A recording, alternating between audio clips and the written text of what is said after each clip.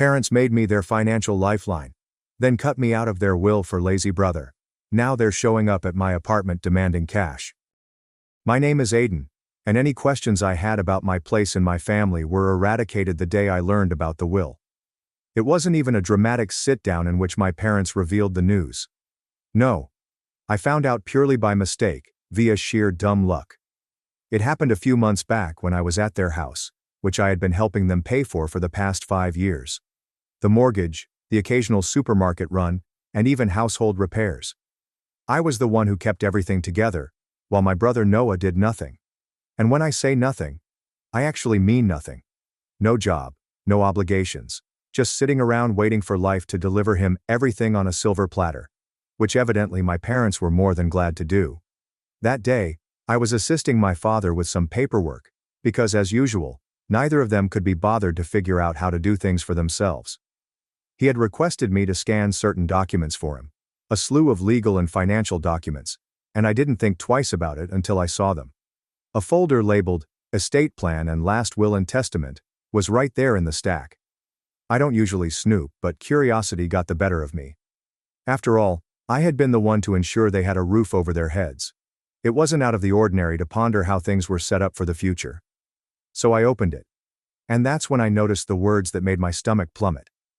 Everything, and I mean everything, was going to Eric. The house, their savings, and their property. There was no mention of me except from some generic remarks about how much they loved both of their sons. Yes, sure, equally. That is why they ensured that their golden child would inherit everything, while the son who kept them afloat received only a footnote. I felt foolish.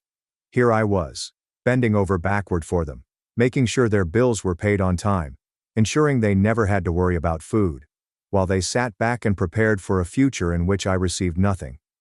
And Noah? He wasn't simply lazy. He was entitled. He never raised a finger to assist them, never donated $1, yet he had somehow persuaded them that he deserved everything. Maybe because he was the younger son, because they constantly babied him, or because he knew how to manipulate them. Whatever the reason, they'd made their decision. I sat there staring at the page, shivering with wrath and betrayal. How long did they plan this?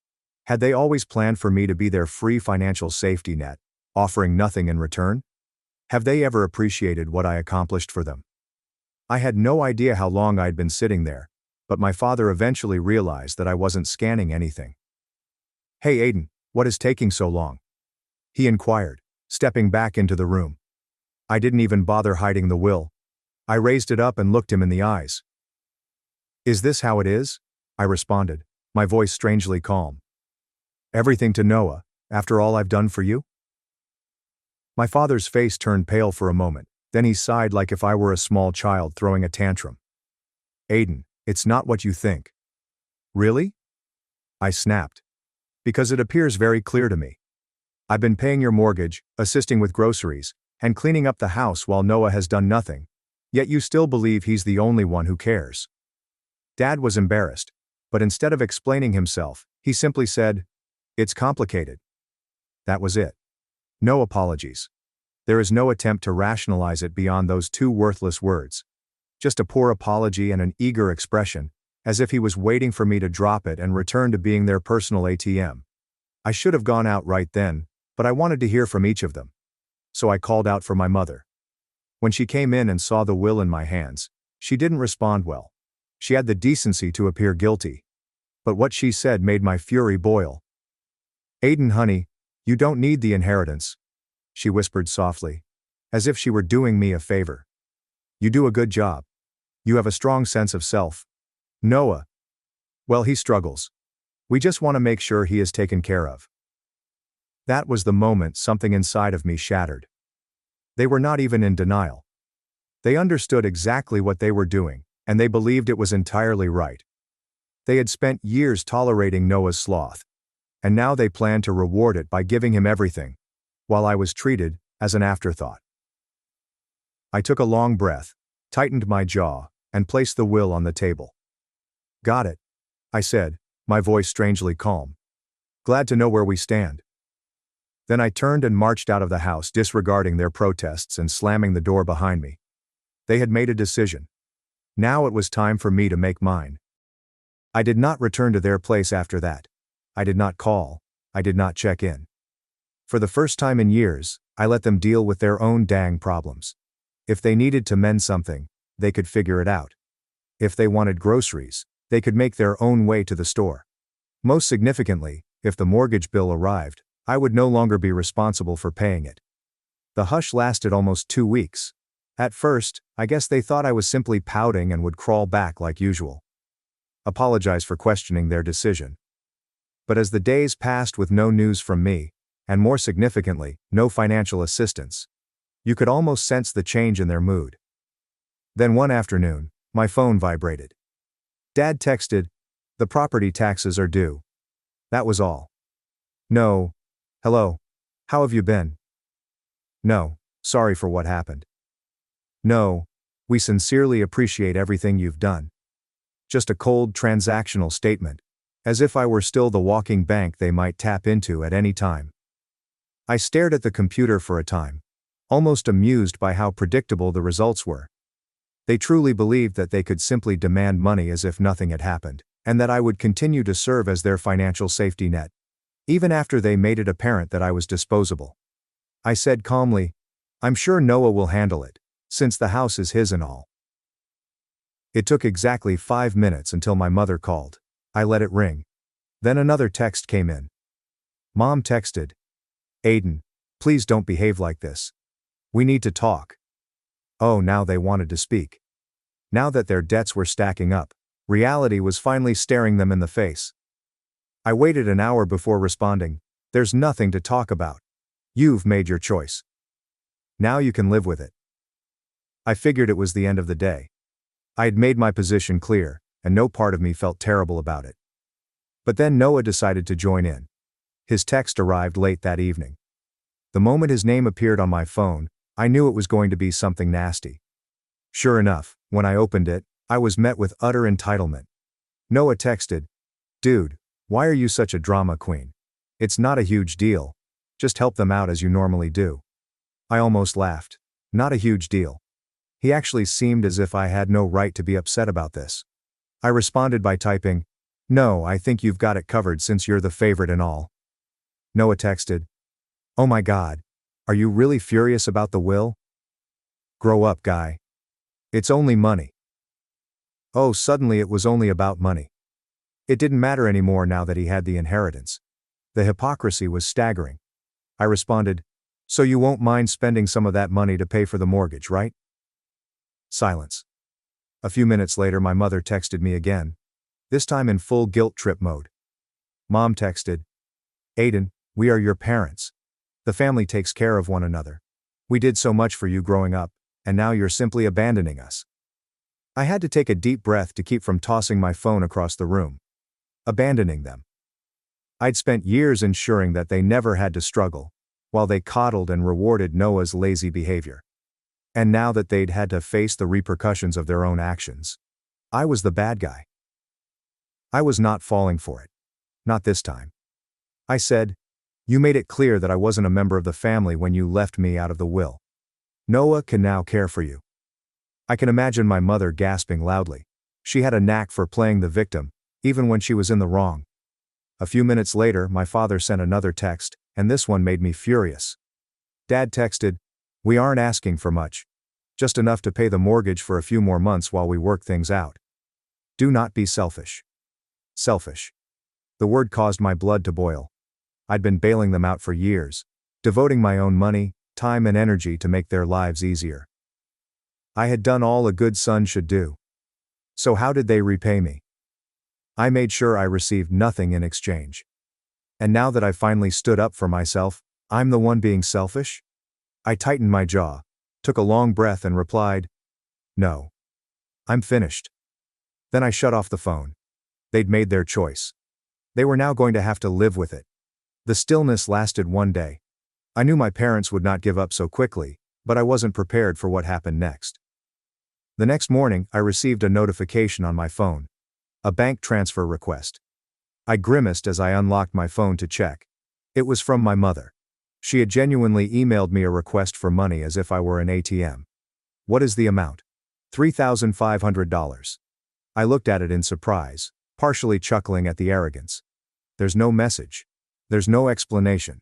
Just a cold, blatant demand for the precise amount required to cover their outstanding mortgage. They didn't even ask anymore, they just assumed I would give in. I declined without hesitation. Not even 5 minutes later, my phone rang. It was Mom. I let it ring. Then followed another text. Mom texted, "Aiden, I understand you saw the request. Why did you decline it?" I took my time before responding.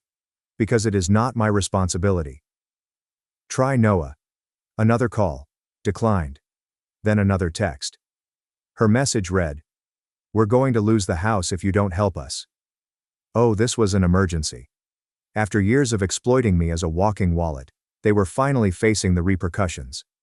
I responded, "Maybe you should have thought about that before deciding I didn't matter." A few seconds later, Dad joined in. "Dad, are you really going to let your parents be homeless?" That one had me laughing out loud. The manipulation was so obvious it was almost comical. They weren't broke. They were not going to be put on the streets. They simply didn't want to go into their personal savings because they were accustomed to me covering everything. I disregarded them for the remainder of the day. That night, I received an SMS from Noah. "Dude, just send the money already. You're exaggerating the severity of the situation." I clenched my jaw. This entitled little punk thought he could lecture me. I responded, "You mean the same money you're inheriting? Why aren't you sending it?" His response came quickly. Noah responded with a message. "You know I don't have that kind of cash right now." Oh, so it was now about cost. He was fine with me draining my accounts, but whenever it was his turn, he had nothing to offer. I said, "You'd better figure it out then, bro. You are the one they chose." No response. I went to bed feeling strangely relaxed, as if I had finally broken free from years of manipulation. However, the situation worsened the following day. I was at work when I received a call from my apartment's front desk. "Hey Aiden, your parents are here." I almost dropped my phone. "What?" I asked. She paused before responding. "They're saying it's an emergency and that you won't answer their calls." Oh my God. They showed up in my flat simply because I stopped paying their bills. I took a deep breath and pinched the bridge of my nose. "Please do not give them up. I am not expecting them." There was an awkward moment. They're being kind of pushy." I clenched my jaw. "I do not care. They can leave." I hung up and instantly received a text from Mom. "We're downstairs. Open the door. No question, there's no explanation, just another demand." I didn't respond. Mom sent another text. "Aiden, we're not leaving until you talk to us." I breathed sharply and stood up from my desk. They were not about to back down. Fine. I was about to teach them a lesson they would never forget. I snatched my keys and stormed downstairs, my blood seething. I wasn't terrified. I was outraged. The audacity of these guys to show up at my house uninvited and demand money as if I were their personal ATM. Not even a phone call beforehand. Not even a half-hearted apologies. Just a straight-up ambush. They imagined they could corner me into submission like I was a naive child. I pulled open the door and there they were. Mother, father, and of course Noah. Everyone stood in a tight compact formation, as if they were preparing to stage a family intervention. Mom had her arms crossed, her typical disappointed mother expression locked and loaded. Dad stood rigid, hands in his pockets, his face a mix of frustration and entitlement. He couldn't believe I was making him do this in person. And Noah, the little leech, had the gall to appear bored, as if the whole thing was only somewhat inconvenient for him. As if he was not the cause of any of this. When Mom saw me, she went into full theatrical.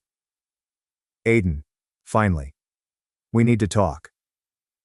I leaned against the doorframe, arms crossed. "No, you need to leave." She blinked, as if she was unable to absorb what I had just said. "Excuse me." "You heard me." My voice was calm, controlled, and firm. "You can't just show up at my residence and demand money. That is insane." Dad gave a quick scoff. "Are you really going to let us lose the house over a minor disagreement?" I gave out a frigid laugh. "A petty grudge? Oh, you mean the one in which you determined I was good enough to pay your bills but not worthy of inclusion in your will? Is that a grudge? Mom gasped and clutched her chest as if I had just hit her. Aiden, that is not fair. We merely did what we believed was best for the family. I tilted my head. Best for the family? You mean the best for Noah? Simply say it. Silence. A prolonged heavy silence. Noah, who had been unusually silent until now, finally spoke up. Look, man, I don't want to get involved in this. I did not ask for anything. I turned to him, finally letting go. No, you simply sit back and accept all that is given to you. You are 28 years old, Noah. Get a damn job. His face grew crimson. What the hell, dude? I stepped closer. You've heard me. Do you want to inherit the house? Begin acting like a homeowner. Do you want to be the golden child? Begin paying their damn bills. I'm done being your personal banker. Noah averted his gaze, his attention drawn to the sidewalk. Mom took a deep breath and refocused her guilt trip. Aiden, he's your brother. I nodded. Yep, and I've been there for him longer than you have. Dad's face clouded. You're being selfish. I laughed. A genuine laugh. Oh, that's rich coming from you. I gestured between them. You two agreed that Noah deserved everything, while I deserved nothing. And now when it's time to pay the price for your decision, you're attempting to coerce me into repairing it for you. Not happening. Mom's voice became sharper. We thought you'd be mature about this. I raised an eyebrow. Mature? You mean I should simply accept that I was betrayed and continue to pay your bills? Because let's be honest, that's what you wanted. Dad stepped nearer, attempting to loom over me as he had when I was a child. We reared you, Aiden. We provided you with food, clothing, and everything else you needed. The least you could do is aid us right now. I looked him dead in the eyes. I already have. For years. You repaid me by cutting me out. Mom's lips twitched. We thought you'd understand. I exhaled and shook my head. Oh, I understand completely. I understand that I was never your family, but rather a paycheck. Once again, there is silence. An oppressive and unmistakable silence.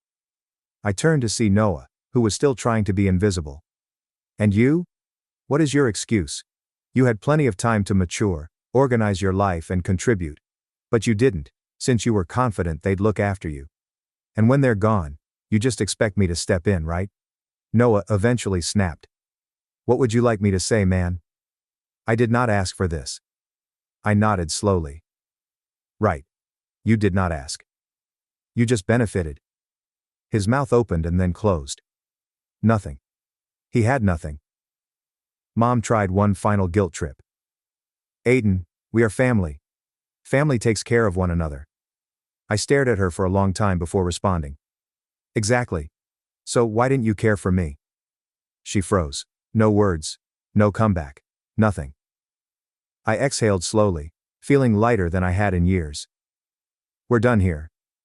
I turned and walked back inside, shutting the door behind me. My phone buzzed before I even got back to my couch. Dad sent a new text. Wow.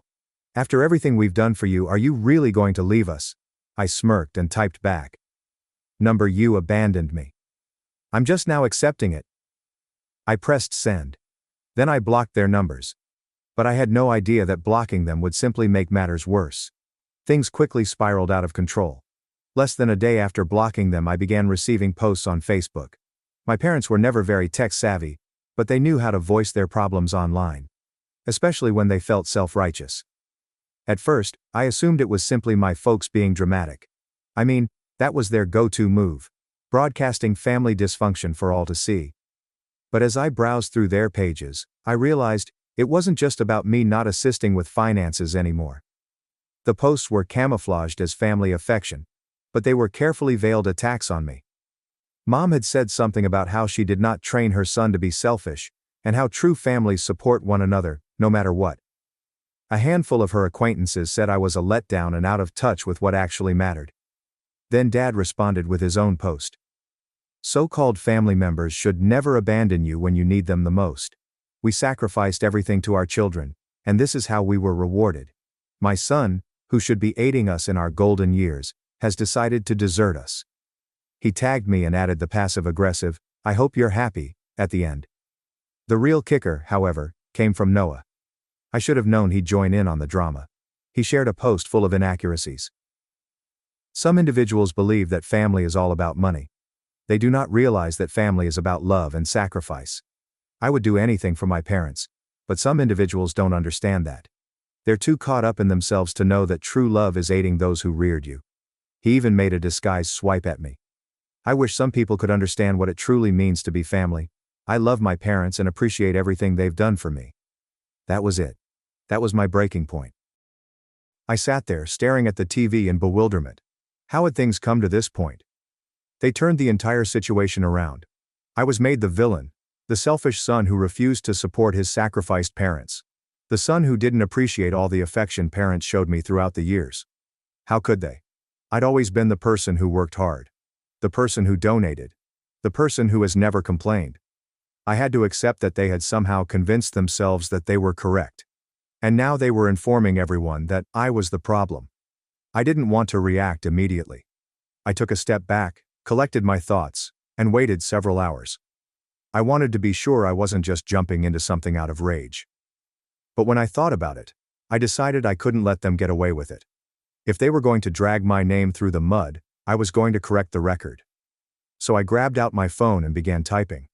I created my own Facebook account, which I kept for close friends and true family, and wrote a lengthy update. I was not interested in playing their game. I did not want to get mired down in petty back and forths. I wanted to tell the truth. This is what I wrote.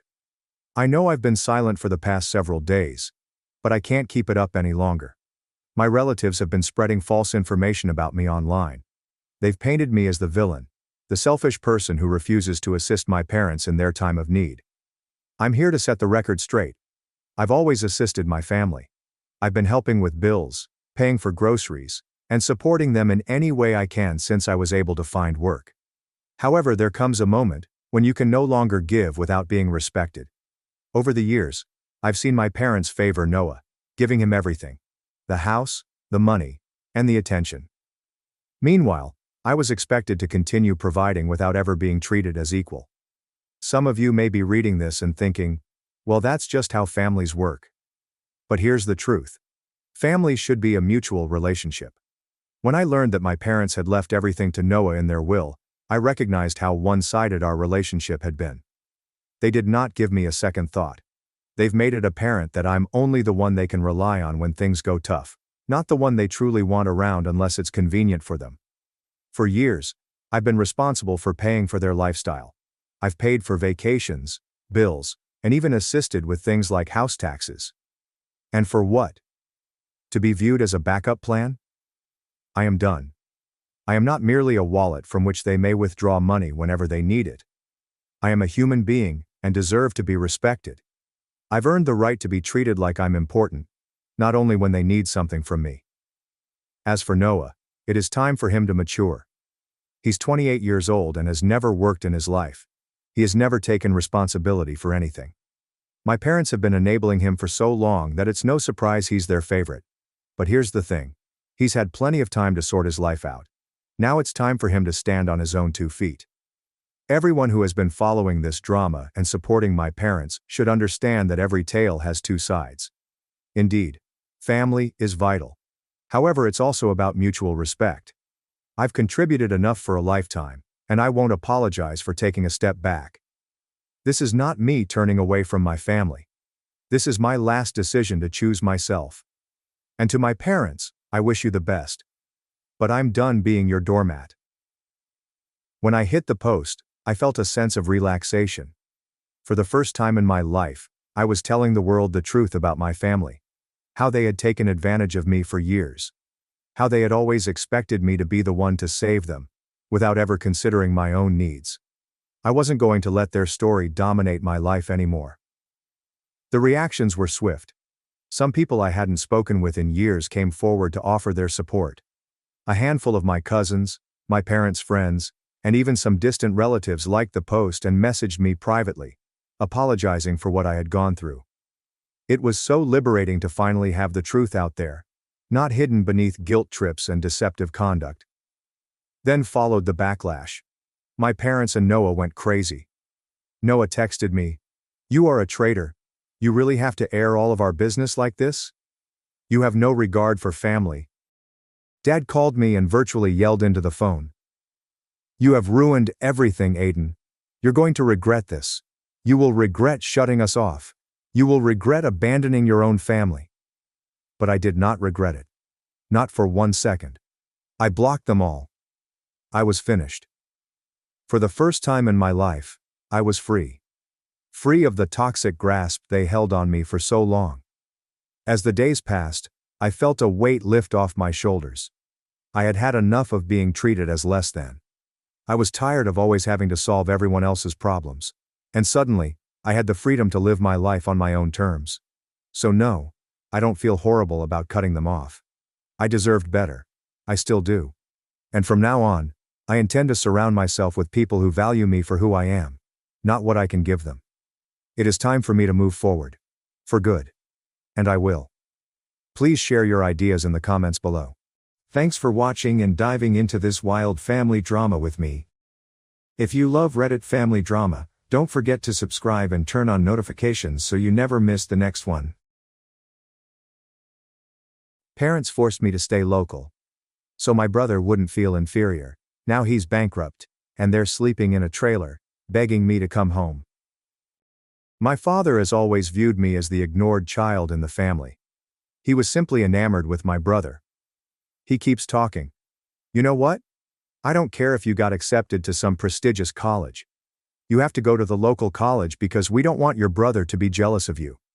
So, you know what, guys? I pretended everything was okay. I stated, "You know what, Dad? Okay, fine. I'll go to that college on one condition. I get to stay in the dorms." I was lying. I claimed to live in the dorms and went to the prestigious college on a scholarship that he was unaware of. However, when he finds out, he will erupt. What would you do if someone who hadn't acknowledged you in 3 years suddenly asked you to show up and act like a family member for one day? That would be a pretty difficult situation, right? I mean, it will always be like that with family, especially my own. Let me start from the beginning. My name is Jonas, and if you haven't guessed by now, my family is rather dysfunctional. And I mean it, if it is even a family. What do you call the people who gave birth to you but then abandoned you once they discovered a better version of you? Can this even be termed family? Instead than going in circles, let me express it clearly. My family may have been happier if my parents had treated their 2 children equally. But no. My parents are a bunch of biased bastards who have been treating me as background noise for as long as I can remember. All because my brother Roman was the healthier kid. I mean, Roman was one of those healthy, adorable infants who caught everyone's attention right away, whereas I was the puny, average-looking one that no one wanted to hold.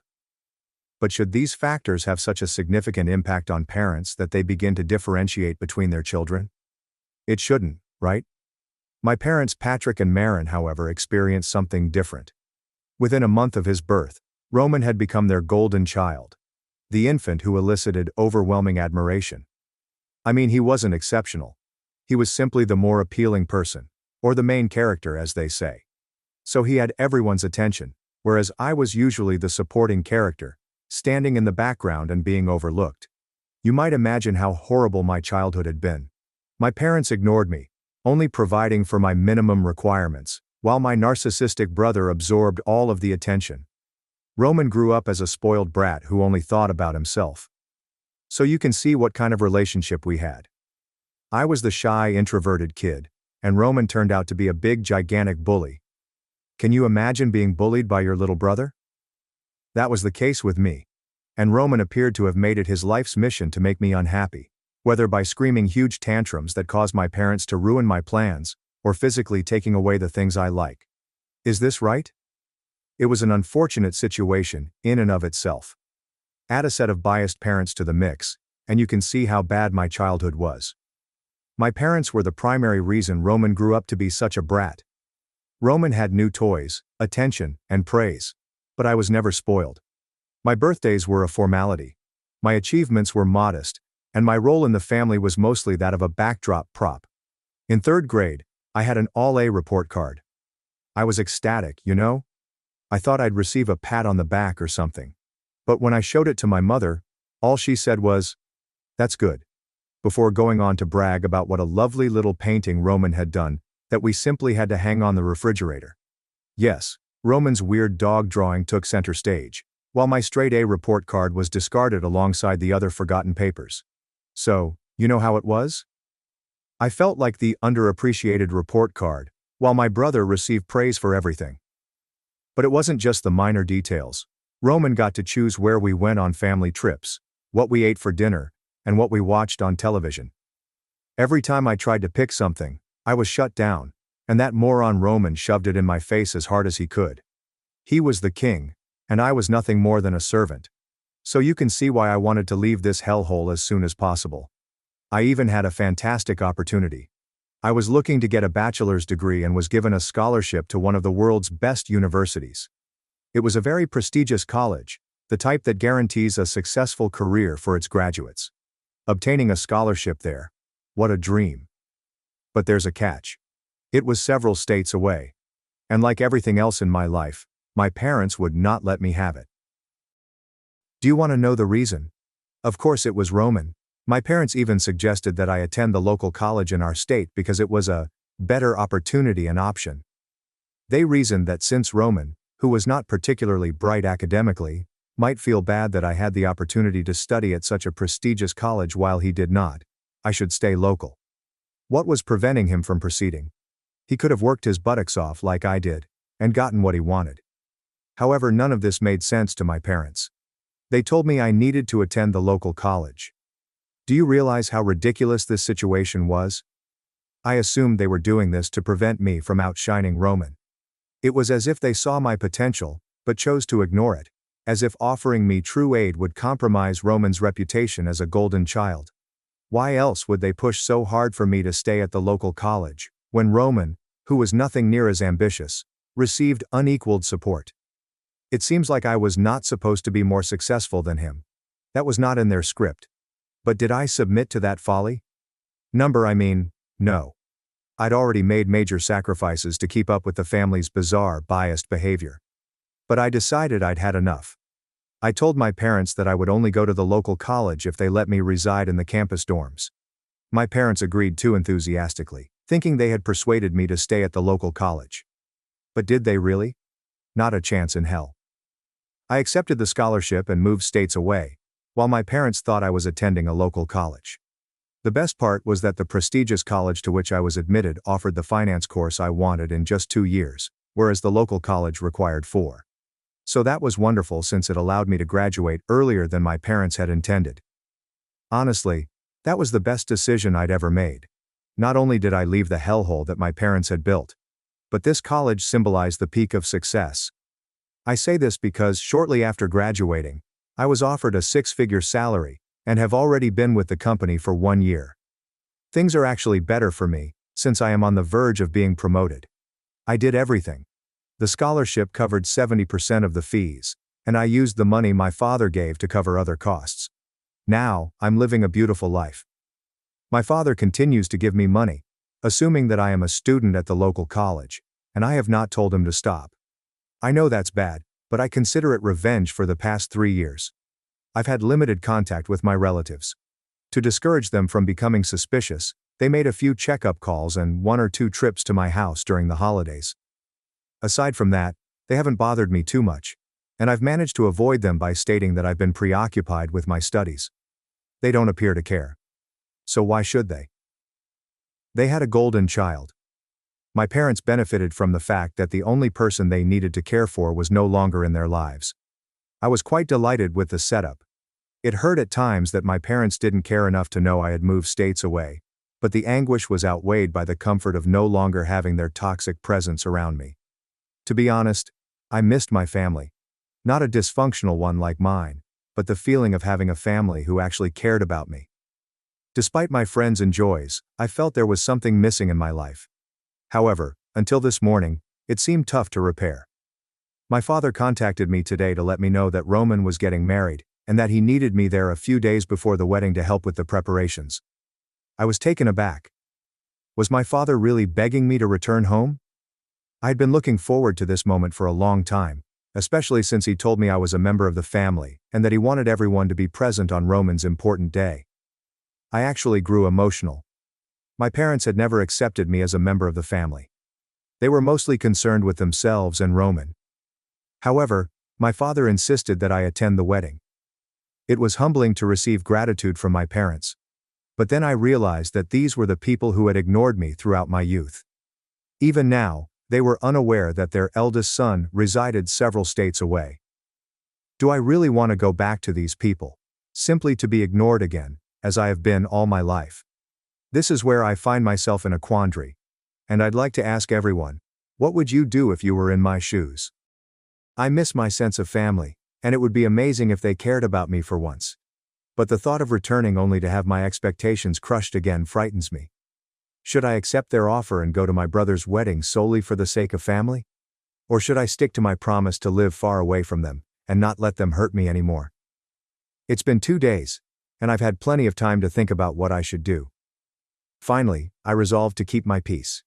Even though some of you may disagree, I decided not to accept my father's invitation to Roman's wedding.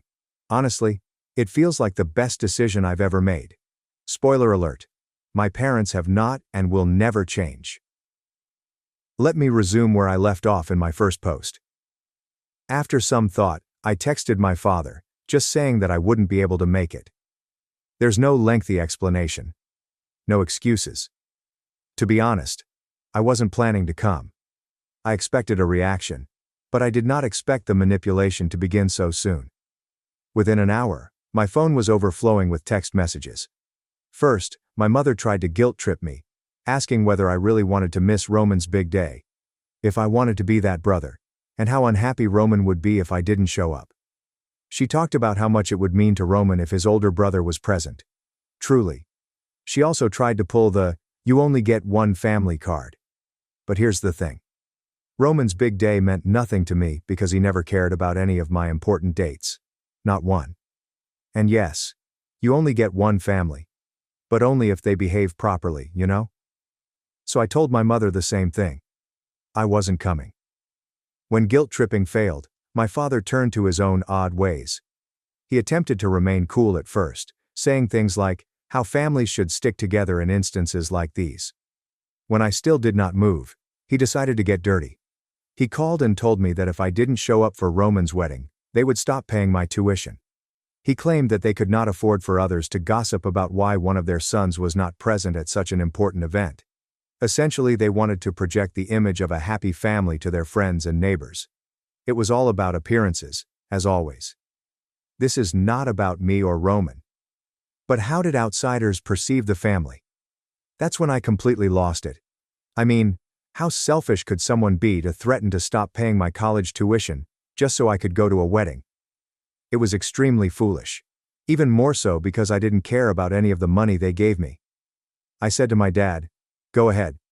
Stop paying the college fees. I'm not coming to the wedding, and nothing you say or threaten will change that." I still hadn't told them that I had graduated a year ago and was living in another state with a 6-figure job and a life they could never have provided for me. I didn't want them to know how fantastic my life was, or where I was, because they would ruin it. I know I'll have to tell them the truth eventually. And I will, soon. But right now, I'm having fun. My refusal to attend my brother's wedding, despite my father's warnings, outraged him. He talked about how ungrateful I was, how difficult I had always been, and how he planned to withdraw my name from the local college to teach me a lesson. He said it as if it were a great threat, as if being dragged from somewhere I'd never been before would destroy me. He had no concept that the truth was exactly the contrary. Seriously, I couldn't stop giggling. I could have informed him that I was never enrolled at the local college. Where is the fun in that, guys? So now I'm just waiting for my father to go and try to withdraw my name from a college where I've never enrolled. I am honestly waiting for his reaction. He'll be surprised to learn that I no longer need him or his money. And it's only a matter of time before my phone rings with another round of obscenities.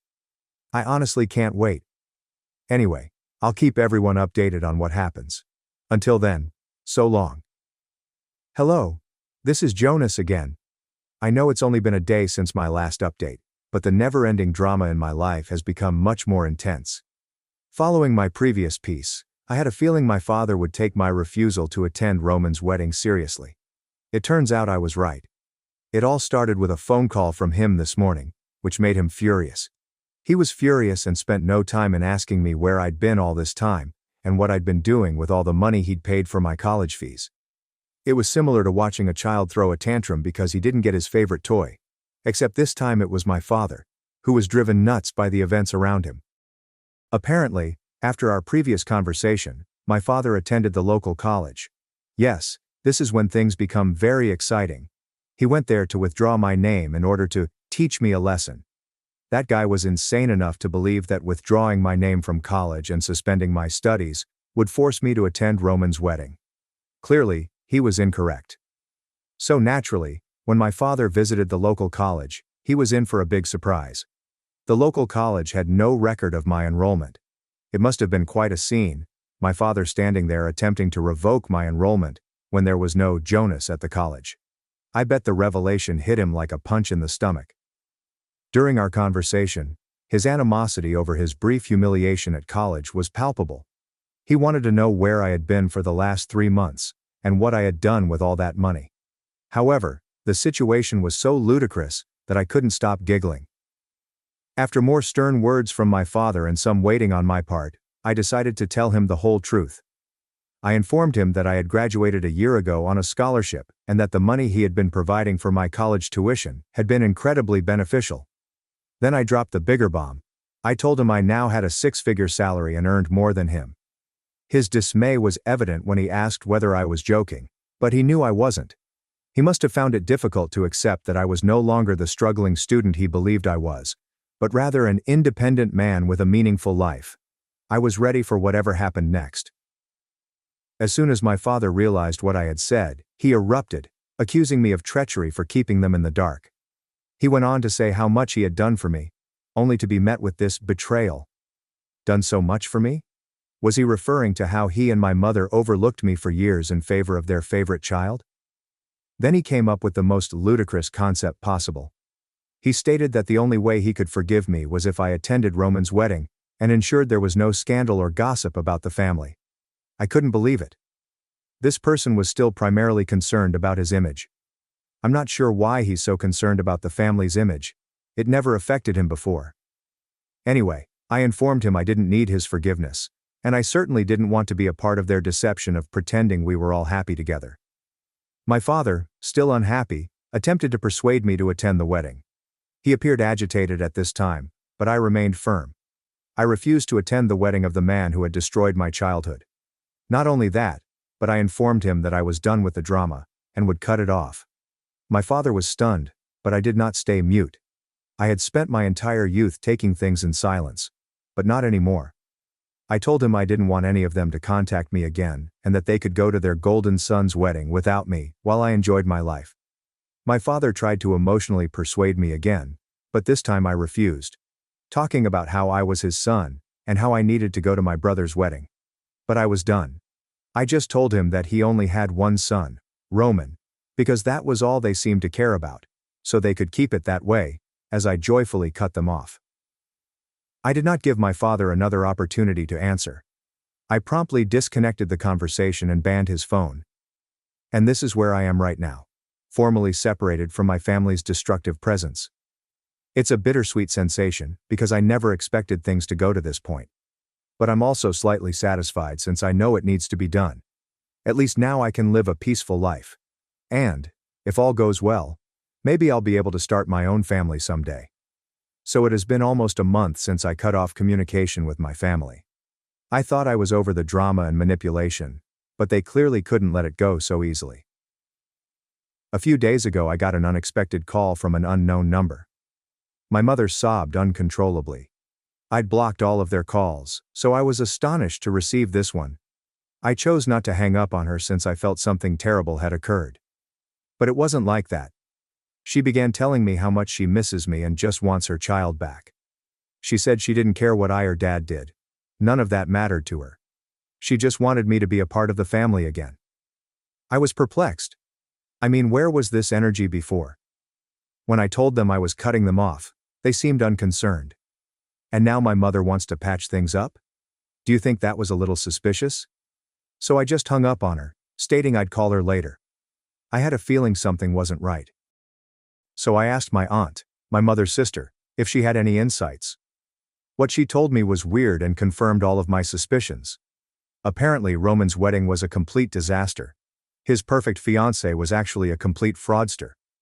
Before the wedding, she persuaded Roman, my parents, and numerous family members to invest all of their savings in some mysterious, once-in-a-lifetime investment opportunity. So, guess what? It was all a scam. She took the money and dipped. There were no weddings. She's gone, as are my family's savings. However, this was not the end of it. My aunt also informed me that my parents were in even more terrible trouble than I had anticipated. Apparently, my father caused a commotion with an employee and his family, resulting in a big loss for his already dying company. Then everything clicked for me. This is why he was so eager to get me to the wedding. He wanted to save his image by showing how much he valued his beautiful family and all of those traits. But of course, this did not work. This drama involving Roman and his fiancée just added to the bad news. So basically, they're losing money left and right. To make matters worse, they used their house as collateral for a loan in an effort to save the company. Unfortunately, this backfired, and they are now on the verge of losing their home. They had to move into a rundown trailer or studio apartment because it was all they could afford. My mother did not call to say she missed me or wanted me back. They badly needed me. They recognized that I was doing well for myself and wanted to use me as a safety net. I understood everything. They were out of options, and I was their only hope. So I didn't play that game.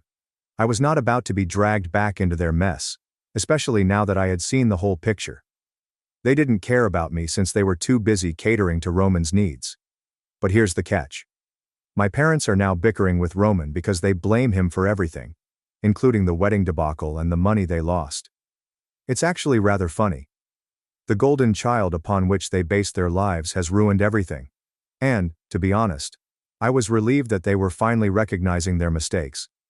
Anyway, I couldn't care less. I'm staying out of the controversy. My mother called and I blocked her again. I was not going to allow her to dominate my emotions. But did this stop my parents from reaching out? No, definitely not.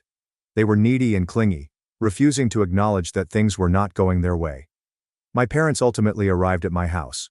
Don't ask me how. I am not sure how they obtained the address, but I suspect they pestered some of my old pals for information. But it doesn't matter. What is crucial is that they came to my door, reminding me of family values and how, as their older son, I was their responsibility. And now, they are mine. Do I need to mention it? Of course, I slammed the door in their faces as they begged me for help, stating that they were broke and had spent their last money on a flight to meet me. This is unfortunate news for them, but I wasn't going to help. This is not the end. A few days later, Roman arrived at my house, practically crying and pleading for assistance. He admitted that he missed having his older brother in his life. I'm not sure what big brother he's referring to, because all I remember is him bullying me. I warned him, but he kept begging, saying mom and dad were going to cut him off soon because they were unhappy at him for putting them in this situation. It was all for nothing. Roman had the same destiny as my parents. I locked the door in his face and told him that if any of them returned, I would call the cops. I have not heard from any of them since then, and I am not concerned. I'm done with this toxic family. I'm a little disappointed that my contact with my family ended abruptly. Nobody wants this outcome, not deep down. A part of me has always yearned for reconciliation. A day when they will finally see me, appreciate me, and love me totally. But a part of me, the hopeful son, needed to develop. Now I live in a world I built. Every money I've earned, every action I've taken, has been entirely mine. And that comforts me, even if it means leaving them behind. Maybe one day I'll forgive them. Perhaps someday they will genuinely apologize. But until then, I'll defend my peace, future, and the life I've labored for. Alone, but finally free. Thanks for watching and diving into this wild family drama with me. If you love Reddit family drama, don't forget to subscribe and turn on notifications so you never miss the next one. Left out of my parents' wedding. After 25 years together, lied about, and called entitled. I posted the truth online. 3 hours later, their guests knew. I recognize that this appears to be an unusual circumstance, but I'm so angry and depressed that I feel compelled to express myself, even if no one is listening.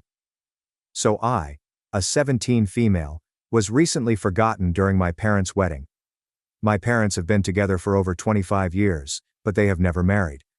That's why when my father, 50 male, proposed to my mother, 49 female, on their anniversary, which they've always celebrated on the day my mother discovered she was pregnant with my eldest sister, even though they'd been together before. Everyone, including me, was overjoyed and celebrated the occasion enthusiastically. This occurred back in February. They promptly began wedding preparations, deciding early on to hold a modest affair in Hawaii, with only their closest family and friends for an intimate ceremony. Almost immediately, my mother asked my sister, 25 female, to be her maid of honor, and my father asked my brother, 22 male, to be his groomsman. I was not surprised nor offended by this. My sister had always been a mommy's girl, and they both enjoyed spending time together, shopping and socializing, so they had a very strong relationship. The same goes for my father and brother. They were often playing football together and working on autos. My father even coached my brother's team in middle school. That usually left me as the odd one out. I attempted to participate in my family's interests and groups that met in our home, but was consistently turned down. Maybe they sensed that my interest in their activities was not fully genuine, or perhaps they simply didn't care. Regardless, I was used to being the last and least important member of my family. Mom had a sister, and Dad had a brother. My parents had each other, and my two siblings were closer than they had ever been to me, leaving me feeling lonely and alienated in my own house. During the wedding preparations, it was suggested that I be the flower girl, but my sister felt the role would be more suited to her daughter, 3 female, so the proposal was soon abandoned. Later, my maternal grandmother offered that I read a poem or give a little speech during the ceremony, but both of my parents declined because they wanted the wedding to be low-key, and they didn't believe a cliched and sappy speech would match their vision. I was still good with it all, even though it hurt to know that I would be the only family member who would not be in the wedding party or play any role on the big day. As the wedding date approached, my parents and siblings were increasingly involved in the arrangements. I observed my mother didn't invite me to dress shopping, and whenever they talked about the venue or the event, I was left out. I decided to wait and see if they'd notice I wasn't involved at all, so I remained silent, waiting for them to ask me something, anything about the wedding. But that never occurred. The wedding was scheduled for 3 weeks ago, toward the end of August. My mother casually inquired if I had my luggage ready the day before our trip, because we couldn't be late for the airport. I honestly informed her that I had not prepared anything. She looked perplexed for a moment before snapping at me for being unprepared. I immediately asked her if I had a ticket, and her face turned pale. Yep. They hadn't even purchased my ticket, and I'm not sure if I had a room or other arrangements once there. Even though I was the only member in my family without a steady income, I work as a part-time babysitter. My parents had purchased first-class tickets for my siblings and a couple of other friends attending the wedding, but had forgotten about me. My mother told me not to worry about it, and that they could just find me a cheap airline ticket at the last minute. But I merely responded by asking her, "So, do I even have a dress for the ceremony?" She went with my sister to buy hers and all of the other female guests months ago, but I was not included. That's when my father stepped in and encouraged me to suck it up, saying I'd never been a girly girl and could wear whatever I wanted.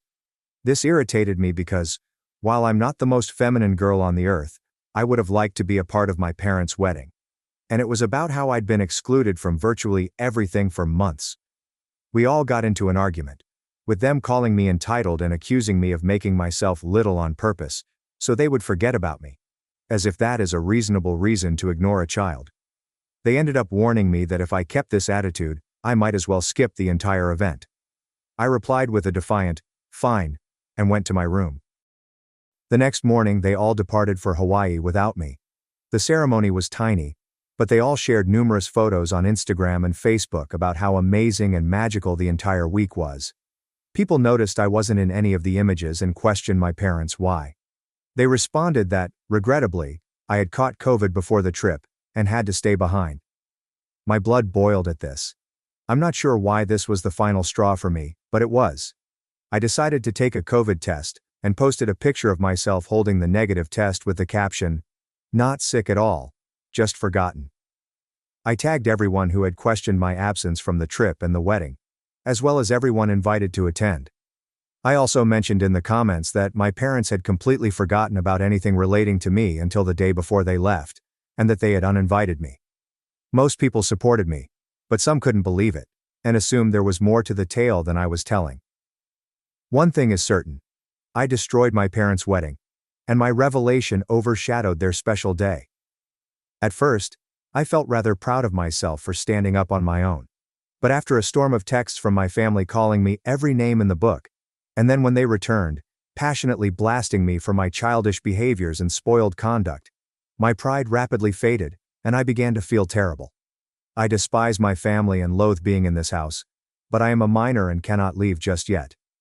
I do believe I could have handled the matter better, and I am now so depressed that I am questioning everything I did, from not speaking up earlier to how I exposed them. I also feel bad about the lack of connection between the rest of my family and me, and I wonder if I could have done more. So, am I an a-hole for wrecking my parents' wedding when they forgot about me? Here are some of the OP's comments. Commenter, not the asshole. Can you move in with grandma? Their track record of rejecting you anytime you attempt to cooperate with them suggests that this was not an isolated incident. It's as if they don't consider you family. If you have somewhere to go, no judge will force you to return to their home at the age of 17. Get your stuff, take your documents and leave. OP. Hello and thank you for your comment.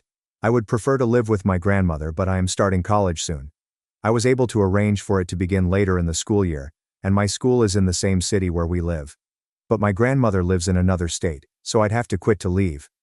I have no other relatives here, only friends, and I don't want to be an imposition. Grandmother and other relatives. OP. My grandmother was unable to attend the actual wedding. She lives in another state and travel is tough for her due to mobility challenges, so we only see her when we visit my mother's hometown. I know she read my Facebook post and phoned to inquire how I was doing, but I put on a brave front for her and haven't contacted her since, though we've texted. I'm not sure if she has a better understanding of what happened, or if my parents have told her a different version of the tale, but she is extremely nice to me and has always called out my parents for favoritism.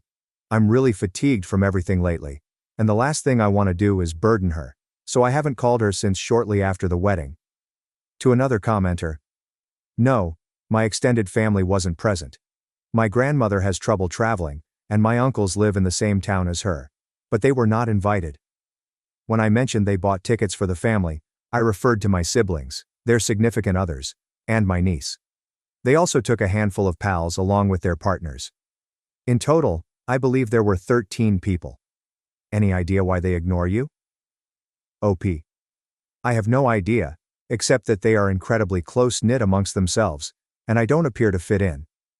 I've never enjoyed the same hobbies or activities as them. I'm an introvert that enjoys being at home, watching movies, and reading books. Meanwhile, both of my parents enjoy being the life of the party, and frequently arrange gatherings at our home for their friends, which my siblings also enjoy. I was shy as a child and would always hide in my bedroom or basement to avoid people. Although as I grew older, I became more involved in these events, although my parents didn't seem to mind. That is the only explanation I can think of for their actions, but I still don't think it's adequate. Responds. If it's real, could OP be an affair child? She is quite a few years younger than her siblings, and it would explain a lot. OP. I have no idea about that. It's something I've never considered. I believe my parents have always been a close couple who spend a lot of time together and appear to be quite happy. Therefore, I doubt my mother would cheat. Responds. First-class tickets for the wedding party and other guests but not their youngest child? How is this even possible?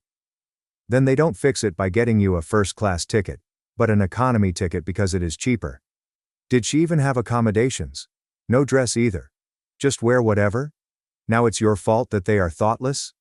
Hell no. FFS. These parents suck. OP. I believe she meant cheaper airline, because it was more likely that way for me to arrive on time, given that their aircraft was apparently fully booked. Again, I'm not sure about the accommodations. They made no mention of it. I just know that they all stayed at the same hotel where the ceremony took place. Update 1. Hello everyone.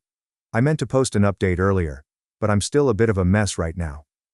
I decided because my post received such a large response, and so many people commented and messaged me, I should write about the most recent developments. First and foremost, I'd like to thank everyone who left comments on my post and gave their own experiences or perspectives on my issue. Thank you very much. A few days earlier, I couldn't get out of bed, and my family's comments had convinced me that I was to blame for all that had happened. However, after seeing the answers to my article and all of your support, I felt reassured with my acts and thoughts toward my family.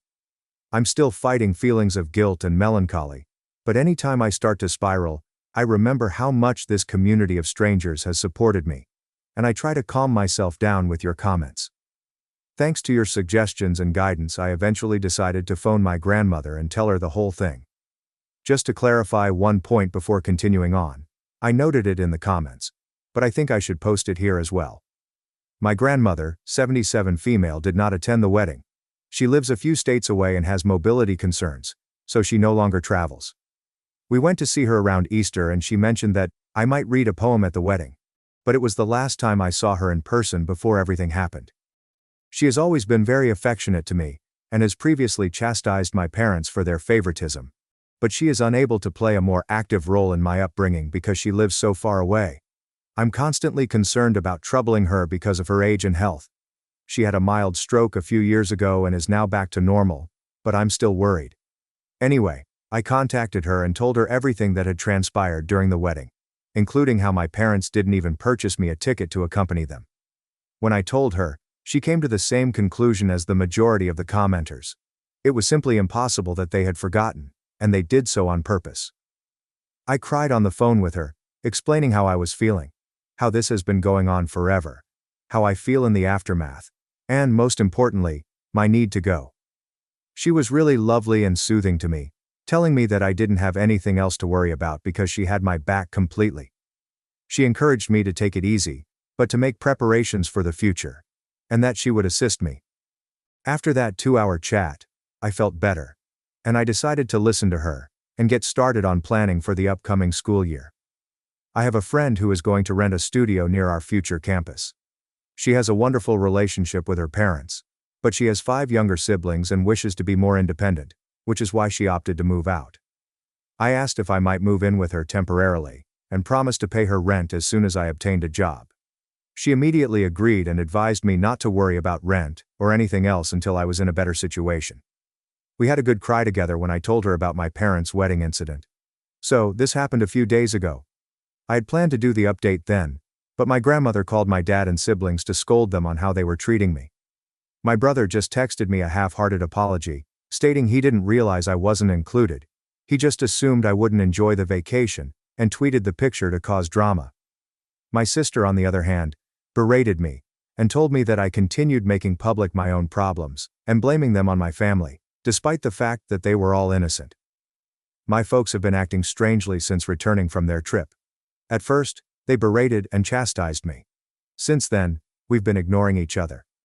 After my grandmother summoned them, they entered my room and told me that if I wanted to put this whole thing to rest, I needed to stop talking about it, and that it could have already been resolved if I had kept my mouth shut. I just requested them to leave my room and contacted my grandmother again to inform her what had happened. She then informed me that she and my uncle had purchased plane tickets to come down and see me. This was something I was concerned about because my grandmother's health isn't great, and this level of work is too much for her. I understand how difficult it is for her to get on a plane, so I attempted to discourage her from coming and assured her that everything would be fine. But she refused to listen, telling me that she was long overdue for a chat with my parents and that she wanted to meet me. I'm worried about her, and I feel like I forced her to take a lengthy, difficult trip because of me, and that maybe I should have handled this myself. I really want to see her and embrace her right now, but I'm afraid of her. At the very least, my uncle, Mom's older brother, will accompany her, but I hope she does not exhaust herself or that nothing bad happens to her, because that would shatter me. They arrive tomorrow and haven't notified my parents about their vacation.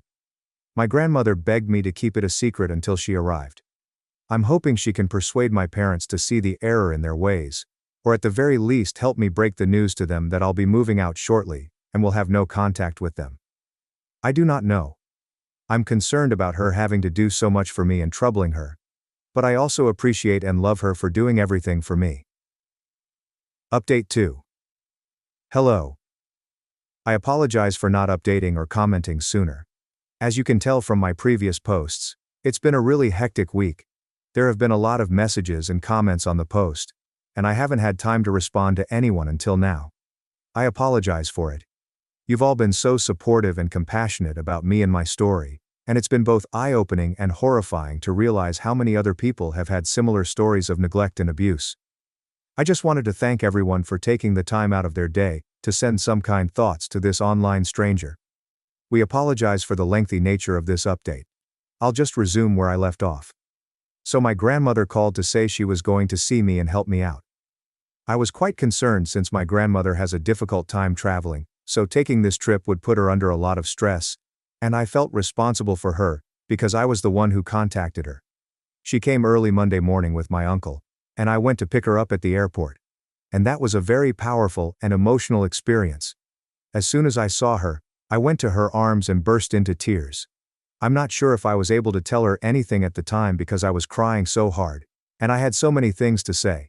Thank you for coming, for being so good to me, for having my back. I'm sorry for forcing you to take this trip. I feel terrible at home. I'm not sure if my parents love me, but I know you do. Am I an affair child? When I saw her, I was overwhelmed with all of this, plus shame and anxiety, at once. But she grabbed me tightly in her arms and assured me that everything would be fine.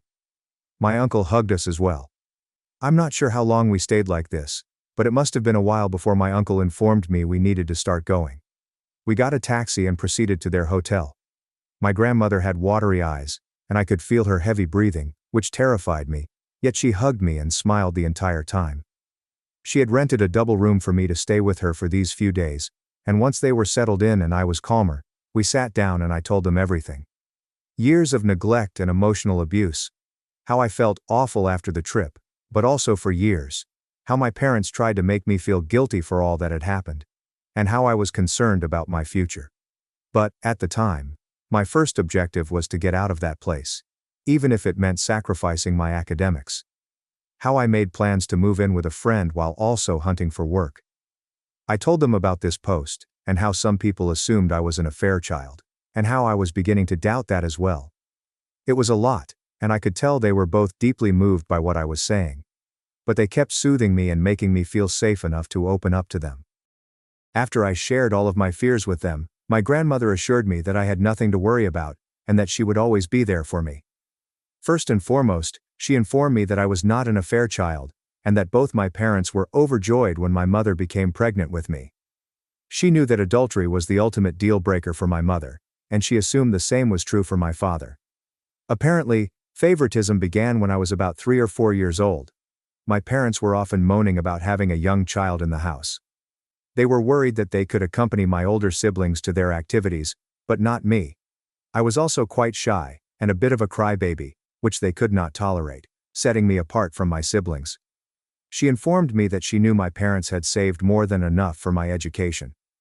They're quite wealthy, so it had never occurred to me until now, that they may take the money I needed for my schooling.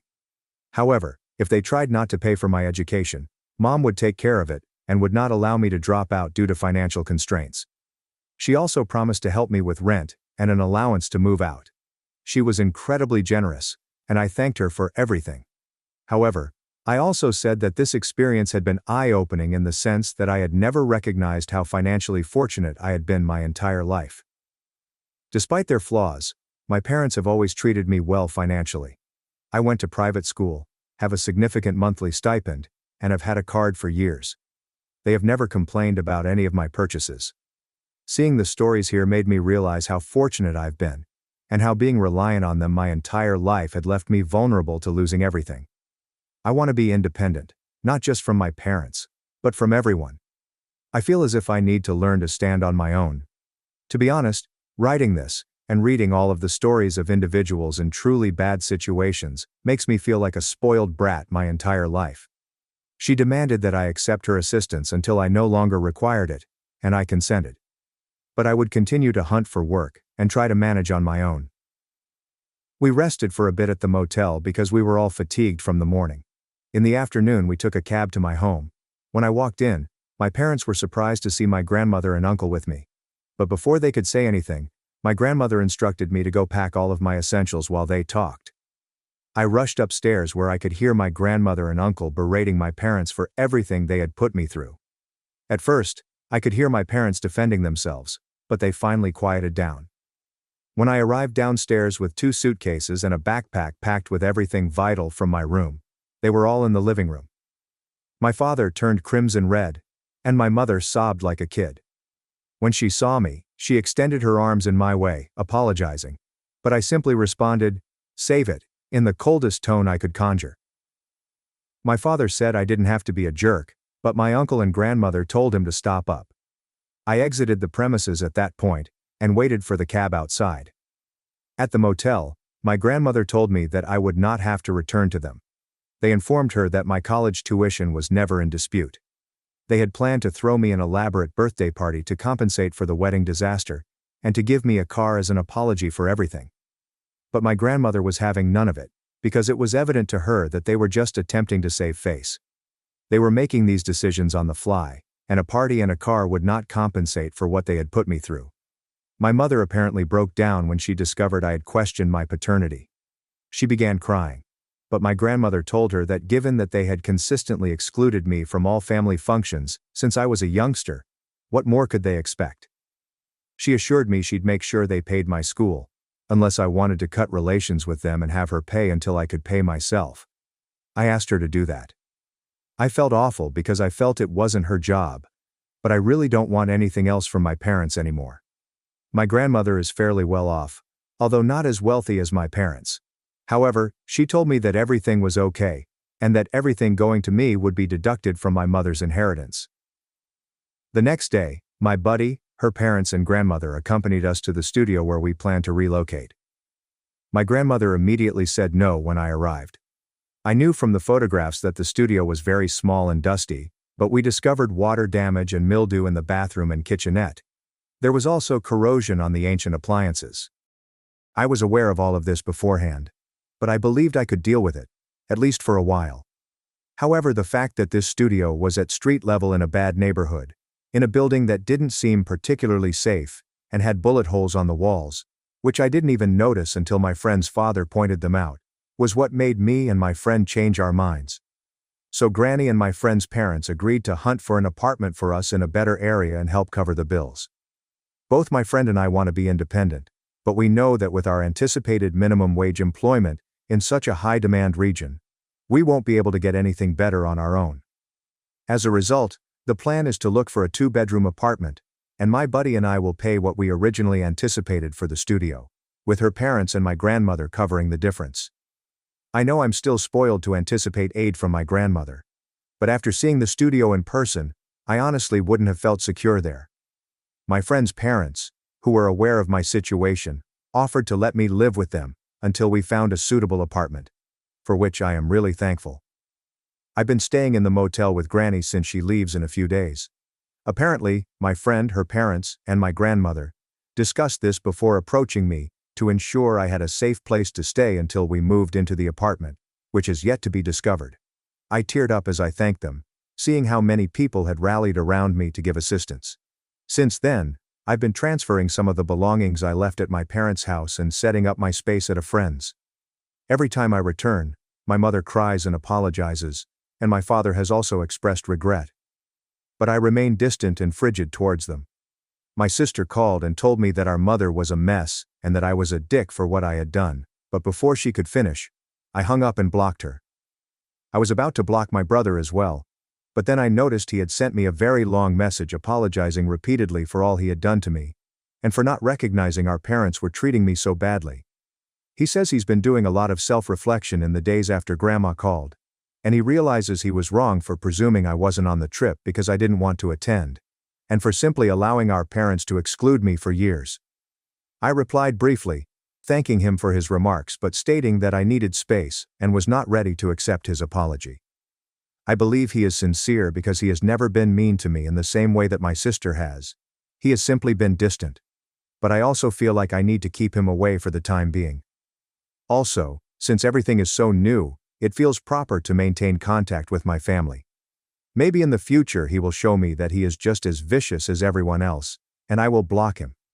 However, as long as he respects my boundaries, I feel better not cutting him off totally. I've also scheduled an appointment with a therapist who specializes in neglected teens, and my first preliminary visit is next week, funded by my grandmother, which makes me even more eager to find a job as soon as possible to relieve her of the burden, even though she has repeatedly told me that she is willing to do everything for me. That's where things are right now. I'm not sure whether I'll blog again, maybe when I start school or move into my new apartment, but for the time being, I'm simply trying to spend time with my grandmother and uncle, learn to grow, and overcome the emotions of shame and melancholy that have plagued me for so long. I'd like to thank everyone in this community again for being so lovely and helpful to me, as well as those of you who have messaged me with your personal tales of being kicked out, or having to learn how to make it on your own at a young age. You've made me feel a lot less alone and shown me that things can improve if I work hard for them. I feel lucky to have such a wonderful support system in my grandmother, uncle, and buddy. But you're all right. Reaching out has been the finest move I could have made. Opening out about my sentiments to those that love me, as well as all of my internet pals, has truly saved my life. So thank you. I am more grateful than words can express. OP's comments. Commenter. I'm curious. What did your folks say when you returned to recover your belongings? OP. Every time I've gone there, my mother has cried and said, "I'm sorry again." I haven't spoken with her, so she hasn't brought up specifics. I also have not given her a chance. My father has largely remained silent, staring at me whenever I enter and depart. However, when he apologized, he used the phrase "I'm sorry for everything," rather than mentioning any wrongdoing on his part. I'm not sure if they're startled by what's happening right now. I am overwhelmed and haven't had time to comprehend it, or if they don't believe they have done anything wrong and are simply acting for grandma. I don't know myself, so I can't really respond. Commenter. Don't take off your nose to spite your face in terms of college funds. Your parents are responsible for paying the entire bill. Don't burden yourself with that expense when they can cover it. This is the least they can do. OP. My grandmother has previously told me that it is unacceptable for me not to attend college because my parents would not pay, and she will not allow me to acquire a student loan. I asked if she would co-sign, and she flatly refused, saying she would rather pay herself than see me upset about the money. I will not endanger my education for my parents, but since I have the choice of having my grandmother pay, that is what I will do. Because I would rather not get this money from my folks. Knowing them, they would hang on to this truth for the rest of my life as if I owed them. I'm incredibly fortunate that my grandmother will take care of things. I feel as if I don't deserve her. Commenter. I hope you're not feeling guilty about coming from a wealthy family. OP. You aren't pampered. You appear to be more self-aware than many other people from your background. Working and living independently from your family will allow you to explore the world. I honestly don't believe you're a pampered, affluent child. Working for what we need and want can help us build our character and teach us a variety of skills, including how to deal with tough people and situations professionally, the value of each hour and money earned, teamwork, societal institutions, and more. I'm glad you have a safety net with your grandmother. Don't listen to anyone who would judge you for it. Many of us are living hand to mouth and paycheck to paycheck, and I would not wish that on someone starting out in life. If you ever want to provide an update on how things are doing, I will surely read it. Thank you for sharing such a terrible time in your life. OP. I feel more sorry than angry about my background and how naive I've been my entire life to all of my advantages. This self-awareness that you mention is something I've learned in the previous few weeks. Because when I first battled with my parents, I didn't think about money or how I'd support myself. That has always been a given for me, which is good since I am not yet 18. But after posting here and seeing posts from people who have had to deal with the financial consequences of being neglected, cutting off their family, or leaving home at a young age, I realized how out of touch I was. I'm angry for all the other Redditors who haven't had the same opportunities as I did, and I'm angry at myself for being so casual about money and privileges that I believe most people do not have. I want to be self-aware enough to, 1. Thank those who are assisting me and appreciate what they are giving me. And 2. In the future, I want to be independent while also being aware of how difficult it is for other people who did not grow up in a 5-bedroom house in an expensive neighborhood with private school and all of the other benefits I've received. Update 3. Hello everyone. It's been a while, and I apologize for not responding to messages or providing an update sooner. I've been quite busy, and I'm trying to detach myself from everything that has occurred to me. But I'm back with an update on how things are going, in case anyone is interested. To continue where I left off, I relocated to a friend's house when my grandmother visited me, and we were able to stand up to my neglectful parents. My grandmother and uncle left just a few days after I last provided an update, and it was a very sad time for us both. For the first time in my life, I felt safe and loved by someone in my family. I'm sure there have been times in my life when I didn't feel so sad and alone, but that week with my grandmother made me feel as if someone was always in my corner. I will be eternally grateful to her for being there for me. After she returned to her hometown, I moved into my friend's parents' home while we looked for an apartment. She was already working as a private instructor for small children, and helped me secure the same job, so we are now co-workers. The position is fantastic, and the income is reasonable for a first job, so I was overjoyed to be hired. We also located an apartment. It is close to campus and has 2 bedrooms, a large living room, and a kitchen. It's not big, but it's clean, and in a neighborhood primarily populated by college students, so it's fairly lovely, plus there are plenty of great places to hang out and meet new people. We're now in the midst of relocating, and I'm writing this post from my new bedroom. I had my 18th birthday a few weeks ago, and it was fantastic. I went to a restaurant with some pals and had a good time. The only drama I've had with my parents since the disaster is that they came up at my friend's house on my birthday, requesting to see me. I wasn't present at the moment, but my friend's father was, and he informed me that they were both very sorry and begged him to put me in touch with them. They left him a note in which they admitted that they had been terrible parents, but they wanted to make amends and begged me to talk to them. Maybe I'm frigid for what I did next, but I opted not to respond in any way, and asked my friend's father to tell them to leave if they showed up, which he respected. A part of me wanted to approach them and attempt to repair our connection, but I also felt like it had taken all of this effort simply to show them I existed, and how much they had harmed me throughout my life. If I go back now, I'll be betraying myself and all of my efforts to grow and become independent. After my birthday, I had a few weeks until we could begin moving into the new apartment, so I went to see my grandmother at her home.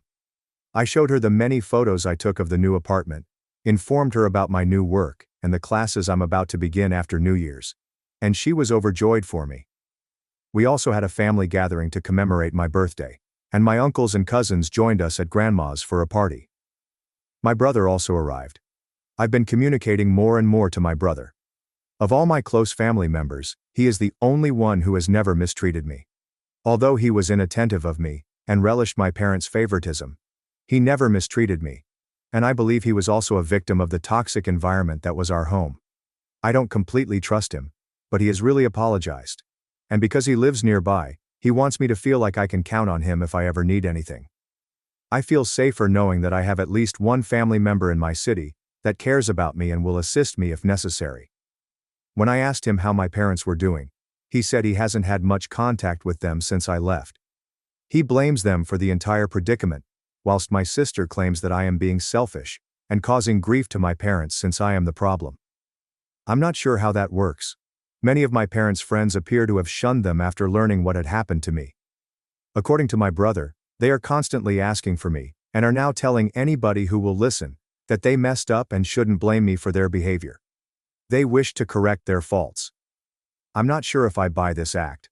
I believe they understand that the best thing they can do for their reputation right now is to try to put the ball in my court in terms of reconciliation, so they can appear to have done their part. I'm more focused than ever on my future, and I don't want to think about it. I go to therapy, and I'm trying to grow and accept the love of my newfound support system, which includes my friend, her family, my grandmother, my uncles and cousins, and possibly my brother. I hope this is my final update since I want to conclude this chapter of my life. If I come back here, it will most likely indicate that something has happened. But I wanted to share the good news with everyone, because you genuinely saved my life in a terrible situation. I was so down in the days following the wedding that I wanted to curl up on my bed and disappear. You all helped me get up and face the music, and I'm happier than I ever imagined I'd be. I'm looking forward to all of the good things that will happen in my life. So thanks to everyone.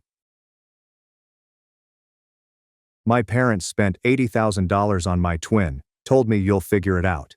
So I secretly won a 6-figure scholarship and out-succeeded them all by 23. They believed that there was only one true daughter, even though Ava and I are twins. Unfortunately, that wasn't me.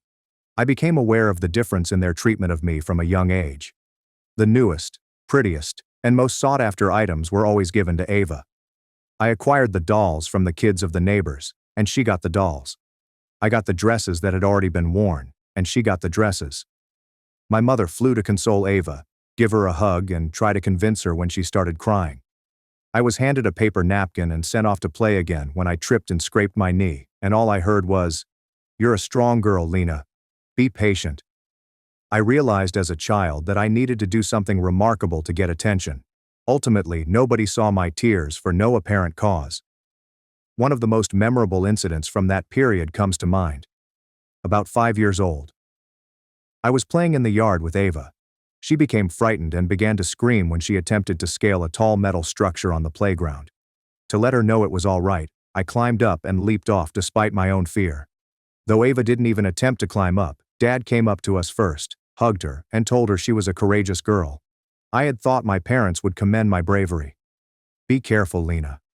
You know you can hurt yourself," was all he said after giving me a quick glance. No admiration, no pride in myself. Our relationship may have been modeled after this for many years to come. They grew increasingly uninterested the more I attempted to demonstrate my worth.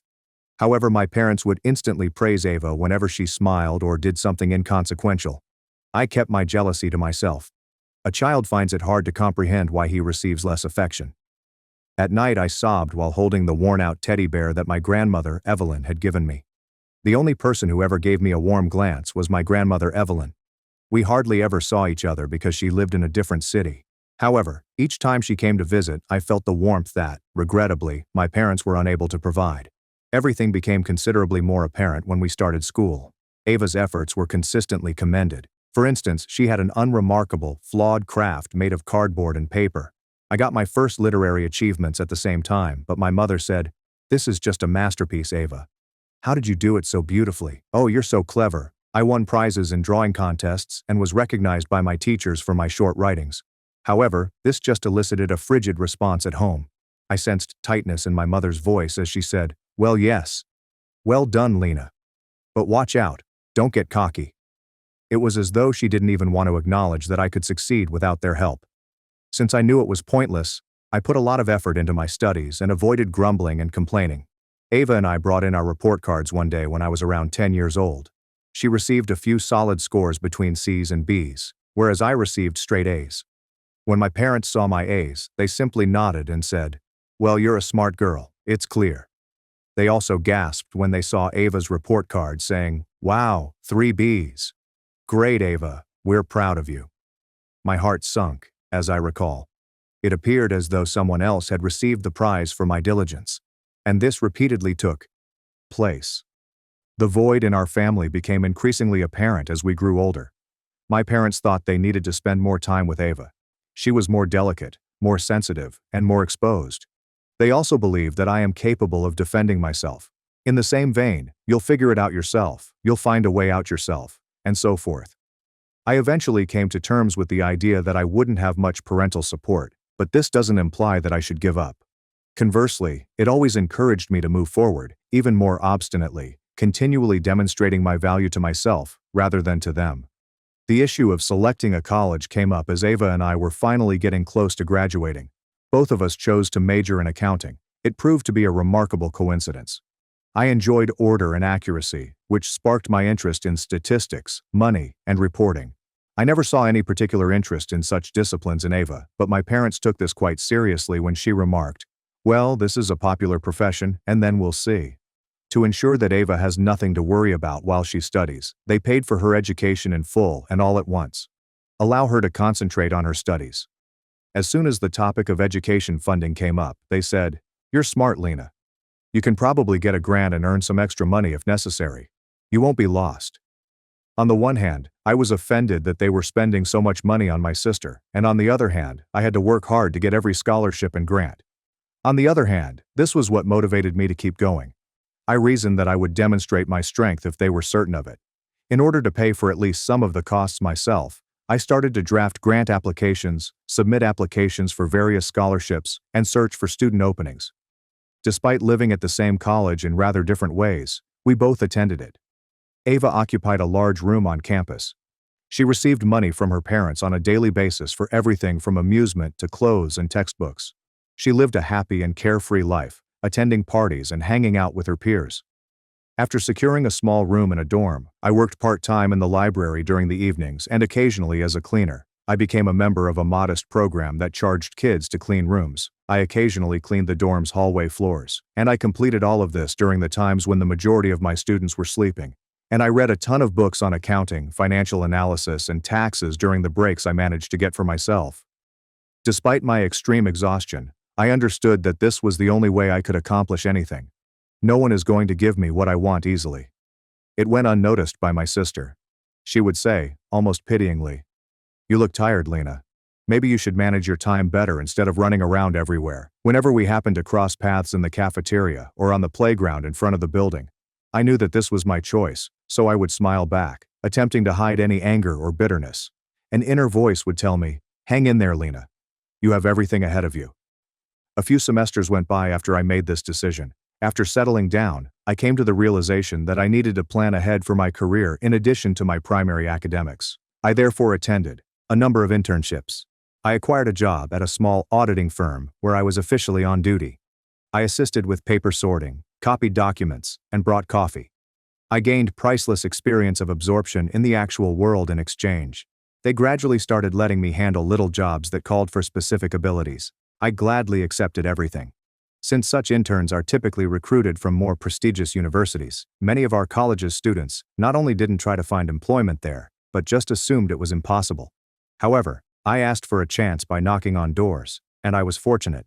I found out about the chance to prepare quickly and take some of the CPA examinations early toward the end of my first summer of college. I came to the realization that I could pass some of the tests before I graduated if I worked like a horse. And once more, nobody in my immediate vicinity thought that a typical student could accomplish this. But I had faith in myself. I was strong. I met Professor Whitaker at an elective around the same time. International financial reporting requirements were the subject of another course he taught. Despite the fact that the course was challenging and lengthy, I enrolled. "Lena, you have quite a strong base. Where did you study before?" he asked me after the lecture on the first day of lessons. "Well, not really anywhere in particular. I just read a lot, study, try to figure it out." "Do you like accounting?" "Yes, very much. I believe that order in numbers creates order in both business and in minds." He grinned and said, "What a surprising formulation. I'm looking for an assistant who could help me prepare materials, sometimes check students' work. If you're interested, let me know." "Of course, I'm interested. I'll be very happy." I returned to my room, ecstatic at this new chance, and joyfully called my mother. I was still holding out hope that some compliments would pierce their typically icy acceptance. My mom replied, "Well, that's good, Lena. But Ava told me that she was invited to a party at a professor's country house, and there will be a lot of high society people there, so she has her own pride. You're both doing well." I let out a deep sigh. It was like this. My sister was attending a party while I was working as an assistant to an accounting professor. However, Mom and Dad were equally successful. Maybe this is how things will always be for them. I was waiting for the library to close one evening when I got an email. An informational letter on the Everett Sloan Scholarship was the subject line. I didn't instantly know what it was about when I opened it. In the realm of accounting, it proved to be a highly esteemed nationwide program. It is given out to just 5 students nationwide each year. Excellent academic performance, exceptional extracurricular activities, leadership abilities, professor references, and many more things are required. The Benjamin Ford Scholarship. I must admit that I never considered applying for this scholarship since I believed the requirements were too high. However, my portfolio must have been sent by Professor Whitaker himself. In order to prevent nervousness, he made a habit of recommending intelligent kids without prior notice. The email stated that because the committee was impressed with the sample of my accomplishments, I was being encouraged to submit a full application. After reading it multiple times while in disbelief, I finally decided I had to give it a shot. I kept my intention a secret from Ava and my parents. I had already learned my lesson by then. I am responsible for my own goals and accomplishments. In any case, they will either ignore it or think it is unimportant. Why should I witness their apathy once more? I spent a few weeks getting ready for the tournament. I had to finish a number of assignments, write an essay, turn in recommendations, and turn in all the paperwork. Professor Whitaker checked the material, offered guidance, and pointed out errors. I put my all into it. After that, I sent the paperwork, and I forgot about it for a few months. My daily routine consisted of work, studies, internships, and getting ready for the CPA examinations. I didn't give myself a minute to unwind. I discovered a letter in the mail 3 months later, after working another shift at the library. Well done. You are among the 5 Everett Sloan Scholarship winners. I closed my eyes and nearly sobbed as I read these sentences again and felt a flurry of emotions, including pride, joy, excitement, surprise, and, most significantly, a sudden activation of that quiet voice inside of me that said, "You see, Lena, you can do it. You did it." I recognized for the first time that I could no longer be ignored. Being seen is exactly what I've desired my entire life, despite the fact that this sounds a little cocky. On the inside, though, I felt tired in addition to proud. How about my parents? What are they going to do? At this point, will they even want to congratulate me? There was early notice of the award ceremony. Representatives from major accounting firms, investors, journalists, and educators from throughout the nation were expected to attend the event, which was scheduled to take place at one of the top colleges. My folks were asked to accompany me. This will be a special day for them. They will be able to see what you have achieved, the organizer remarked on the phone. Admittedly, I was hesitant. I was hesitant to invite them in part because I feared making another chilly remark or underestimating them. The stubborn inner child, however, still wanted to get at least a little pride from them. Consequently, I called the house number. "Hi, Mom, remember how I told you I was entering this big competition?" Something like that. "Yeah, what's it all about?" "Anyway, I won one of the most prestigious national scholarships in accounting. I'm invited to the award ceremony, and they're asking me to bring my parents." "Really?" Mom called out to Dad, raising her voice. "Mark, come here. Lena's saying something about an award." Once more, she took up the phone. "When's the ceremony?" "In 2 weeks, Friday in the morning. It's in a different city, but I'll check with you to see what's most convenient for you. They want to see you there." Mom said, "Okay, we'll try to make it," in a tone that suggested she wasn't sure if it was worth the time. I felt empty as I hung up. "All right," I told myself. "Let them see it for themselves even if they do come. Then perhaps something will change." But my naive optimism had vanished. By now, I had hardened even more. The award ceremony day finally arrived. I got to the university early and changed into my sole somewhat formal outfit, which was a modest black dress with a classic cut and understated embellishments. The other laureates, the men, were rushing about. All of us felt a little uneasy. We were informed that each name would be called when we were escorted into the hall where the ceremony was to be held. The university's director would bestow the prize after tallying the short-term accomplishments. Each of us found a spot in the front rows. As the hall grew full of visitors, I saw that Ava was seated beside our parents. My sister had a stylish handbag on her lap and was dressed in expensive clothing. Mom and Dad were somewhat perplexed, as though they were unsure of their own purpose in such a hallway. To avoid becoming sidetracked, I made an effort to avoid looking them in the eyes. I was prepared for life's most significant event. The ceremony finally started. One laureate after another was announced by the host. They heard eloquent biographical accounts. A tax accounting optimization program was developed by someone. Someone made a name for himself with international student projects. I tried not to become too excited and gave everyone a round of applause. It was then my time. The next student, ladies and gentlemen, is an example of resilience, discipline, and independence, the chancellor stated as he got to his feet. Meet Lena Carter. Her instructors describe her as a person of iron will and tenacity. She went from being a cleaner and a librarian to being among the best in her class, without financial help from her family. The audience erupted in applause, and I heard other people rise. I felt a surge of heat travel through my body as I got up from my chair. I was on my way to the platform when I suddenly turned to look at my parents' expressions in the crowd. I didn't notice the typical pride in Mom's eyes, and she was seated with a chilly face. Dad appeared taken aback, as though he hadn't anticipated such a serious situation. Ava gave me a confused look that I thought was tinged with jealousy. Then, as if for the first time, I became aware that they were actually observing me. I took the stage. The Chancellor gave me an award, shook my hand, and gave me a quick congrats. After we snapped a picture, I went back to my seat among the raucous celebration. After all those years of being disregarded, I felt as though fate had finally paid me back.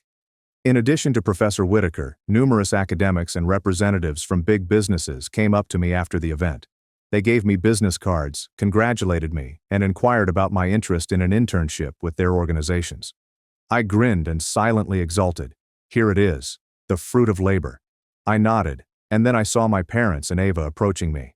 Suddenly, I saw the Chancellor, who also approached me and whispered in my ear, "You have proven that family is not always the one who helps.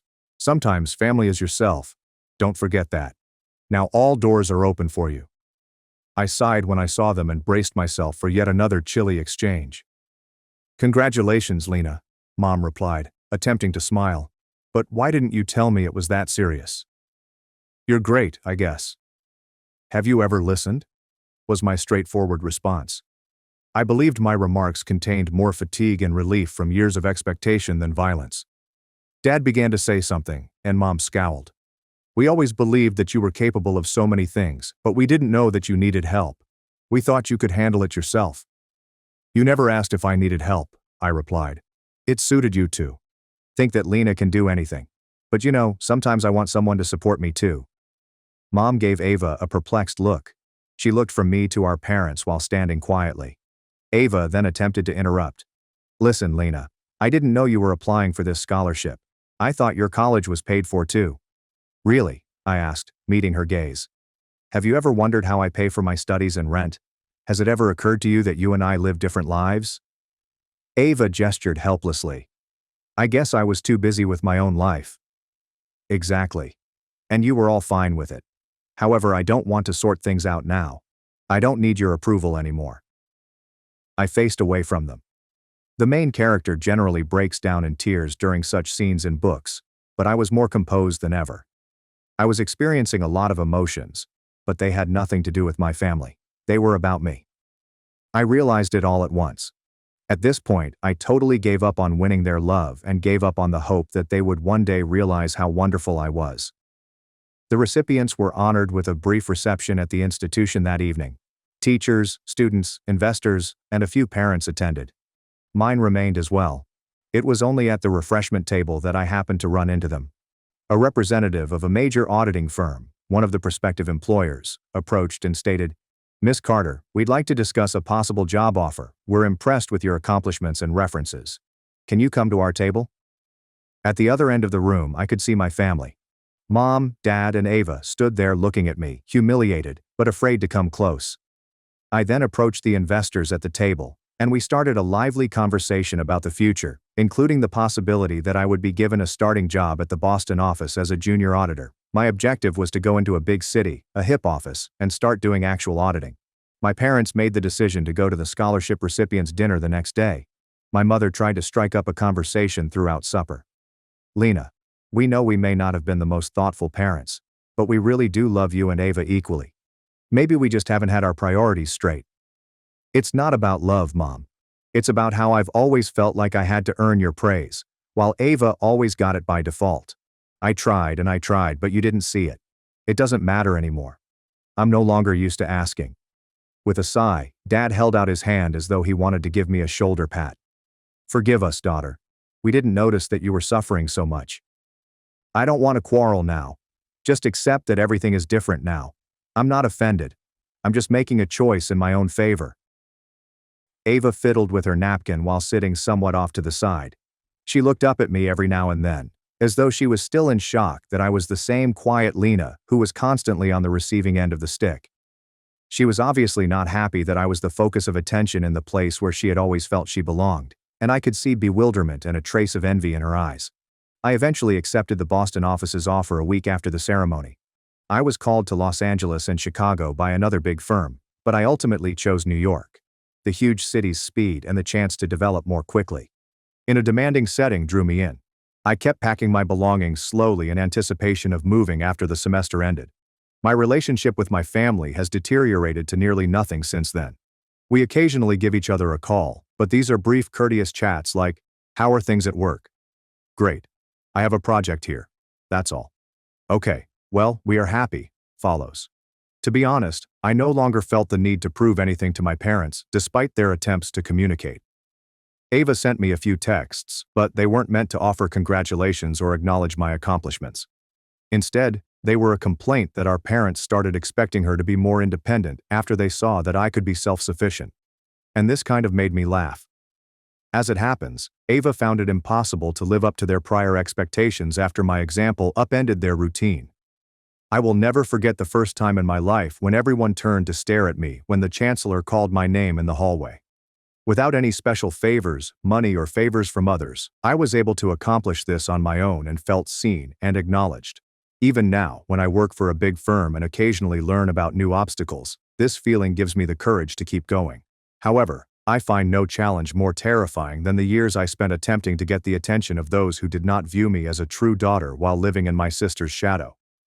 Looking back on my life, I can say with certainty that there are moments when you just choose to love yourself instead of requesting affection. This does not imply that I have grown resentful or heartless. Instead, I feel really confident and at ease with myself. I'm prepared to assist others who might not have family support. I want them to know that if you have the will, the goals, and the faith in yourself, anything is possible. Anything is conceivable. You will figure things out on your own, even if you were taught repeatedly as a child that you were intelligent and that you would not need assistance. Our mistakes and wounds give us strength. And occasionally, the love we didn't receive serves as the catalyst for our success. My parents did not attend the ceremony when I graduated and was given my diploma. They must have had something to do. "You can manage without us, right?" my mother asked. It was with a smile that I said, "Yes, of course I can." My grandmother Evelyn, who had always been nice to me, contacted me a week later. She said, "I'm proud of you, Lena. You are a wonderful granddaughter. I wish I could be there with you. But you know I'm always there in spirit." When she said that, I nearly started crying because I knew I wanted her to be the one to watch me go across the stage to get my diploma and stand there feeling more joy than I had ever experienced. However, she was already elderly, and the trip would have been challenging for her. However, I was incredibly thankful to her for her call, which was the warmest moment of that day. Ava entered the room as I was packing my things for New York a few months after I graduated, I recall. She had made the decision to come visit me and had taken her car to campus. She hadn't been there for a while, so I was taken aback. She entered, sat on my bed's edge, and made an effort to strike up a discussion. "Lena, maybe you don't want to, well, go so far away. Our parents want us to be close." "Ava," I replied quietly, "my parents never cared what I did. Now they suddenly want me to be close? Sorry, but I have my own path." "I'm just afraid that we don't talk anymore," Ava whispered as she picked at the edge of the pillow with her fingernail. "We haven't really talked much anyway, Ava, and you know it." With a heavy sigh, she lowered her gaze and got to her feet. Then I noticed a sort of childlike bewilderment on her face. It was the first time in my life that I sensed my sister's insecurity. Perhaps she came to the realization that her happiness had been predicated only on the fact that our parents had fostered her as their favorite. As it turned out, she was just graduating from college and wasn't really sure what she wanted to do with her life, whereas I had made it to the next level and was receiving fantastic offers. At last, she said, "Good luck to you, Lena," and walked out of the room. I continued to stare at the closed door for a few more seconds, feeling uneasy. It was neither scorn nor rage. Instead, it was a subdued melancholy. We were twins when we were younger, able to laugh together without worrying about who was born 4 minutes earlier or later. However, life transpired in a way that caused us to grow up differently and change significantly as individuals. I was unable to revert to that naive, childlike sense of unity. Despite being in the same family, we are now strangers. I fell into a mad work rhythm in New York. It was challenging at first. During my 10 to 12 hours at work, I prepared reports, learned new things, interacted with clients, learned new programs, and became proficient in the subtleties of auditing. However, I liked it. I like addressing challenging challenges every day and being there in the middle of things. I no longer waited for my parents to congratulate me on another accomplishment because I was confidently establishing a profession. Why am I in need of this?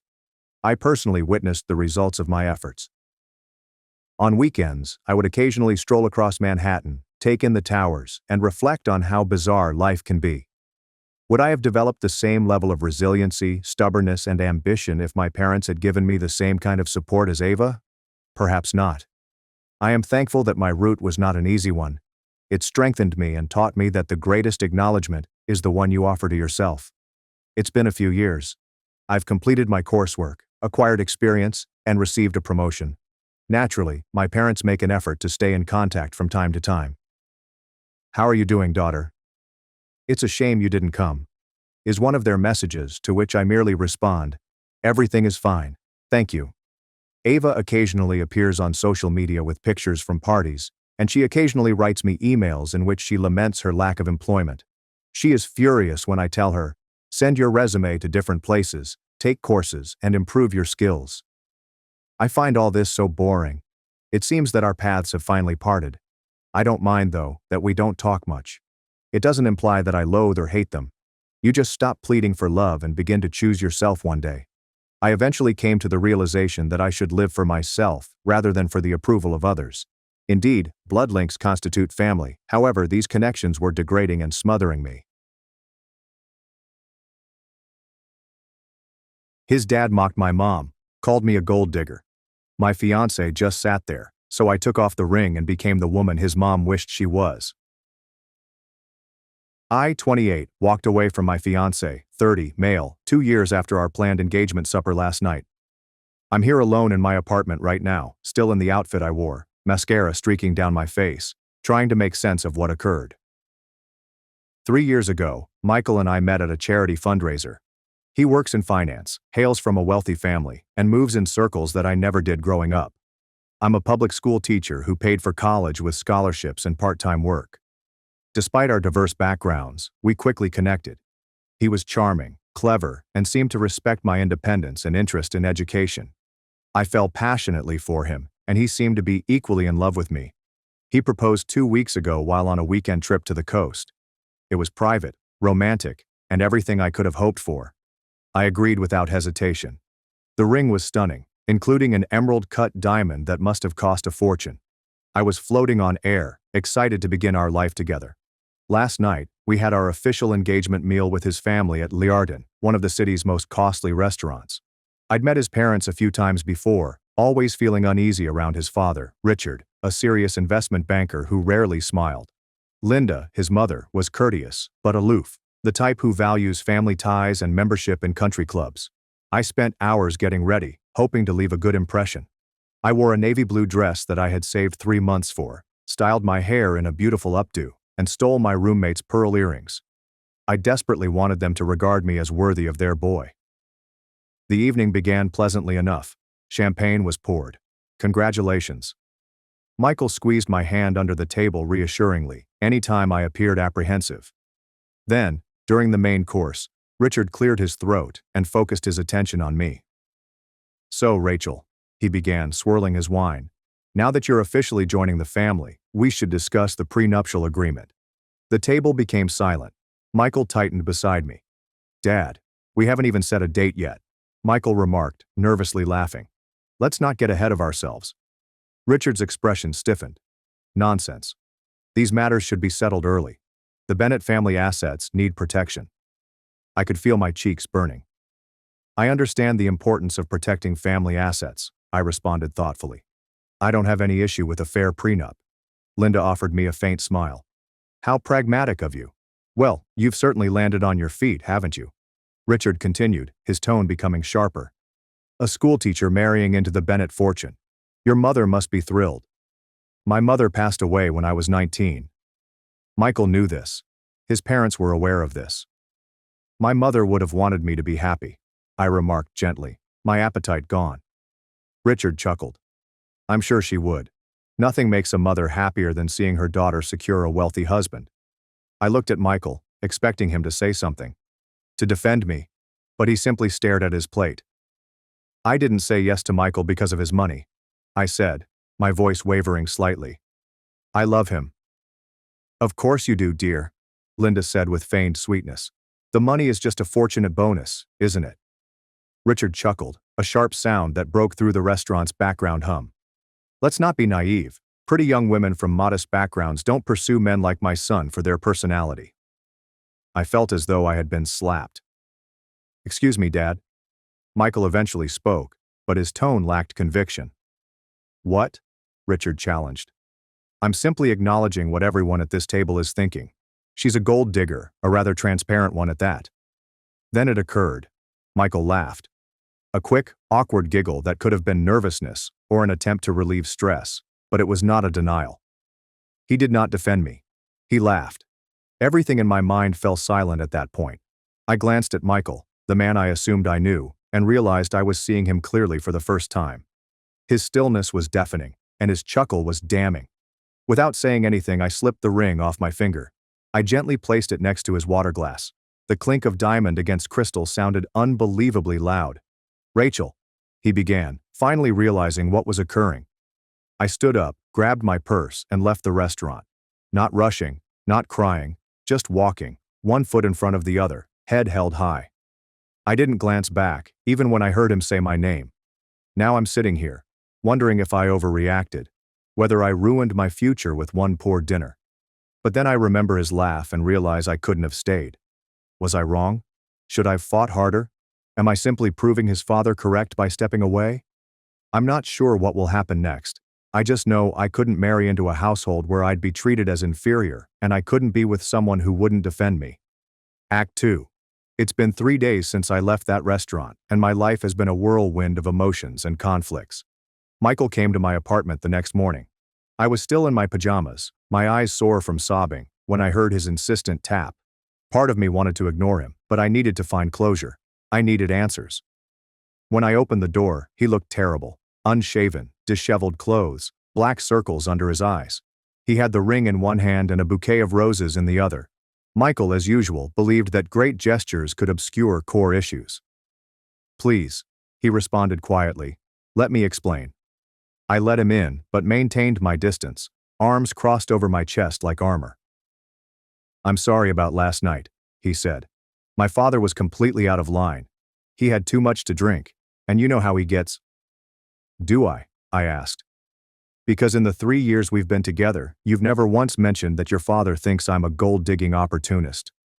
He grimaced. He doesn't really think that. Yes, Michael. He does. And what hurts more than his words is that you sat there and let him say them. You laughed. Michael raked his hands through his hair, frustrated. It was just nervous laughter. What was I supposed to do? 'Cause a scene in the middle of Liarden? You were supposed to defend me. My voice broke with emotion. You were supposed to tell your father that I'm the woman you love, that I've never asked you for money, that I've worked hard my entire life. You were supposed to be on my side. He put the ring on my coffee table. I am on your side, Rachel. Always. I love you. My father's opinion doesn't matter. But it does matter, Michael. It matters because you're letting him disrespect me. It matters because someday we might have children, and I won't let them grow up hearing their grandfather call their mother a gold digger while their father sits in silent agreement. For a time he appeared perplexed. Silent agreement? That's not what happened. Then what would you call it? He couldn't respond. Has your father always felt this way about me? Michael paused, which revealed everything I needed to know. Why didn't you tell me? I said, my voice soft. Because it doesn't matter what he thinks. I love you for you, your kindness, your passion for teaching, your ridiculous obsession with true crime podcasts. Who cares what my father thinks? I care, I responded without hesitation. Because his attitude reflects what our life together would be like. Every family gathering, every holiday, every milestone, I'd always be the gold digger who trapped their son. And apparently, you'd always be the man who stands by and lets it happen. We can fix this, he said. I'll talk to my father, make him apologize.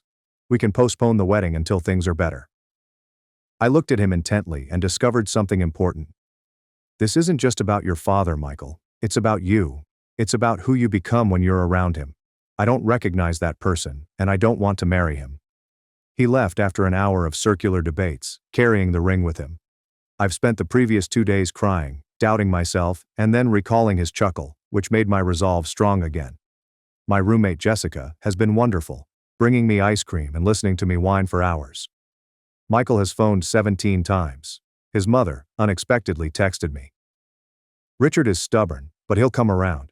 Don't throw away your future over pride. As if standing up for myself was all about vanity. Yesterday my principal summoned me to her office. Richard reportedly contacted the school board, expressing concerns about my emotional stability and professional conduct. Fortunately, my principal has known me for 5 years and has made it clear that my personal life is none of his business. The idea that Michael's father would want to harm my job reinforces my belief that I made the right decision. What would have happened if we were married and I disagreed with him? Which lines would he not cross? I have not informed Michael of his father's interference. Part of me wants to. See if he finds out and responds correctly. So far, nothing. Tonight, Jessica and I are going to open a bottle of wine and throw a Burn the Wedding magazine celebration. It feels both therapeutic and heartbreaking. I adored Michael. I still love him, but I'm realizing that loving someone isn't enough if they don't have the bravery to support you when it counts. The hardest thing has been dealing with queries from friends and coworkers. Everyone wants to know what happened and why there was such a quick change. I've been vague, merely mentioning that we discovered we wanted different things. It's easier than explaining how the guy I believed would be my husband sat silently while his father called me a gold digger, then laughed as if it were a joke. My sister called from California after I texted her what had happened. She was not surprised. I always thought he was too eager to please his parents, she told me. Remember how he changed his vacation plans last Christmas because his mother said she'd be devastated if he wasn't there? People show you who they are, Rachel. You just have to pay attention. She was correct. Of course, there had been hints all along. Small instances in which Michael prioritized his parents' demands over mine or ours. I dismissed them as him being a decent son who respects his family. Now I realize it was something else. A fundamental unwillingness to stand alone, to be his own man. I passed by a bridal boutique yesterday and noticed a dress in the display that was almost identical to one I had bookmarked for myself. For a brief moment, I felt that familiar sense of loss, not just for Michael, but for the future we'd planned. The house we spoke about buying, the children we might have had. The life that now existed only in some parallel universe where he was brave enough to pick me. But then I remembered Richard's expression when he dubbed me a gold digger, that cold, contemptuous stare that reduced me to nothing more than a fortune chaser. And I remembered Michael's laugh, that quiet, damning giggle that conveyed more than words ever could. No, I made the correct choice. And eventually, when the grief has subsided, I hope Michael realizes it too. Update: 2 weeks. It's been 2 weeks since I ended my engagement, and the tempest has finally calmed. I've returned to teaching, finding comfort in my 3rd grade students' simple affection and interest. When your own life feels unpronounceable, helping a child sound out a tough word can be incredibly therapeutic. I haven't spoken with Michael in 10 days. After dozens of calls and texts, he eventually sent me an email outlining where we stand. He wrote that, while he still loves me, he believes I'm being overly dramatic about one terrible evening. He suggested we take a pause until I am ready to be reasonable, as if advocating for my dignity was ridiculous. The most telling section came at the conclusion. My family has certain expectations, Rachel. They've sacrificed a lot to give me the life I have.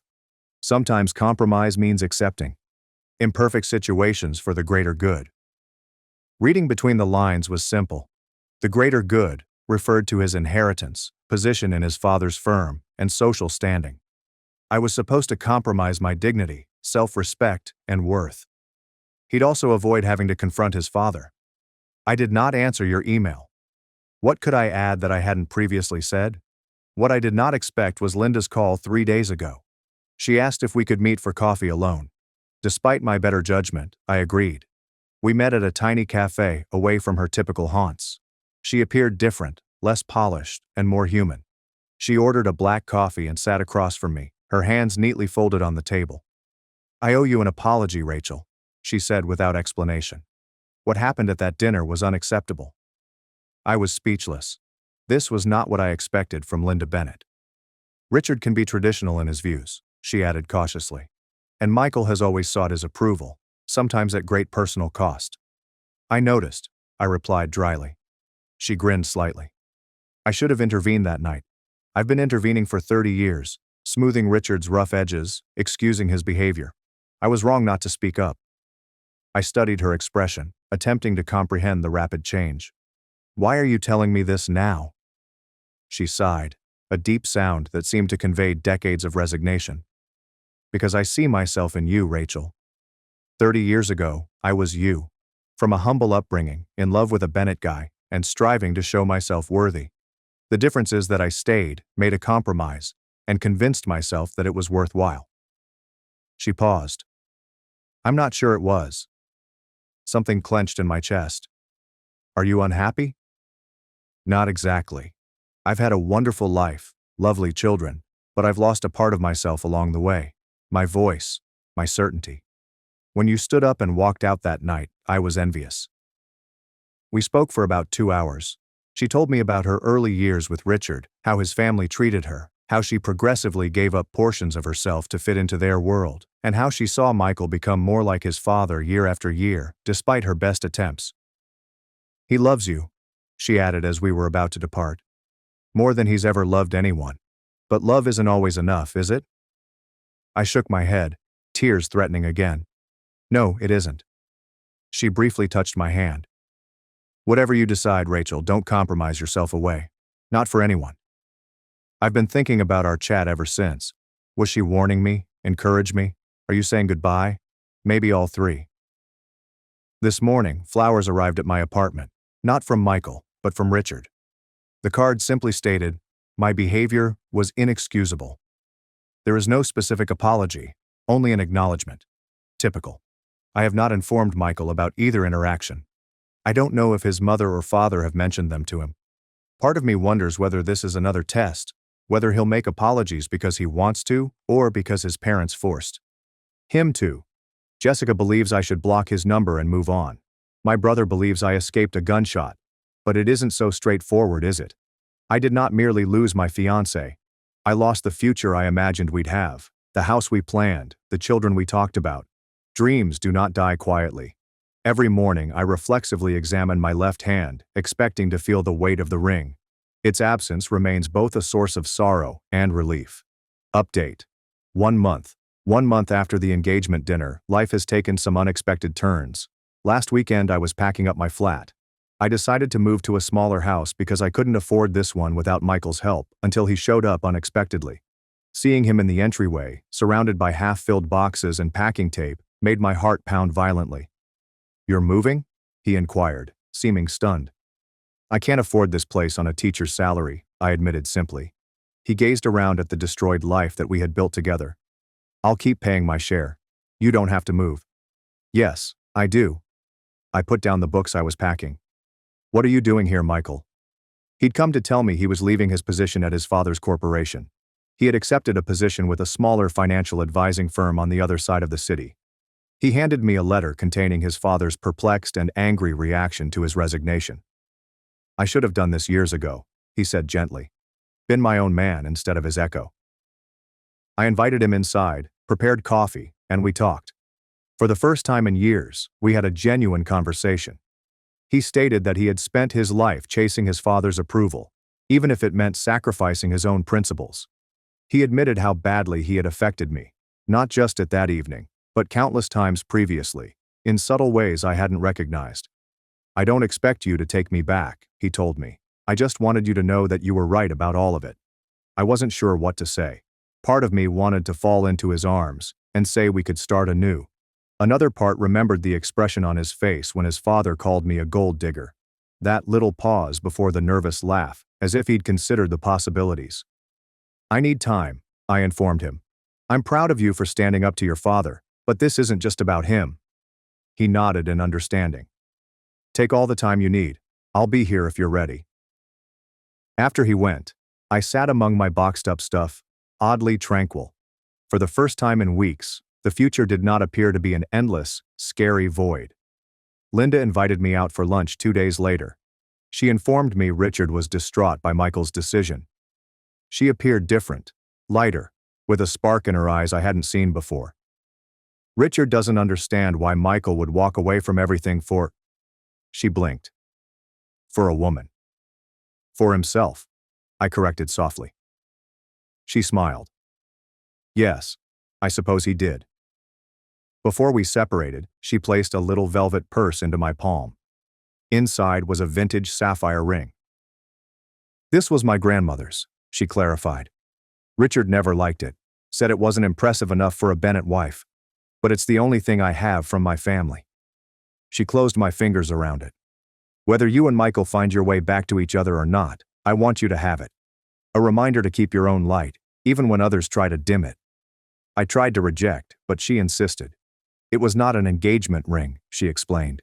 It was unity among women who understood one another. I did wind up moving, but not to the smaller apartment I had intended. My friend Megan was looking for a roommate in her house across town, further from Michael, closer to my school, with a garden where I could grow the herbs I'd always wanted to try. It feels right, making judgments based completely on what I desire, rather than what works best for someone else. Michael and I have begun conversing, carefully and honestly. No huge gestures, no pressure, only coffee once a week.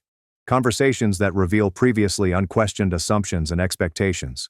He's different away from his family's shadow, funnier, more easygoing, and more real. Last week he asked if we might try again. Make a fresh start. I told him I wasn't ready, that I needed to figure out who I am without him before deciding who I might be with him. I understand, he stated, and I believe he truly did. I am wearing Linda's sapphire ring on my right hand today. Not as a promise to anyone else, but as a commitment to myself. I will never suppress my own voice, compromise my worth, or tolerate being perceived as less than I am. I'm not sure if Michael and I will find our way back together. I'm not sure if the adjustments he's making will last. I'm not sure if I can ever totally trust him again. But I know this. Walking out of the restaurant was the most difficult and necessary thing I'd ever done. Sometimes the most difficult steps are those that lead you back to yourself. Update.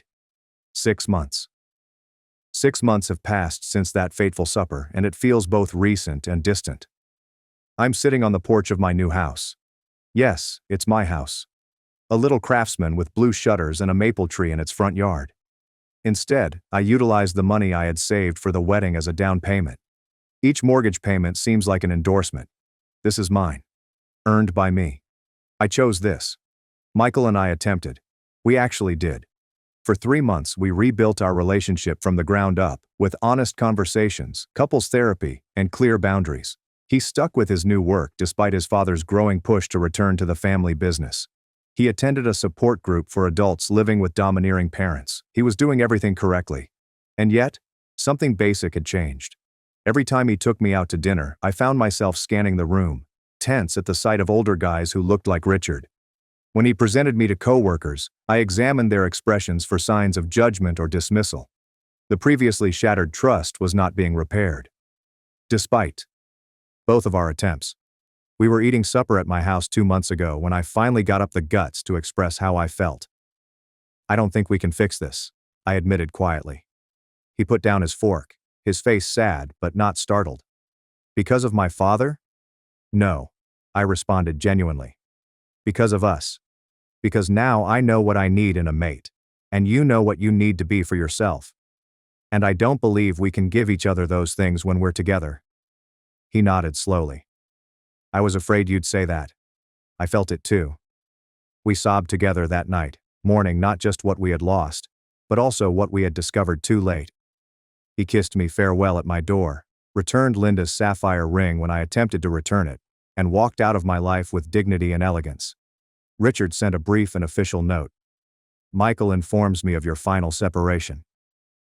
I wish you well in your future endeavors.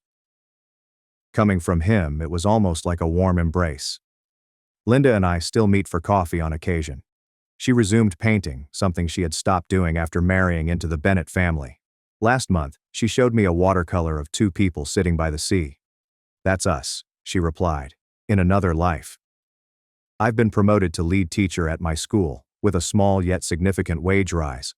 I've started dating again, but cautiously and selectively. Nothing serious yet, but I am open to the prospect.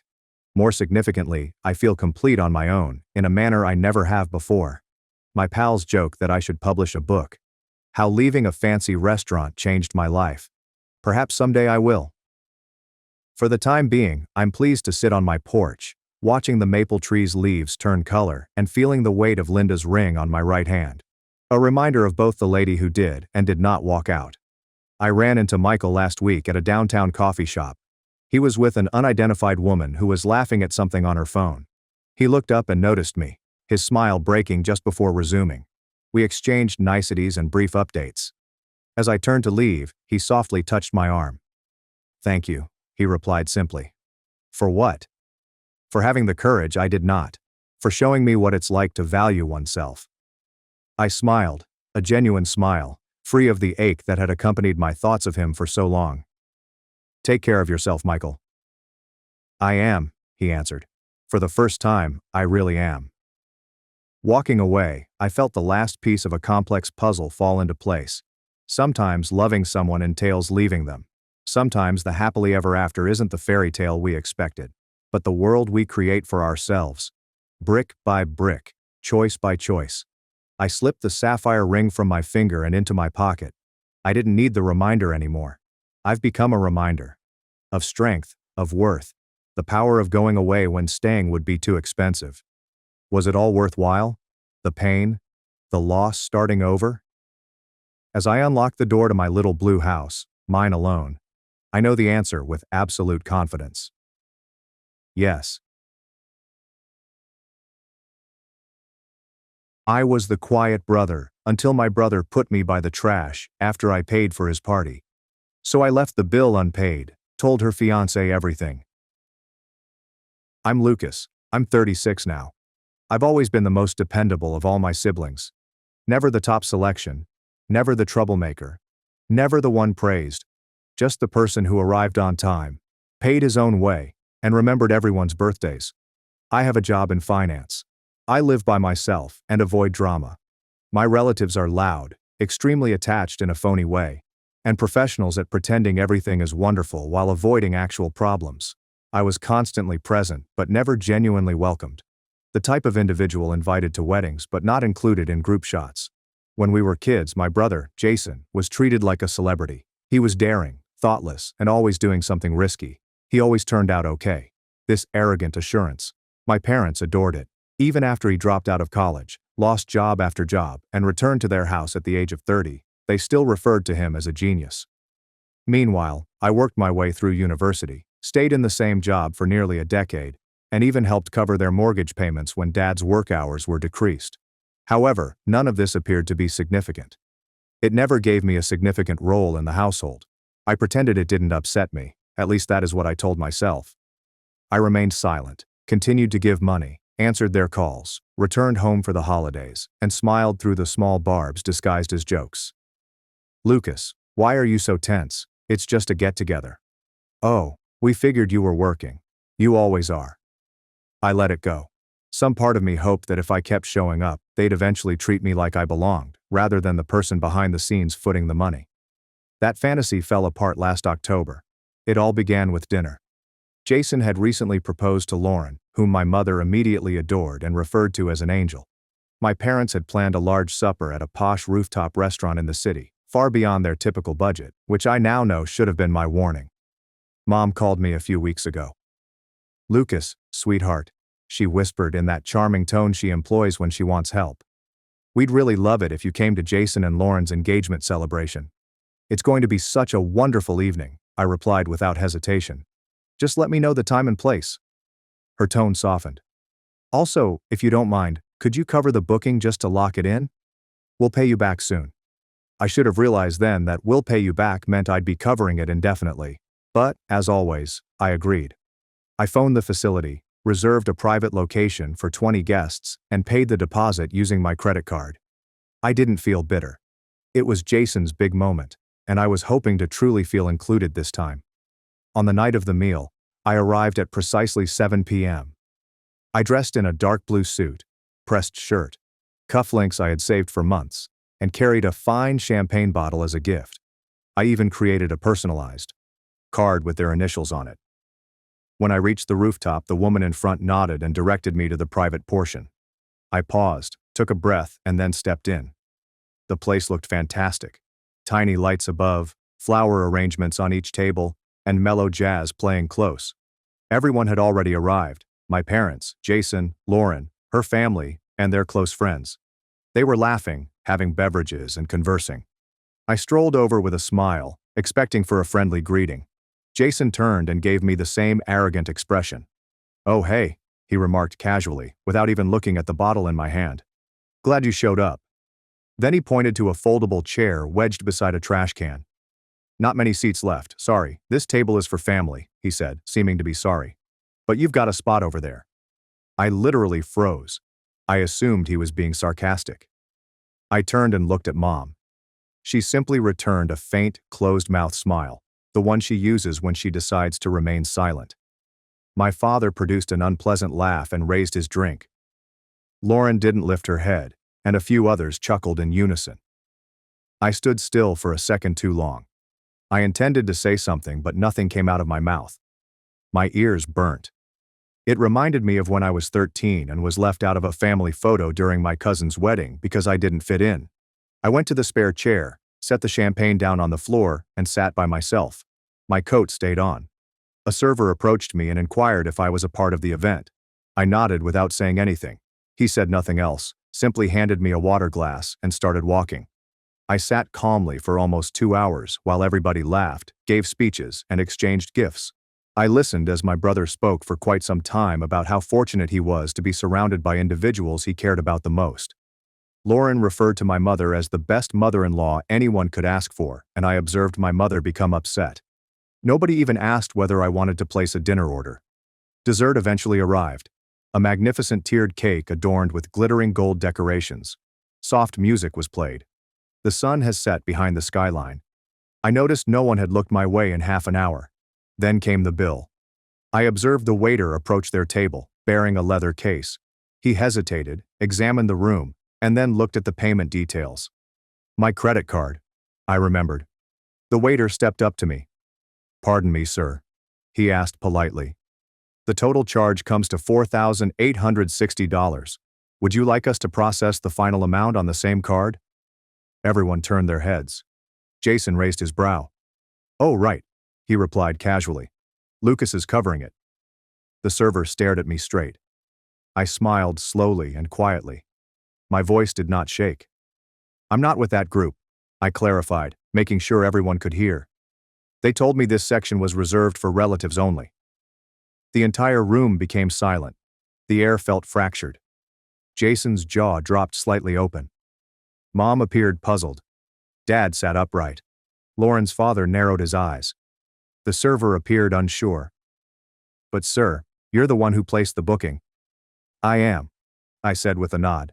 "And I paid the deposit, but I wasn't seated with them. I was off on the side." I grabbed my coat, and looked at the garbage can beside the chair where they had seated me. You could almost hear everyone's mouths drop at once. Nobody moved. The waitress stood between the tables, holding the bill as if it were a bomb. Jason was astonished, as if someone had hit him with something icy. My mother's look shifted between me and the check, as if she couldn't believe how quickly things had gone bad. "Lucas, hold on," she urged in a quiet, uncertain tone. "What are you doing?" I lifted a shoulder. "Just sticking to the seating plan. Jason said the main table was for family only, so I assumed I didn't count." I turned to face the waiter. "I didn't eat. I didn't have anything to drink. I wasn't included, so I'm not footing the bill." "Don't be stupid," Jason exclaimed. His phony grin shifted into something sharper. "It was a joke. You always act like it's life or death." The entire place had become silent. Even the jazz band had slowed to a faint, uncomfortable hum. All eyes were fixed on me, and for once, I didn't cower. "That's the issue," I responded softly.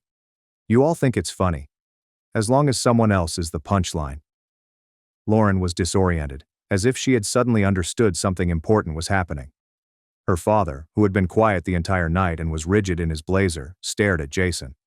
"You invited him to your engagement dinner and sat him near the garbage," he said, surprised. Jason scoffed and looked to our mother for encouragement. She straightened up and mustered a grin. "Let's not make this a big deal. Lucas has always had a flair for drama." I nearly laughed. That was her favorite excuse. "He is dramatic. He is weary. He takes things the wrong way.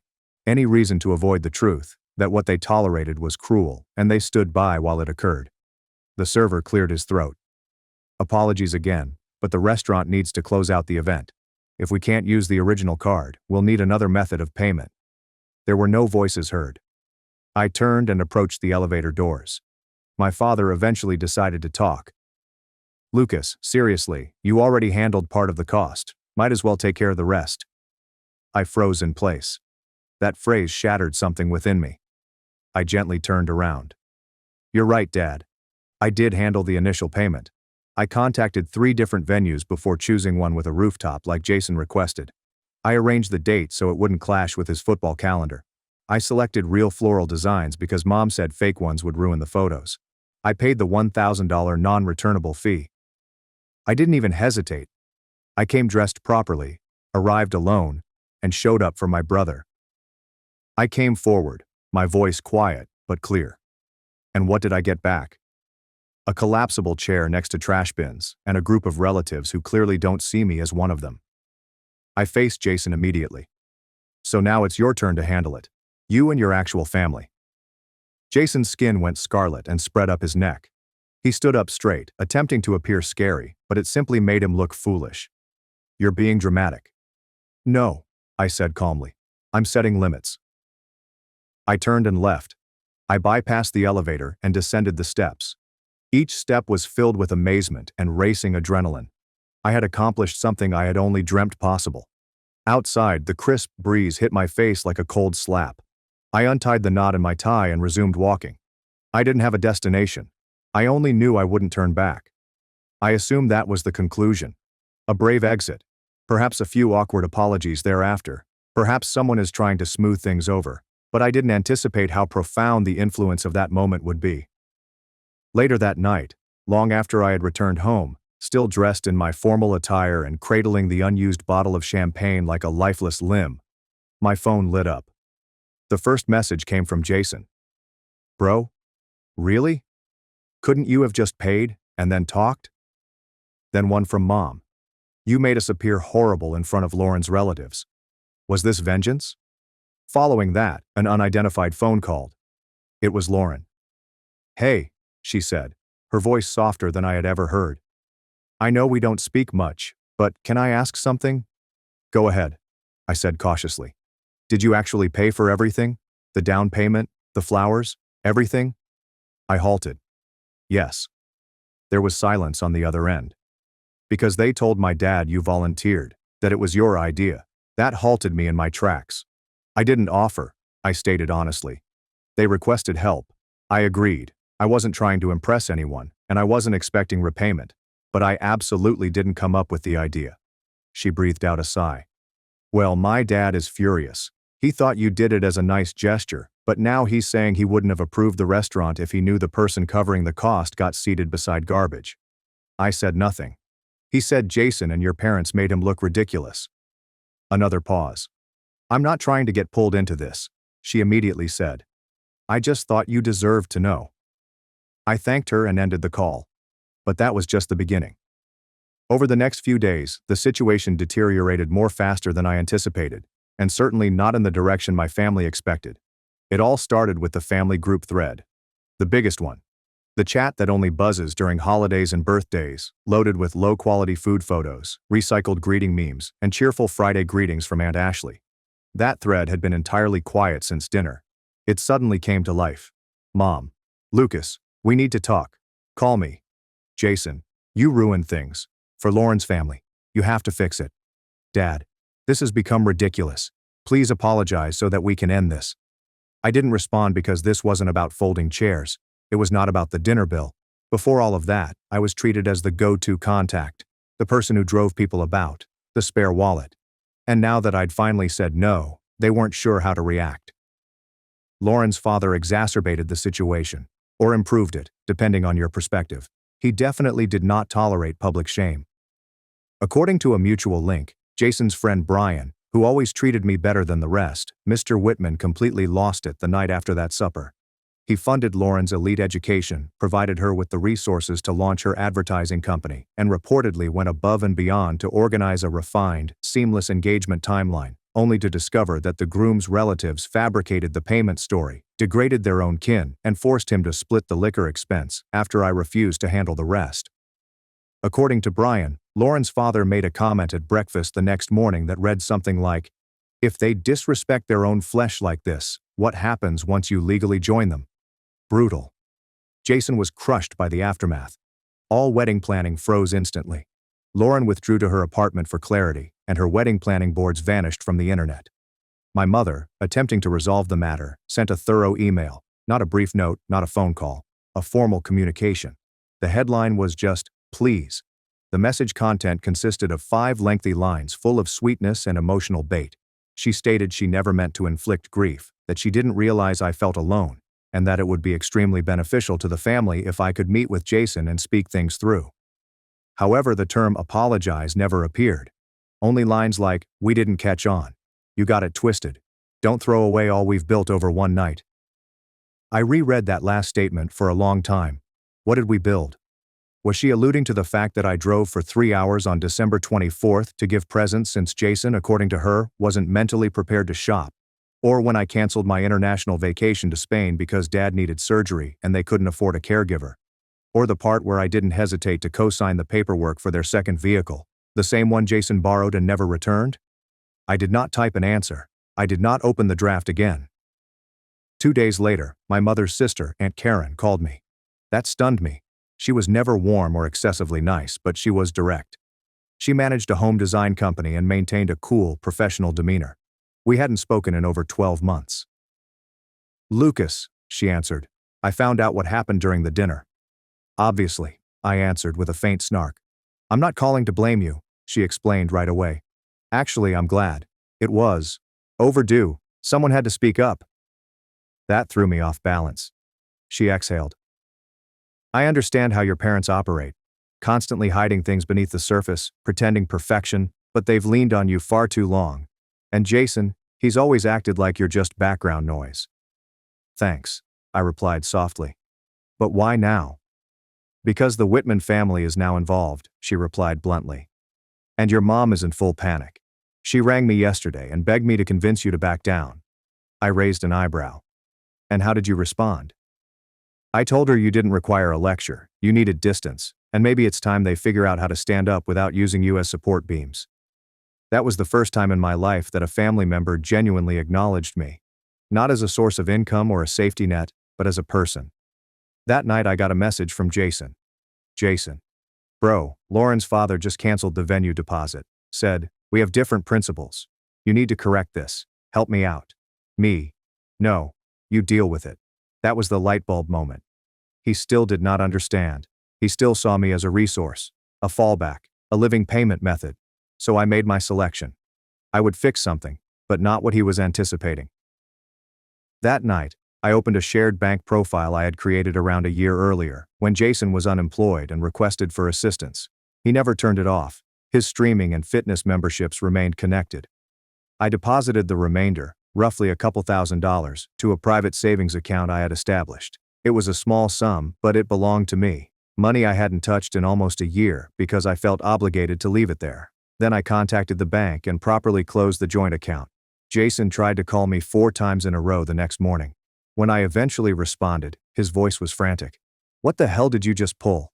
I did not respond. "Bro, I had dinner plans with Lauren tonight. We were going to that restaurant she really likes, and now my card's getting declined. It says the account is gone." "I'm aware," I replied. I shut it down. "You did what?" "You can't just..." "I can," I responded evenly. "And I already did. You made it clear I'm not part of the family, remember? So, if I don't belong at the table, you don't get to touch my money." He paused and then changed his tone. "Dude, come on. This is petty. You're upset. Just admit it. You've always hated that people notice me more. You're just mad because Lauren's father sided with me." I chuckled. A real laugh. "Oh, Jason, you honestly believe he's on your team?" No response. Then I continued. "Don't worry, you'll figure something out. You always manage to ask mom to get another card in your name or let Lauren's dad teach you what being responsible looks like." And then I ended the call. I had no idea what Jason did after that, but a few hours later, my phone buzzed again. This time it was not from him. Lauren sent a message. Email subject. Line. We should probably chat. I looked at the title for a while before opening it. The remark, "We should probably talk," felt like the prelude to something serious. I wasn't sure I was prepared for it, but curiosity and a desire for clarity compelled me to read it. It was longer than I anticipated, courteous, but profoundly personal. Structured like a formal letter, yet with emotion running through each sentence. She continued by stating that she now realizes how horrific that night was, and that she had not observed how terribly I was treated until things imploded. I was too focused on making everything picture perfect, she informed me, that I missed what was actually happening around me. She said that her father was outraged, not only because of the financial lies, but also because of the disrespect.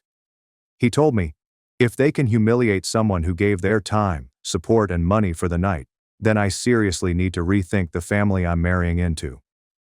Lauren didn't hold back. She wrote that Jason tried to downplay everything, calling it a minor misunderstanding, but once her father received a copy of the full invoice from the restaurant manager, the truth began to emerge. Jason had informed her that I volunteered to cover the bills, that I preferred to sit alone since I was bashful, and that I had departed due to a work emergency. However, Lauren visited the restaurant herself. Yes, she confirmed that. And after chatting directly with the waiter, the whole tale unraveled. Then came the line that struck the hardest. I called off the engagement last night. I froze. She explained that it wasn't just about the dinner. The incident revealed a pattern of behavior she had previously overlooked. Jason's arrogance, dismissive attitude toward her, and how he talked behind my back. He kept telling me I was making too big a deal out of it, she said. But the truth is, you were the only one who showed any decency. She concluded with this. I'm not contacting you to bash Jason or drag you into drama. I just wanted you to know that I understand now and regret not realizing it sooner. I sat still, reading it several times. Not because I doubted it, but because I wasn't used to people believing my side. The family group chat went silent for several weeks. Jason called twice more, but I ignored both, and he gave up trying.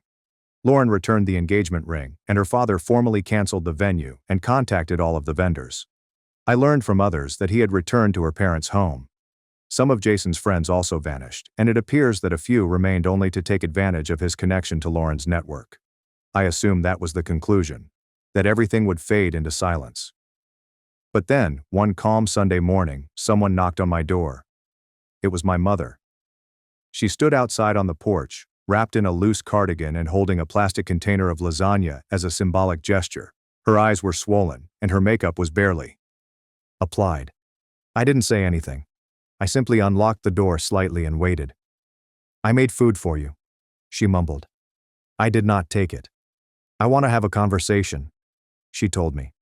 No justifying. No blaming. That caught me off guard, and I stepped aside to let her in. She sat at the kitchen table, just like she did when I was younger. Her fingers twitched nervously, and she forced a smile, but there were no defensive lines this time. You're exhausted. He didn't mean it. She cleared her throat. I need to apologize. I crossed my arms. For only that. Her expression stiffened, but she gave a brief nod. You're correct. Probably for more than one reason. She took a breath. I didn't want to watch it. It wasn't invisible. I just chose to ignore it. Jason has always made a lot of noise. He captures everyone's attention. You've never complained. You simply handled whatever came your way.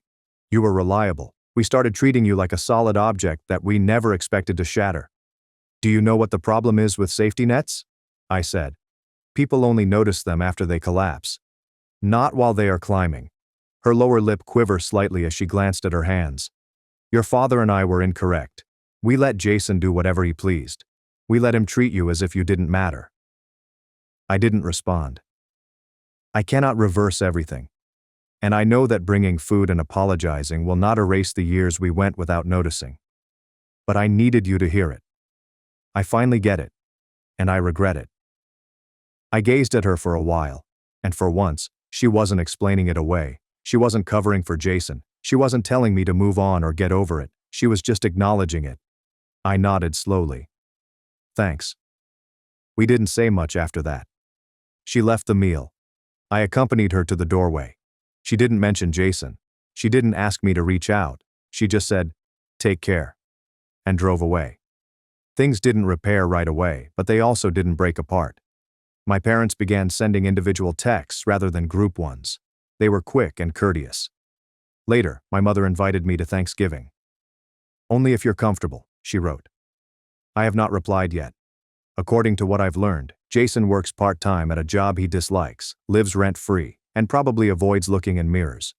He hasn't phoned since, which is good with me. I started reading about emotional independence, family patterns, and inner quiet, and I finally took that postponed trip to Spain. I also invested in new headphones with active noise cancellation. I also started going to therapy, not because I was damaged, but because I recognized that healing does not require apologies. It begins when you look at yourself and think, you were worthy of more, so you gave it to yourself. No, I did not pay the bill that night. But I was eventually able to collect the sum that I had been owing for years. And for the first time, I'm not sitting close to the trash. I have taken my own seat. My wife wanted an open marriage, made our kids sleep on the floor while she slept with strangers. So I took full custody. Now she wants me back. I used to admire feminists until I met my wife. We were perfect for a time, until she found a new social circle. These women were not only opinionated, nothing could please them. Could you hold the door for them? You believe that all women are children who are incapable of making their own decisions. Don't hold it. You are disrespectful and entitled. Walk behind them? You are a creep. Walk ahead? You are an egocentric a-hole. But I thought I could trust my wife not to follow the crowd. But she did, destroying more than just her life and our marriage in the process. It all began with a few little disputes. After a 14-hour shift, I'd left my plates in the sink, and I was suddenly blamed for every abuser who had not been prosecuted. Or if I started assisting with our children's homework, she'd grab me aside and tell me I'm intrinsically troublesome, and my mansplaining only confirms it. The kind, loving woman I married appeared to vanish before my eyes, replaced by someone cold and aggressive. Around that time, I had a terrible gut feeling. I was playing video games with my son and moved to high-five him, but my stomach churned as he flinched. I instantly recognized and discussed it with my wife, who informed me I had a delicate male ego. Her explanation was that our son wasn't really flinching. I was just lying to myself to make myself feel stronger and more powerful than her because I was insecure. So, it's all a little perplexing and unsettling. From then on, I made an extra effort to pay special attention to our daughter and son. Every day I watched them become less enthusiastic and more timid. My youngster even began peeing the bed at night. I cared far more about our children's well-being than the health of my marriage, until one day, I returned home early to find a car parked in our driveway. My heart was broken, but rather than confront her, I drove away to a diner and returned a few hours later. I asked her who she was bringing home while I was at work all day. My friends, am I not allowed to have a life outside of this miserable house? My heart is breaking. It quickly became evident that she didn't care about our family and was not the woman I thought she was. As our children's timidity developed to active dread, I decided to take away one of her fundamental human rights. That was her right to privacy. However, when I checked her phone, the majority of the messages had been deleted, and what remained was disturbing. It was a talk with one of her new friends about how Lena should approach me for an open relationship. The friend urged her to take it gradually and make him believe it was also his idea. Obviously she was cheating, but I didn't care anymore. I just needed to know who was touching our children. So, in my thoughts, I'm thinking, I needed to devise a strategy that would allow me to gain complete custody of the children. However, because there was no prenup, I needed to ensure that I had enough to be a decent father. So when Lena casually mentioned open relationships over breakfast, as if it were a stray thought, I was prepared. I kept my phone recording in my pocket. She stirred her oatmeal lazily. So, I was reading about these couples who have open relationships. What do you think about that concept? I did not yell. I did not yell. Instead, I looked her in the eyes and inquired, tight jaw, who is he? Her arrogant demeanor faded suddenly, like a mask slipping off. What do you mean? She stuttered. But I was no longer convinced of her innocence, and Lena eventually admitted to two one-night affairs while I was working. She revealed that when they came over, she forced our children to sleep on the wooden floor while she made love with them in the next room, which was loud enough for them to hear. As a result, they were more frightened and anxious. They were both married men with their own children. fathers who, like me, likely believed they had loving, devoted relationships with her. Then came the shocking revelation. She was planning to sleep with a co-worker and intended to pursue it because it's good for her, and I don't have any right to control her. The way she said it, with defiance rather than remorse, made it clear that this wasn't a confession, it was a declaration of independence from our marriage vows. The insanity worsened when she discussed matching me up with one of her friends who was really interested in me. "She thinks you're hot," Lena remarked, as if offering me a consolation prize. I've seen this friend. Always angry, loud, and physically rude. I would not touch her with a 10-foot rod. My mind was racing, but I had enough control to ask for her phone. She revealed her unlock pattern with startling ease. While she used the restroom, I locked myself in my office. She beat on the door while I ran recovery software, revealing terrible evidence of explicit discussions, plans for meetings, and scathing remarks about me and our marriage. I also set up a tracking app before returning her phone and ordering her to go. Her response was wrath, not remorse. She yelled that I was manipulating and keeping her back, just as males have always done throughout history. She claimed I never genuinely loved her, that all I wanted was to possess her, that she had every right to do so, and that I should simply accept it as the new normal for our marriage. During her tirade, I quietly collected her belongings and remained by the front door until she ran out of steam and left for her parents' place. As she proceeded down the stairs, I said, "You're single now? Do whatever you want. I'm not controlling you anymore. My lawyer will be in touch in January." Before she could respond, I slammed and closed the door, my hands shaking violently as the gravity of what had just transpired washed over me. Lena was discussing everything with her pals in a group chat, which I monitored via the surveillance software. They commended her for being assertive and demanding what she deserved. They convinced her that my divorce threat was empty. Want to bet? Men always make threats they don't follow through on. And that I'd crawl back once I realized what I was losing. What worried me was hearing them say she could accuse me of domestic abuse in order to ensure her future. One acquaintance boldly boasted about how she cheated her ex-husband and stole everything with bogus abuse allegations. She described exactly how to make the charges appear credible, what to say, and how to act, even proposing that Lena inflict minor bruises on herself as proof. I quickly purchased security cameras for my home. I realized I needed to document everything from this point forward. Then came something I never expected. Lena texted her affair partner to meet at a hotel. The message contained the hotel name and room number. I soon discovered the AP's wife online, contacted her via Facebook, and informed her everything, including their present location. She thanked me before quickly hanging up. Hours later, she gave me a video of the hotel confrontation. "You do this to me again? To the kids again? I told you we were over if you ever did this again." She filmed my wife getting dressed in bed. When I initially viewed that tape, I vomited. The visual confirmation of my wife's betrayal hurt me more than any spoken confession. The AP's wife smacked Lena and berated her for destroying yet another family. I messaged Lena, claiming I'd watched the video and didn't want her around me again. My entire body felt frigid, like if I'd been immersed in ice water. The woman in the video was unknown to me, not only physically in that compromising situation, but also as a person. The way Lena acted afterward was strange, as if she saw our encounters as a competition she was winning. She texted friends that I was breaking down and would be asking her to come home within a week. She appeared to be entirely removed from reality, unaware that we were genuinely separating. There was no sorrow, no acknowledgement of the anguish she had caused, only strategic preparation for how to win the divorce. I entered her family's WhatsApp group and informed them that we were divorcing owing to her infidelity, thanking them for accepting me into their family before quitting the group. I received multiple calls and messages from her family members but did not answer. I couldn't stomach reliving the memories over and over, each time renewing the hurt. After telling my parents everything, my father texted Lena that she would not be welcome at Christmas. I'm currently residing with my parents, surrounded by childhood artifacts that bring some solace amidst the mayhem. My manager has given me time off until mid-January, knowing that I'm unable to perform professionally. Through monitoring, I've observed Lena's increasingly frenzied conversations with her friends. I don't think she understands that she has lost her family. Her marriage has ended, and her new pals don't really care about her. They provide toxic advice that only helps to drive her away from reconciliation. She sent countless messages and even showed up at my parents' house, begging to spend Christmas with us.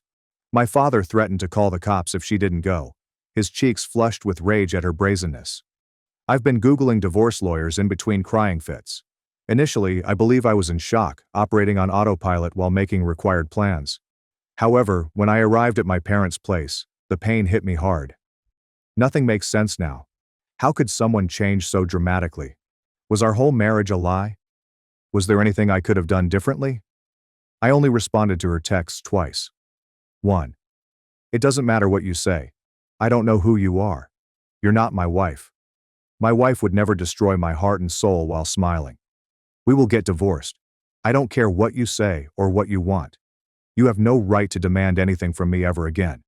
We are over. 2. Like I said, you're not my wife. I don't know you. My wife would never condemn our children to growing up in a broken home. You, whoever you are, seem proud of what you've done. My wife was loving, caring, considerate, my best friend. You are a self-obsessed, self-absorbed abomination. The messages ceased after that. Perhaps reality had finally sunk in. The ache is awful. Sometimes I find myself staring at family photos and tracing the outline of Lena's face, wondering if that person really existed, or if she was always capable of such betrayal. I wish none of this had occurred. I wish we could go back to the past. But I cannot do that to myself. This is the worst Christmas imaginable. In a moment of weakness, I told the kids that mommy no longer wants to be a family and wants to be with other guys, so we're divorcing. They are devastated. Rar wept herself to sleep in my arms, leaving Noah speechless, his small face frozen in confusion. Thankfully, my parents are here to support us all. While I'm a complete wreck, barely able to function amidst the sadness, I'm attempting to put myself together for my children.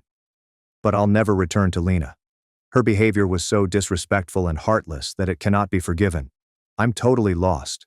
Why would she expect me to do anything at this point? Is she psychologically ill? Has she always been this person beneath the surface, or has something fundamentally altered her? These questions torment me as I lie awake at night, staring up at the ceiling of my childhood bedroom. Sorry for the rambling post. I just needed to get things out where people might understand. Update. A lot has happened since my last post. I wish I could say I've been strong all this, but I've been a sobbing wreck. My father caught me on the bathroom floor at 3 a.m. 2 nights ago, I was holding my knees and rocking back and forth. I was obsessed with Lena's conversations with her pals until I saw something that destroyed my heart. She recounted in graphic detail how our marriage, and especially our children, were burdens that prevented her from becoming a successful woman and living up to her true potential. She claimed I was an oppressive piece of truth, preventing her from having a decent life. That parenthood was a patriarchal trap created to keep women submissive. What crushed my heart was that she never provided particular examples of how we allegedly burdened or mistreated her, only broad charges based on gender politics rather than our actual relationship. In actuality, I have never prevented her from doing anything. I pay for everything. The minimum wage at her part-time employment was insufficient to support anyone. I've supported her hobbies, dreams, and aspirations, even when she dropped multiple classes midway through. I showered her with love and praise every day, romanced her, took her out, and supported her whenever she needed it. I've been the primary caregiver for our children on numerous occasions when she desired me time. If that is oppression, sign me up. I finally fainted out from emotional weariness. When I awoke, my 3 best friends, let us call them Ben, Tom, and Eli, were in the kitchen with my father, preparing dinner. These people have been there since childhood, through every significant life event. Ben is a former military member who lost his arm below the elbow in Afghanistan. We supported him when his wife abandoned him throughout his rehabilitation because she couldn't handle the new him. He scheduled a Zoom call with his counselor, who helped me grasp what was going on emotionally. He discussed how my marriage and role as a spouse shaped my identity. That component is no longer active. And, like an amputee, I am experiencing phantom pain from the dead part of my identity. This is what Ben meant. The marriage you thought you had no longer exists, and you're mourning it like a death, because it is. Tom is a wealthy executive at a security firm who keeps his true employment a secret. He phoned the top-tier law firm that his company employs on retainer. He's paying for my legal fees as compensation for all the times I took beatings from bullies on his behalf when we were kids. You protected me when I couldn't defend myself, he added, squeezing my shoulder. Now it's my turn. Eli, a private school teacher with 7 children, yes, 7, has been looking after my children while I recover. His elder daughters have been reading bedtime stories to Emma and Noah, creating a sense of routine in the midst of mayhem. Yesterday began with an STD screening. What are the results? Lena gave me chlamydia. I'll need another screening in 6 months for HIV and other STDs with longer incubation periods. My self-pity quickly turned into wrath. The doctor's compassionate expression as he prescribed antibiotics further heightened my sense of violation. Gloves are off. I'm pursuing full custody and will give her nothing if possible. My lawyer tracked out the ex-husband of Lena's feminist friend, who boasted about screwing him over. We spoke on WhatsApp, and after hearing how this lady ruined his life, leaving him homeless and not seeing his children for 4 years, I'm preparing for war. His voice cracked as he remembered living in his car while she enjoyed the house he had paid for, telling their children that he did not love them enough to afford a home. My attorney proposed a preemptive restraining order in response to Lena's disparaging remarks about men, particularly for our son's benefit. Growing up with an openly anti-male mom is clearly harmful, thus we are pursuing full custody. We're gathering proof of her abandonment of the children, her erratic behavior, and her recently adopted extremist beliefs that could jeopardize their psychological development. I had a Zoom call with Lena yesterday. She hasn't contacted me or the kids since she appeared at my parents' door. She looked more dolled up than I'd seen in years, with over-the-top makeup and a plunging neckline that seemed strange for what should have been a serious discussion about our divorce. Throughout the call, she attempted to provoke me into fury. As my lawyer recommended, I kept my calm and even informed Lena that I was taping the session for my records. She began with an outrageous statement about many varieties of penises and how she was looking forward to researching further in person once limitations were abolished. Her gaze moved off camera on occasion, implying that she was not alone. I just replied that I was only interested in discussing our divorce and child custody arrangements, not her interests. She became hostile when I refused to take the bait, calling me uninteresting and pitiful. She went to the bathroom at one point, but only hushed herself while discussing her next move with her companions. I watched as she cursed me out simply for being a guy, calling me various obscenities while her buddies encouraged her aggression. When there was no progress after 45 minutes of this behavior, I said, "Okay, fine. So this is a contentious divorce. By the way, you gave me chlamydia. And, unlike you, I have not been sleeping with anyone else, so you should go to the doctor." She only frowned as if she didn't believe me and said I must have given it to her, a preposterous accusation considering that I'd been faithful throughout our marriage. I forwarded the recording to my lawyer, who was horrified. "This is gold for our case," he explained. "Because I own her phone and service, we can lawfully utilize the chat logs in court. Her digital presence will be her downfall. It still hurts, but I'm treating it like phantom pain. I have given up on self-pity and am striving to defend myself and my children. We will get through this. My children will receive whatever therapy they require. Lena will soon be a distant memory, and I will construct a better life." Update, 2 weeks later. People keep telling me that I am strong or winning in some way. Reading back through my posts, I can see how my anger can make me appear stubborn and confident in myself. The truth is, I am not. I wish none of this had occurred. I hope my family remained intact and that I could enjoy a long, comfortable life with Lena while our children grew up. Nobody wins here. I lost. Lena loses. Our children lose the most. Their world has been devastated for no fault of their own. People seem to be congratulating me for losing both legs while saving half of a kneecap. I still can't sleep well. When I do, I get awful nightmares that leave me covered in cold sweat. I have a dream about Lena and other men laughing at me. I dream of my children crying for their mother while I stand helpless. Sometimes I wake up reaching across the bed for her, temporarily forgetting everything, before reality hits back. Today the hospital phoned. I continue to be Lena's emergency contact, and she remains covered by my health insurance. There was an altercation. She has lost teeth, broken her jaw, and will require observation for a few days. The nurse's clinical description could not conceal the extent of the injuries. When I arrived with her parents, we discovered that several of her new acquaintances had battered her severely. My lawyer's chat logs from Lena's phone revealed that the woman was talking about her ex-husband. They suspected Lena had contributed these logs, so she was beaten and kicked out of their circle. The irony was not lost on me. The people who had encouraged her betrayal had turned on her with unexpected force. Amazingly, she is still unaware that I am monitoring her phone. I will continue to pay for her insurance and phone until the divorce is official. I won't think it's over until I have the papers.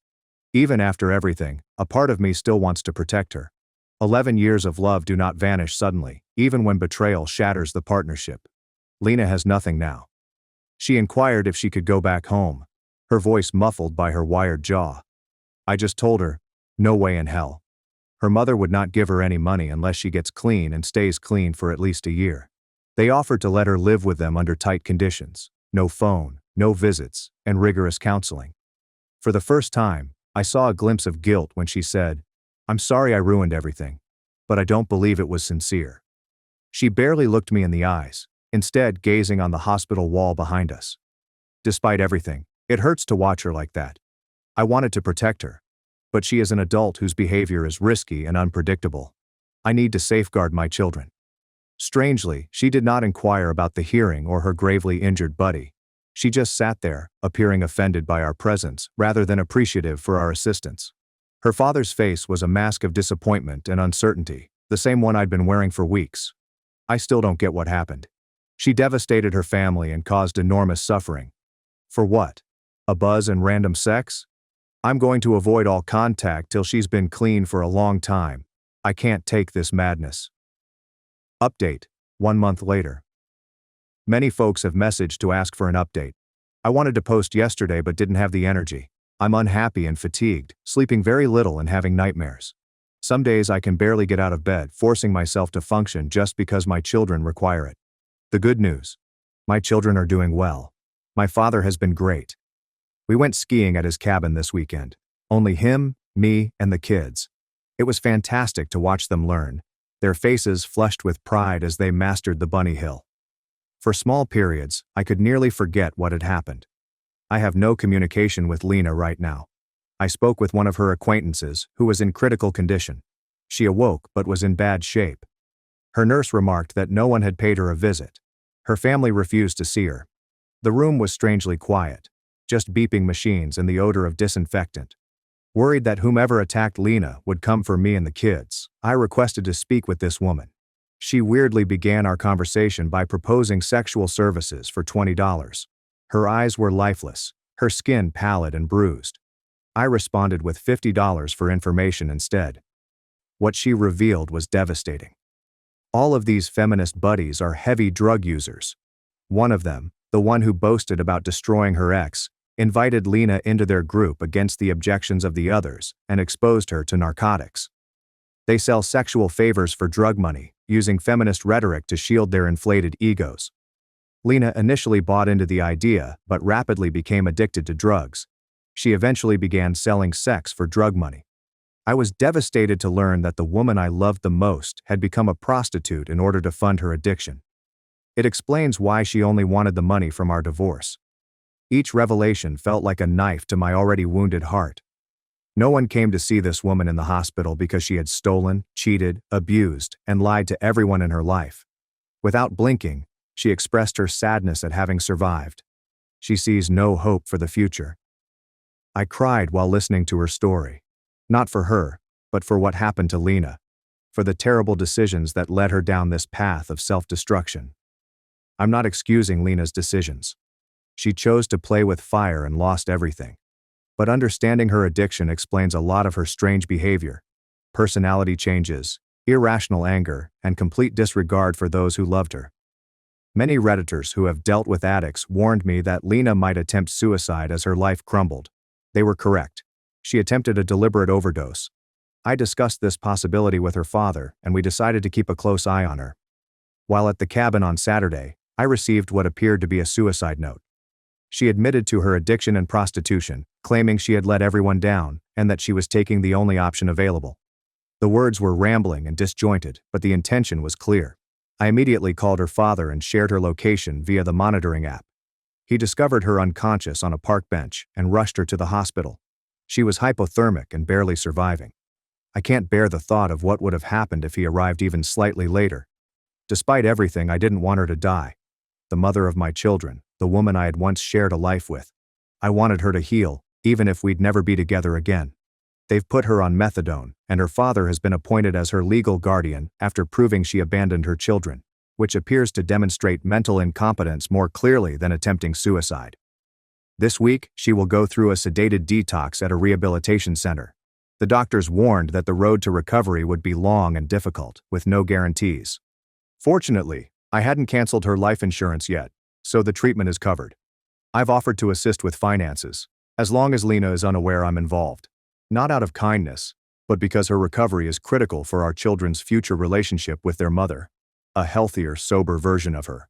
I was terrified that the men who had attacked Lena would come after me and the children, believing I had provided the incriminating chat logs.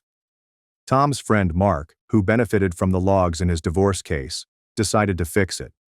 Mark is a formidable mountain of a man who grew up on a farm, lifting hay bales and wrestling cattle. Despite his intimidating appearance, tall enough to fit through doorways, crew cut, and facial scars from a childhood accident, he is actually patient and kind. He went to the attacker's apartment, grabbed them by the necks, and offered them two choices: go to the police and confess to the assault, or face him and suffer painful, permanent injuries. They couldn't make it to the police station quickly enough. I've found a new apartment and will be moving shortly. Tom helped with the planning. It is smaller than our family home, but it has plenty of room for the kids and is in a good school district. I've been gradually decorating their rooms, hoping to create a safe and welcoming environment. Despite everything, I am incredibly grateful. My friends and family, as well as the need to be strong for my children, motivate me. My heart breaks for Lena. Despite everything, I do not regret marrying her. I still love who she was, but I know we'll never be able to reconcile. She's not the same person she used to be, and there's too much sadness between us.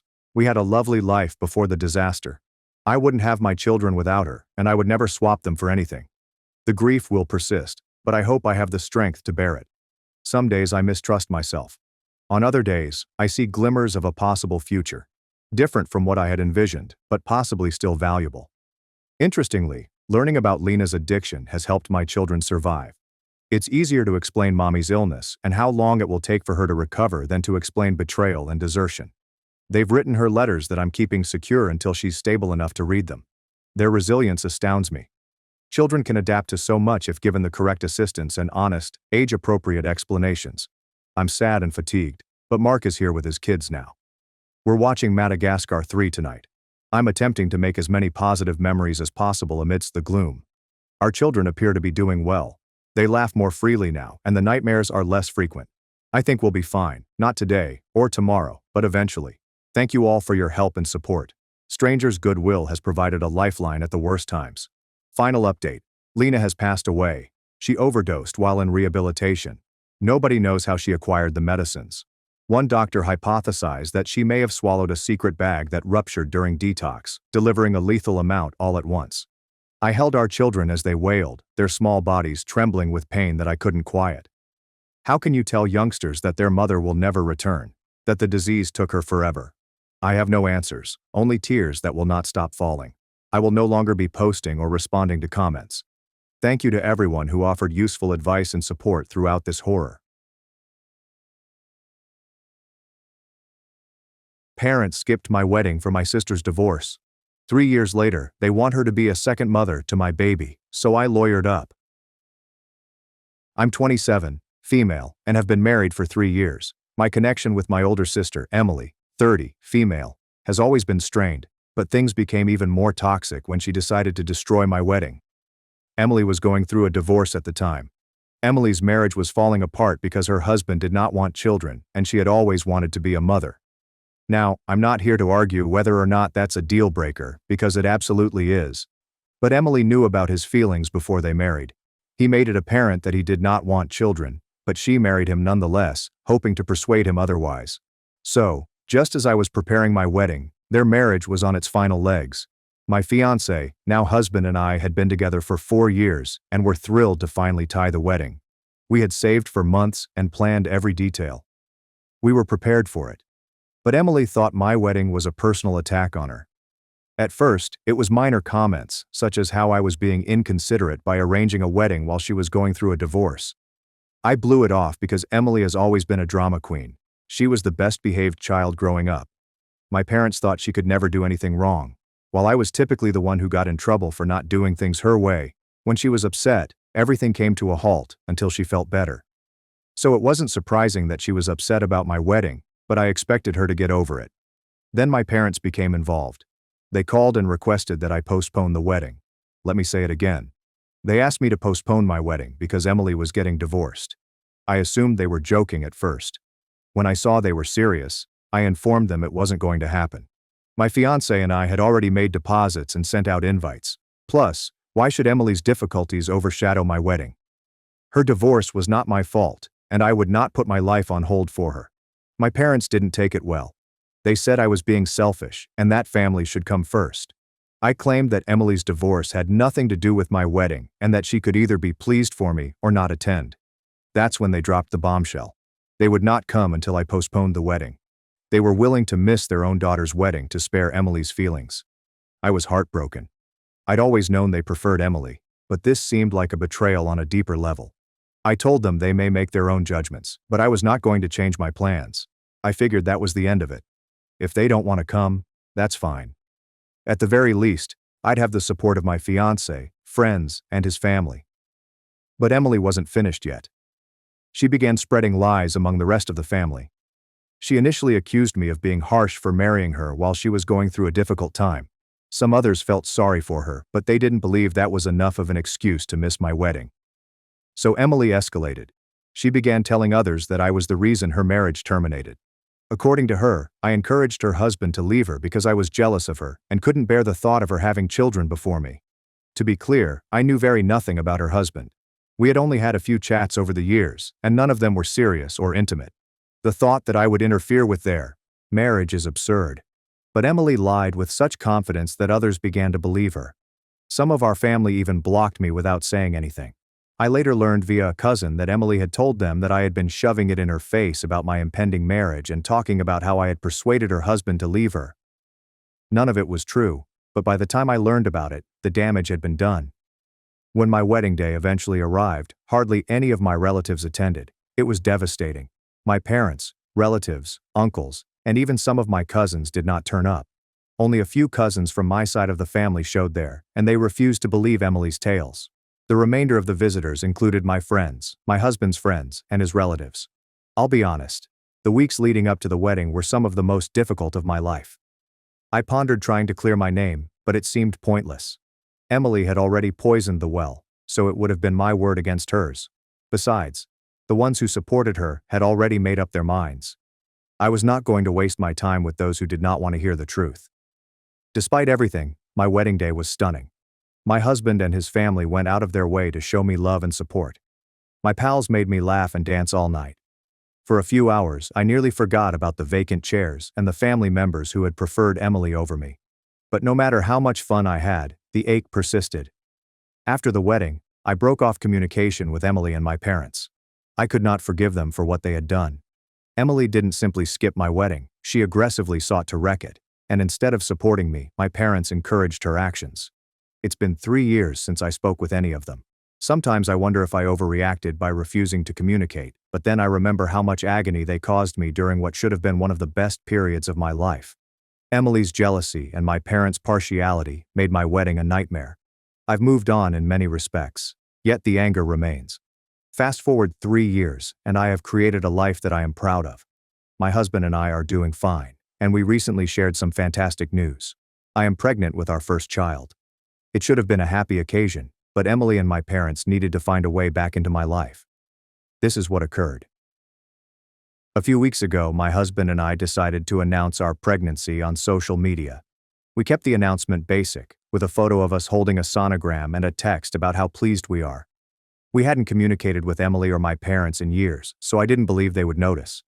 However, they appear to be still prowling on my social media, as my mother contacted me unexpectedly hours later. When I saw her name on my phone, I stopped. She hadn't reached out in 3 years, not even on holidays or birthdays. She suddenly wanted to talk. I hesitated but eventually responded.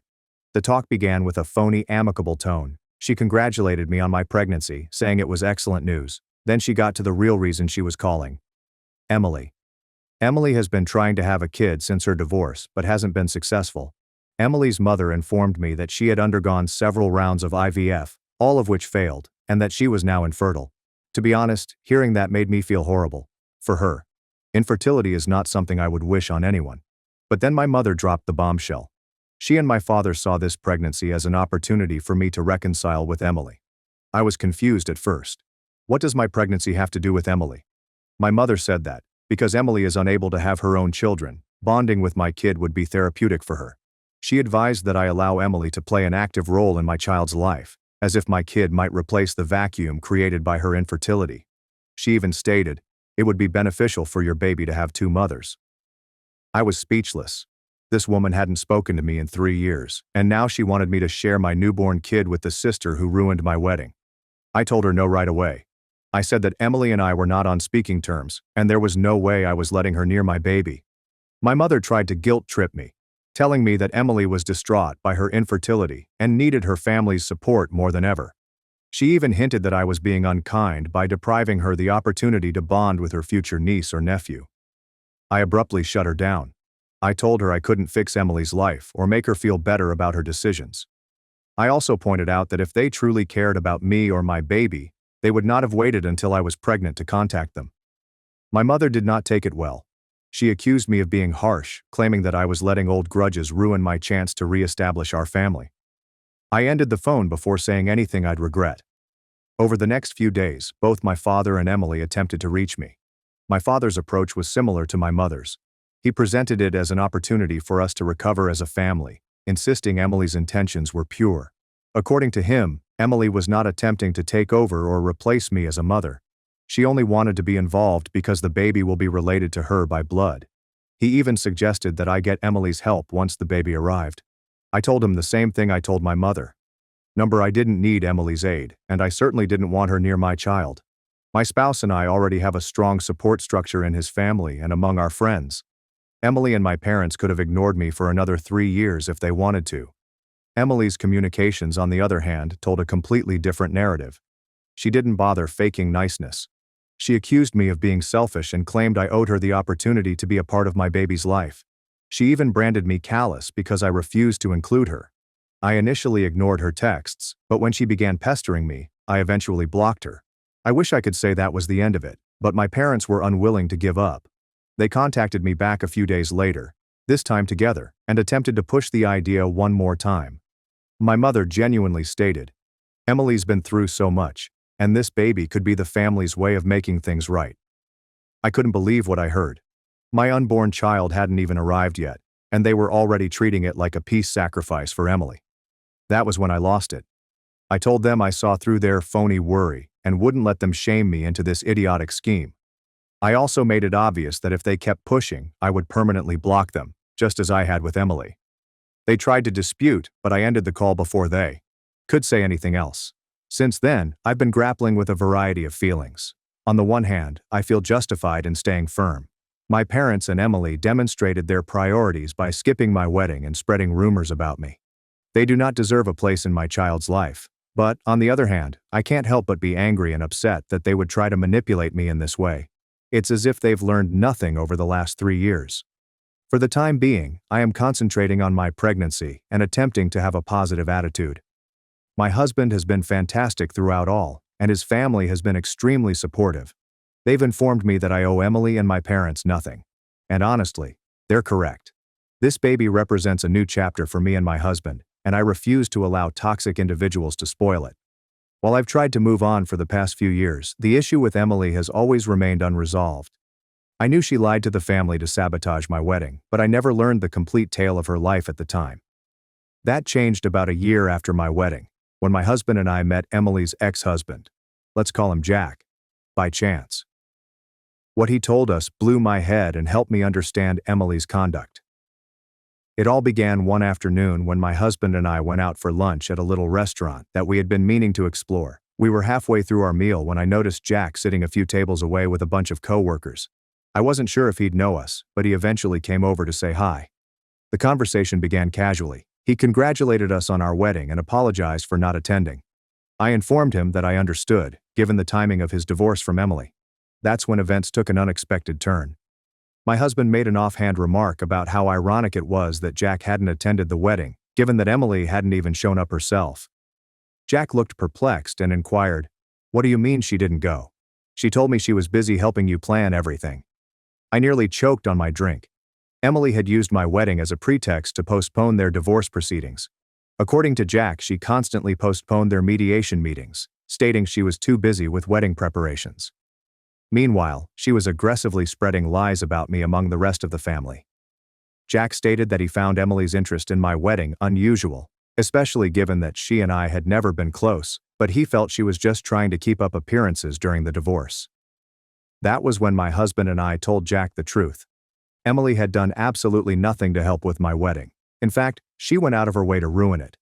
We discussed how she propagated allegations that I had convinced him to leave her and had been bragging about it to the family. Jack was stunned. He said that he had no idea she was lying about me and apologized for not reaching out to explain things sooner. Then Jack dropped the true bombshell, the genuine reason for their divorce. Emily had been telling everyone for years that their marriage had dissolved because they couldn't agree to have children. She wanted to be a mother, but Jack was adamant about not having children. That was the story she clung to, and the majority of people believed it. But, according to Jack, there was a deeper cause behind their breakup. Jack stated that after months of battling over kids, he had begun to reevaluate his position. He sincerely loved Emily and was willing to consider becoming a father if it meant saving their marriage. One day, he decided to sit her down and tell her that he was ready to talk about having children. He anticipated her to be overjoyed, but instead she said something that drastically altered his perception of her. Emily admitted that she had stopped taking her birth control months ago without notifying him. She stated that she had hoped to become pregnant by accident so that he would be forced to accept it. She even chuckled about it, as if it were a smart scheme. Jack was shocked. He stated that he felt thoroughly betrayed, not just because she lied to him, but also because she removed his ability to make an informed decision about such a significant life decision. This was the last straw for him. He felt he could no longer trust her and filed for divorce shortly thereafter. Hearing this floored me. I knew Emily was manipulative, but this was a whole other level. I couldn't believe she tried to baby-trap her own husband and lied to everyone about the cause for their divorce. Her behavior at my wedding made a lot more sense. She was lashing out at me because she couldn't accept the repercussions of her behavior. Jack told us that after he filed for divorce, Emily became more unpredictable. She'd switch between asking him to come back and blaming him for wrecking her life. She even tried to convince their mutual friends that Jack was the one who lied about wanting children, despite the fact that he had been open about his feelings from the beginning. Most of their pals saw through her lies, but it didn't deter her from trying. After our conversation with Jack, I had a range of feelings. On one hand, I was relieved to finally know what was going on behind the scenes. It explained so much about Emily's actions and validated my decision to cut her off. However, it made me even angrier. Emily's falsehoods wrecked not only her marriage, but also my relationship with the majority of our family. And for what? To shift blame away from herself. I considered confronting Emily or sharing what I'd learned with the rest of the family, but I ultimately concluded it wasn't worth it. I'd already lost contact with Emily and my parents by that point, and I didn't want to become involved in the drama again. I figured the truth would come out soon, and I didn't think it was my obligation to expose her. Looking back, that conversation with Jack was pivotal for me. It helped me release some of the shame I'd been feeling over how things ended with my family. For a long time, I questioned whether I should have done more to defend myself, or if I had overreacted by shutting them off. But after realizing the entire scope of Emily's falsehoods, I knew I had done everything I could to protect myself. Emily's actions were not simply a mistake or a lapse of judgment. They were premeditated, deliberate decisions to harm others around her for her own gain. I'd spent too much of my life as collateral damage in Emily's plans, and I refused to let her pull me down any longer. Then came the last straw. It began a few weeks ago when I banned Emily and my parents after their two mothers' proposal for my baby. I figured that was the end of it. They couldn't reach me directly anymore, so what else could they do? It turns out, a lot. Emily decided to air her frustrations publicly. The first post was vague but clearly addressed to me. She wrote something like, "It's sad when family lets you down, especially when you've always tried to support them. Some people just don't understand loyalty or forgiveness." I didn't react, but it irritated me because I knew she was casting herself as the victim again. People left comments like, "You're so strong, and whoever hurt you doesn't deserve you." This is classic sympathy fishing. At first I thought, whatever, let her vent. I'm not engaging. But then the post became more explicit. Emily started making not-so-subtle suggestions about my pregnancy, saying things like, It's hard to be happy for someone who's always tried to ruin your life. In another post, she said, "Some people are so selfish that they won't even consider sharing their blessings with others who need them more." It was clear she was attempting to portray me as the bad guy for not allowing her to be a part of my baby's life. My mother started chiming in, which was the final straw.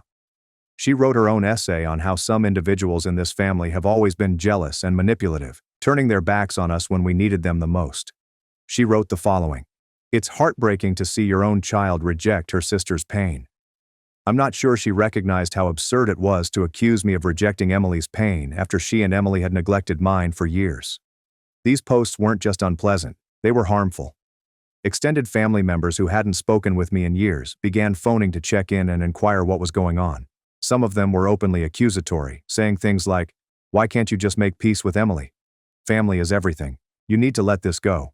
It felt like they'd all decided I was the villain before even asking for my side of the story. After a few weeks of this insanity, I determined I would no longer sit back and let Emily dominate the narrative. I hadn't said anything about her lying in years because I wanted to keep the peace, but that plan was plainly not working.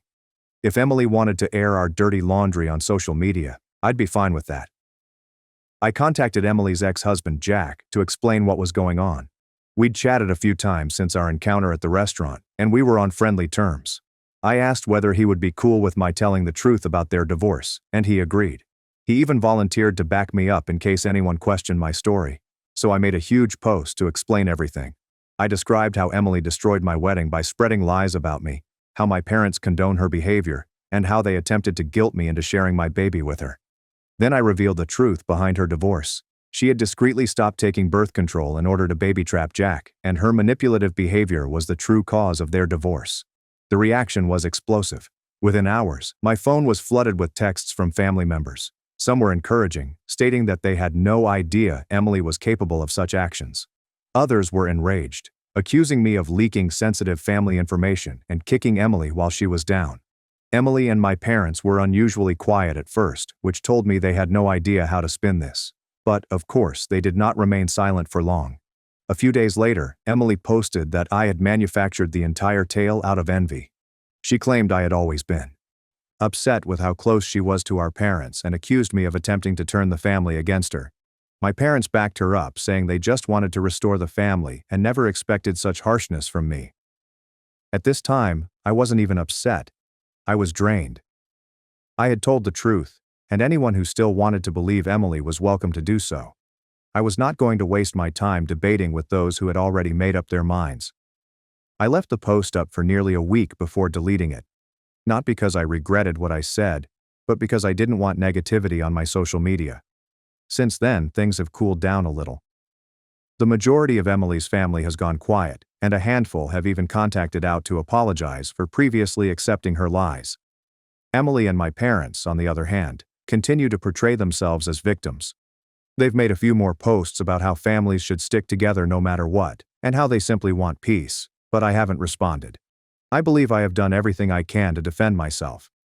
If people continue to believe Emily's version of events, that's their problem, not mine. I have a baby on the way, and I am not going to let toxic people take up any more space in my life. That's where things stand right now. If you've ever had a family member publicize your drama on social media, I'd love to learn how you dealt with it. Thank you for reading. Hello everyone, the channel has been slowing down a bit, and I've spent a lot of effort locating these stories for you. If you enjoy the article, please click the subscribe button. It means everything and contributes to the continued success of this adventure. Let us grow together. Now let's get to the last update. Final update. Hello Reddit. I didn't intend to post again, but the universe and my family had other intentions. I believed I had finished this chapter, but Emily, 30, female, and my parents were not ready to let go. If you've been following my posts, you've already heard the tale. If not, here's a quick recap. My sister Emily destroyed my wedding, my parents supported her, and then they all tried to guilt me into letting Emily play second mother to my unborn child. I've had no interaction with them in a long time, but they've now taken their entitlement to a whole new level. This update could be the wildest yet, so buckle up. A few weeks ago, I noticed unusual activity on my social media accounts. My pregnancy posts, simple updates like baby bump pics or nursery prep, received weird remarks. At first, it was just general statements like, "It's sad when people forget the meaning of family," or "Some babies are blessings from more than one person." I assumed it was just random trolls, but then I noticed the accounts were suspiciously new, with no profile pictures or personal postings. My instincts told me it was Emily or my parents behind them.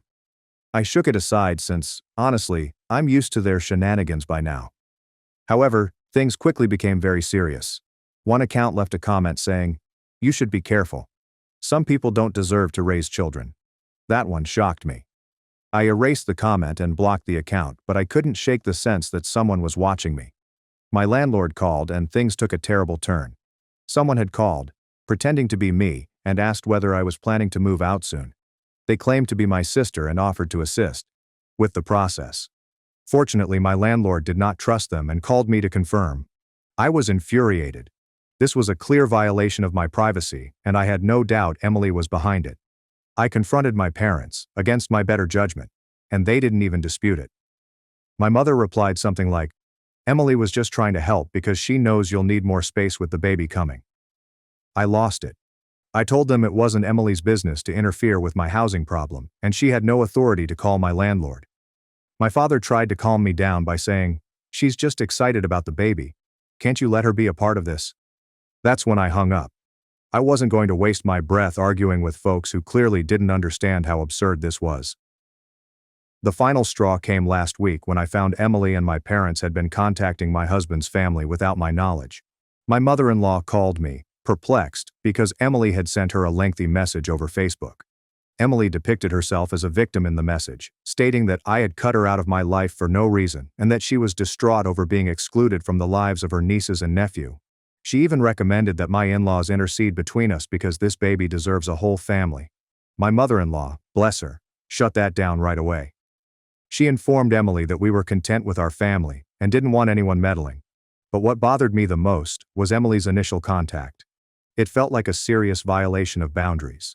She wasn't only troubling me, she was involving my husband's family in her mess. After that, I decided it was enough. I filed a police report on the landlord incident and the harassing comments on social media.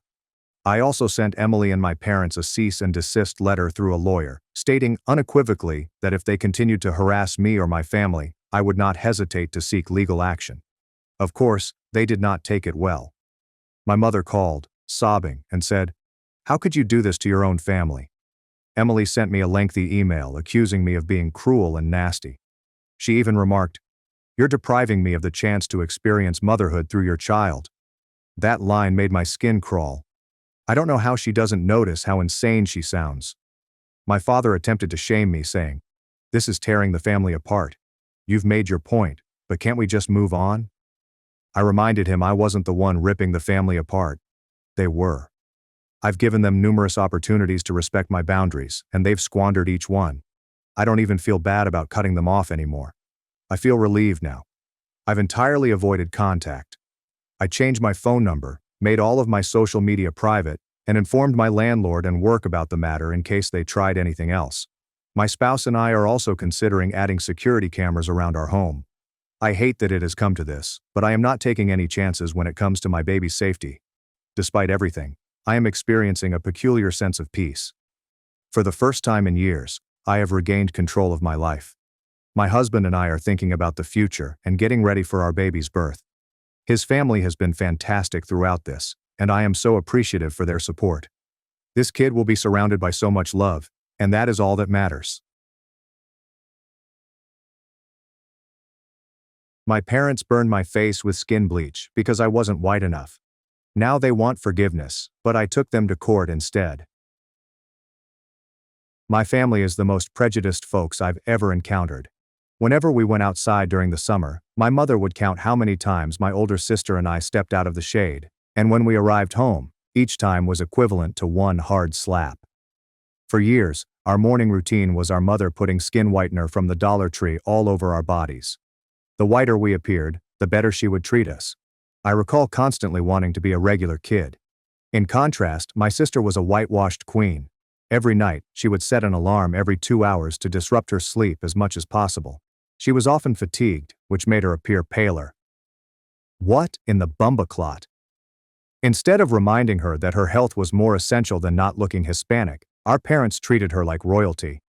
They'd lavish her with beautiful gowns, costly jewelry, and virtually everything she desired. Soon, it was evident who the golden kid was.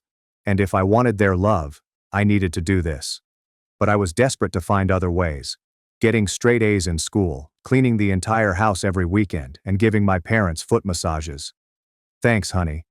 But I really wish you worked this hard on getting beautiful pale skin like your sister, they'd repeatedly say. And after my parents sent me a literal bleach hair product from Africa for my 16th birthday, I spent the entire day bawling into my Barnes and Noble teddy bear in my room. That's when my sister entered and hugged me. I expected her to respond that she would always be there for me.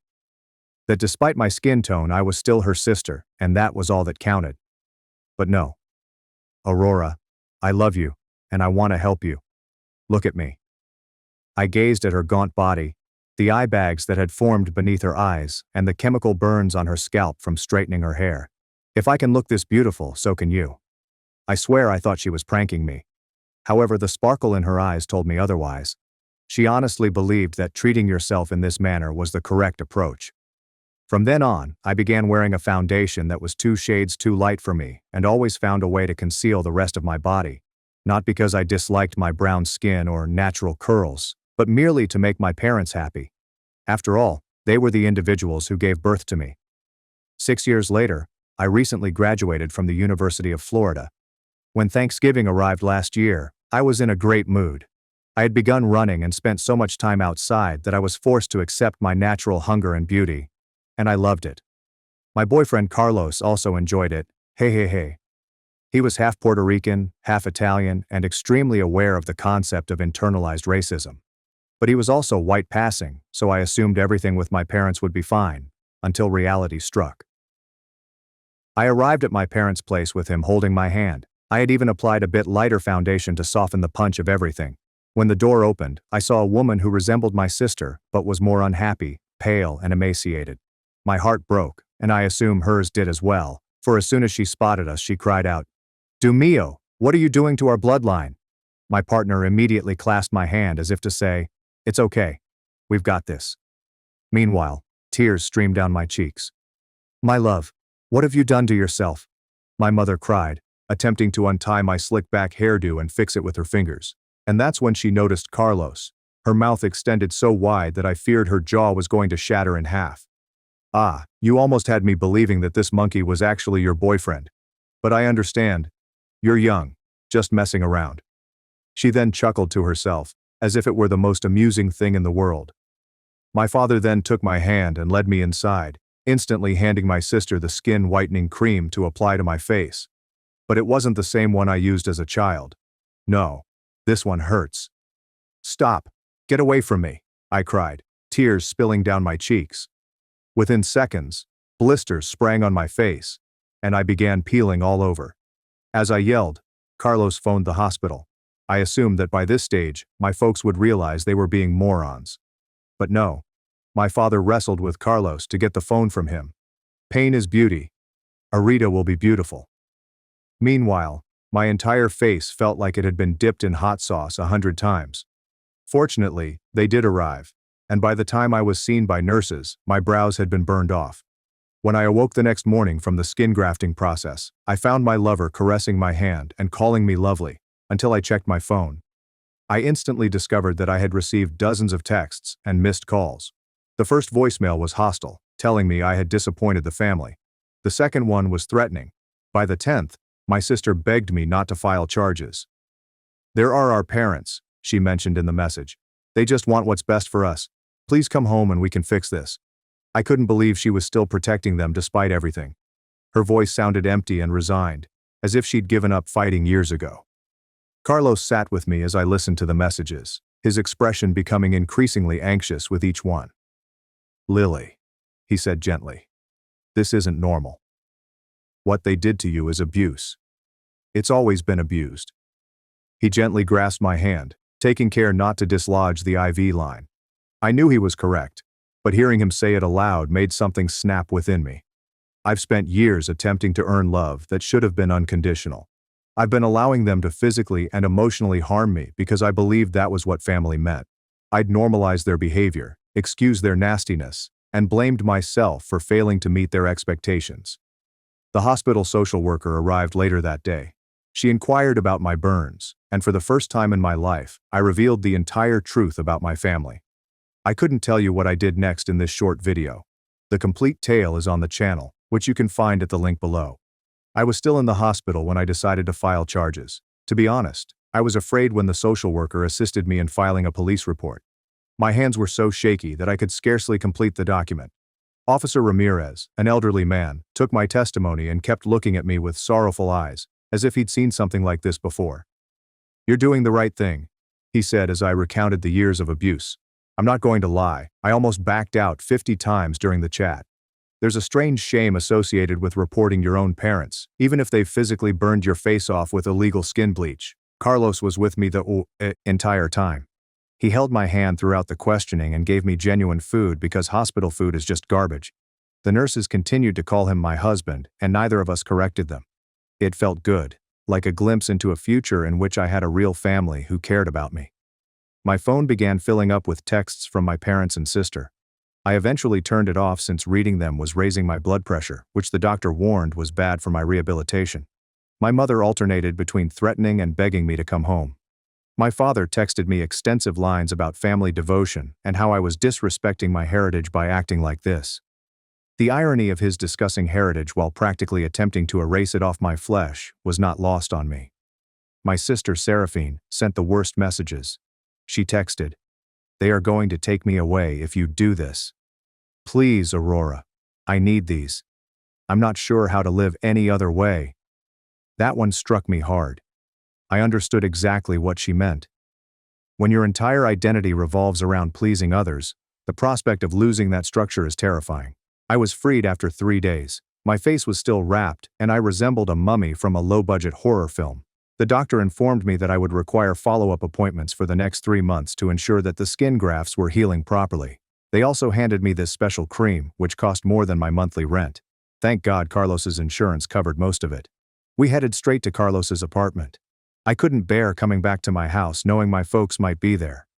Carlos lived in a tiny one-bedroom near college, with mismatched furnishings and a kitchen barely wide enough to turn around in, but it felt safer than anywhere else I'd lived.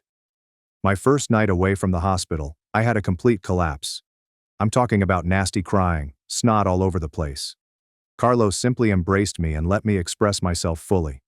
I kept saying how I should have done something sooner, how I should have protected Seraphine, and how I might have been overreacting. Carlos simply listened, wiping away my tears gently to avoid the bandages. "You know what the craziest part is?" I asked him at 3 a.m., when we were both still up. "A part of me still wants them to love me. How messed up is that?" The next morning, I awoke to a knock at the door. Carlos went to check while I hid in my bedroom, scared it could be my parents. It was not them. It was Officer Ramirez and another officer I had never met before. "We've spoken with your parents," Ramirez remarked when I eventually came out. "They're claiming it was all a misunderstanding, that you had an allergic reaction to a normal beauty product." I simply stared at him. Of course they'd say that. For years they've used excuses like this to cover up their cruelty. Officer Chen, the new officer, inquired as to whether I had any evidence of previous mistreatment. Did I have photos of the slap marks? Have I reported it before? Did I have the box for the product they used on me? I did not have any of that. Who photographs the cruelty they experienced as children? Who saves the empty bottles of the substances that harm them? I began to worry that they would not believe me, and that my parents would continue to get away with it as they did in the past. Then Carlos said up. "The hospital has the chemical analysis of what was on her face. That should prove it wasn't a normal beauty product." Officer Chen nodded and made a note. "We'll get that report. In the meantime, we've issued a temporary restraining order. Your parents can't contact you or come near you." After they departed, I checked my phone again. 17 missed calls from my mother, 12 from my father, and 23 from Seraphine, plus a slew of texts. The most recent one from Seraphine felt my stomach plummet. "They believe you're mentally unstable and have always made up things to get attention. They have photographs of you appearing joyful at family gatherings to prove it." I showed Carlos the message. "They're going to twist everything," I told them. "They'll make it look like I'm the crazy one." Carlos suggested I go out to anyone who may have seen the abuse over time. My thoughts immediately turned to my old neighbor, Mrs. Patel, who would let me hide in her apartment when things got nasty at home. There was also my high school counselor, Mr. Thompson, who observed the makeup I wore to cover bruises but didn't press me when I made up an excuse about falling.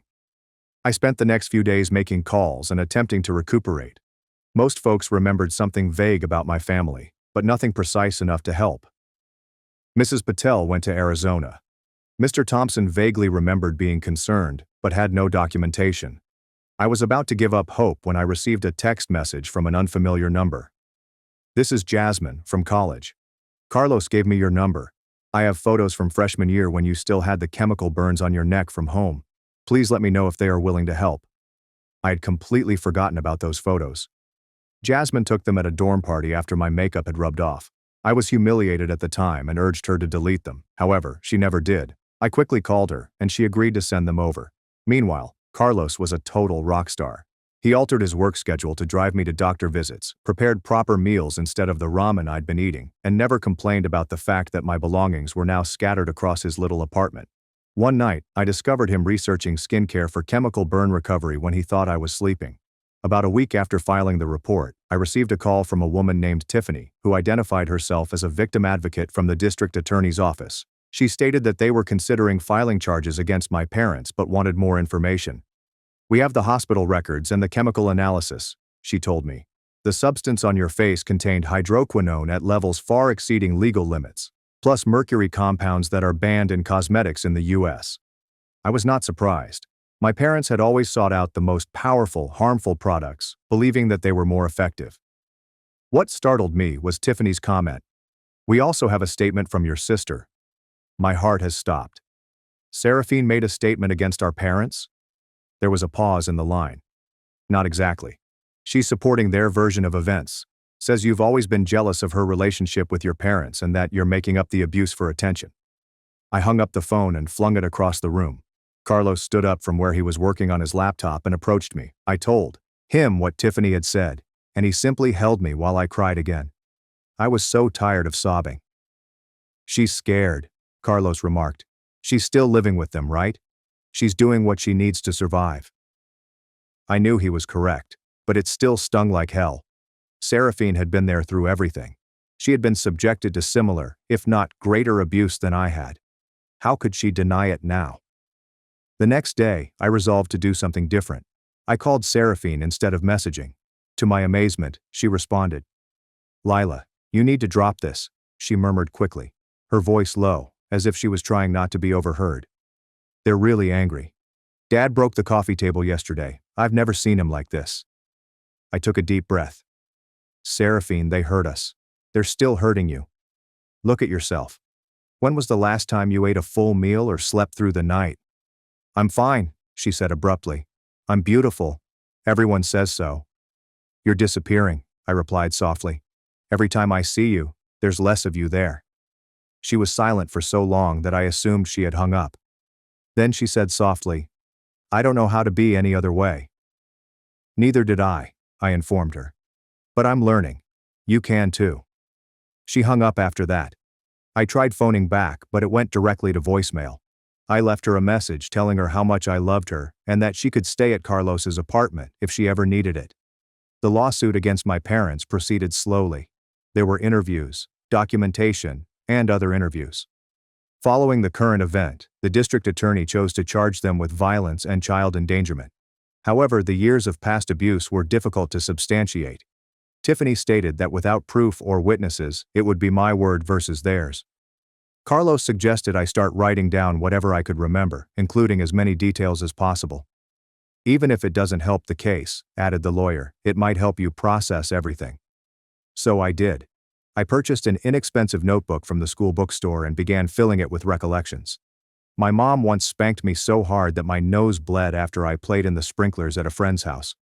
This Christmas, my father gifted Seraphine a gold necklace and me a bottle of skin-lightening lotion.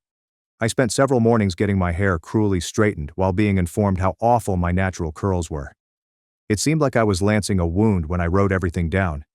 It stung, but the poison had to come out. Some nights, I could only write a paragraph before having to stop. Other times, I'd write for hours, the pages soaked with tears. Around 3 weeks after the Thanksgiving event, I received another surprise call. It came from my Aunt Rosa, my mother's sister who lived in Miami.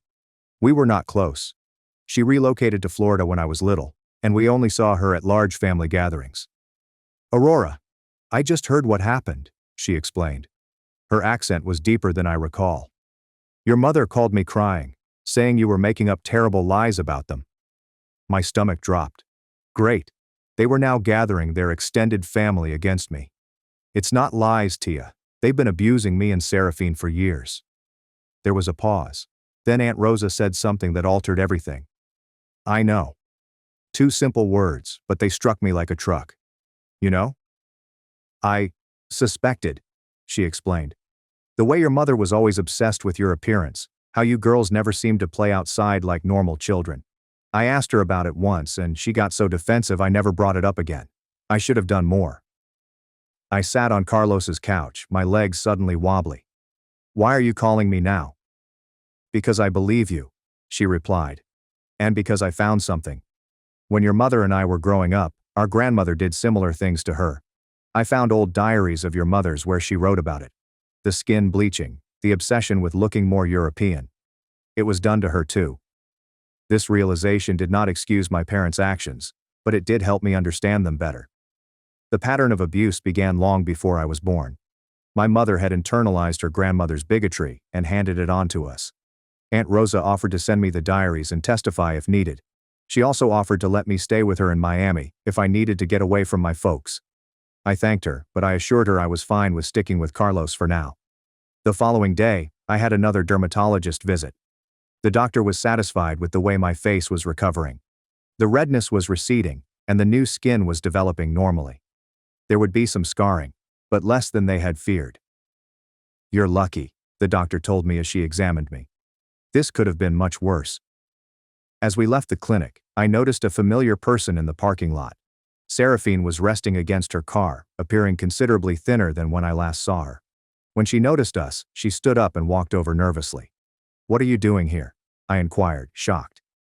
I followed Mom's car when she went grocery shopping, she told me. I knew you had an appointment today. I saw it on the calendar at home. Carlos stood just behind me, providing a protecting presence while also allowing us to speak freely. Seraphine cast a worried glance at him before returning her gaze to mine. I've been thinking about what you said, she said as she disappeared. I looked in the mirror this morning and couldn't recognize myself. I wanted to hug her, but she flinched when I got close. Seraphine, you can get help. You can get out. Like I did. She shook her head furiously. I can't. They're watching me all the time now. Dad took my phone. I'm using Mom's while she's shopping. She peered over her shoulder, concerned. I don't have anywhere to go. You can stay with us, Carlos answered quickly. We'll make room. Seraphine looked at him as if he were speaking a strange language. The thought of someone offering help without expecting anything in return perplexed her. Why would you do that? You don't even know me. You're her sister, he stated simply, as if this explained everything. And I suppose that worked for him. Seraphine began to respond when her phone vibrated. She checked it, and her face turned pale. Mom's done shopping. I have to go. She turned to leave, but then paused and handed me a small USB drive. I found this in Dad's office. It's their financial records. They've been ordering that skin bleach from overseas for years. It's all there. The payments, the shipping information. I drove away startled.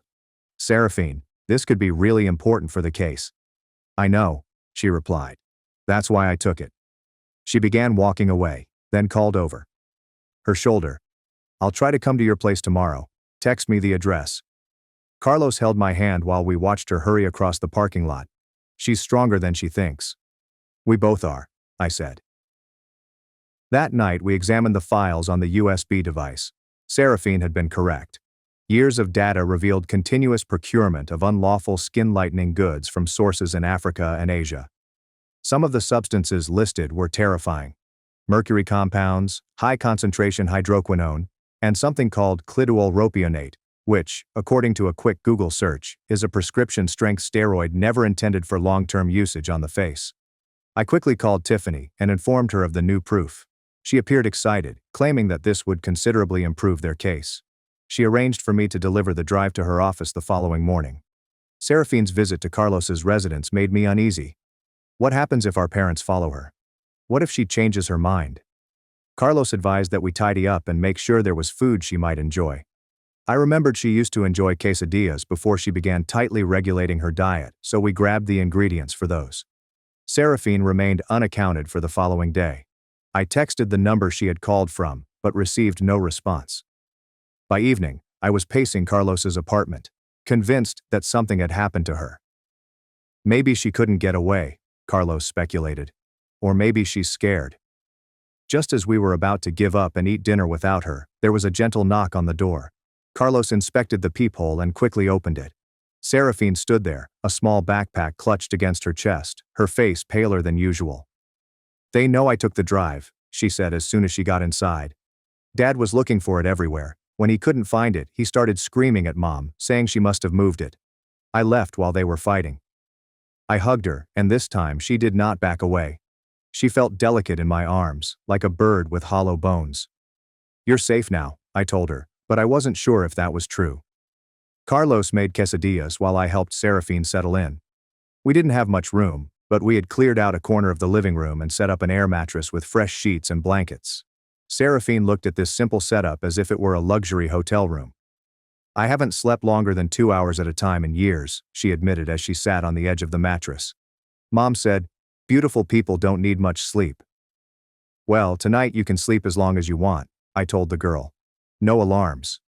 We ate supper together, and I watched Seraphine taking tiny bits and pushing food around her plate to make it appear as if she ate more than she did. I made no comment about it. Recovery would take time, for both of us. Seraphine showered after dinner. When she came out in one of Carlos's t-shirts, which draped like a dress on her tiny body, I spotted bruises on her arms that hadn't been there before. "Did they hurt you when they found out about the drive?" I inquired, attempting to keep my voice controlled. Seraphine gazed down at the marks, as if she were seeing them for the first time. "Dad grabbed me. He does that sometimes when he's angry." She said it casually, as if she were discussing the weather.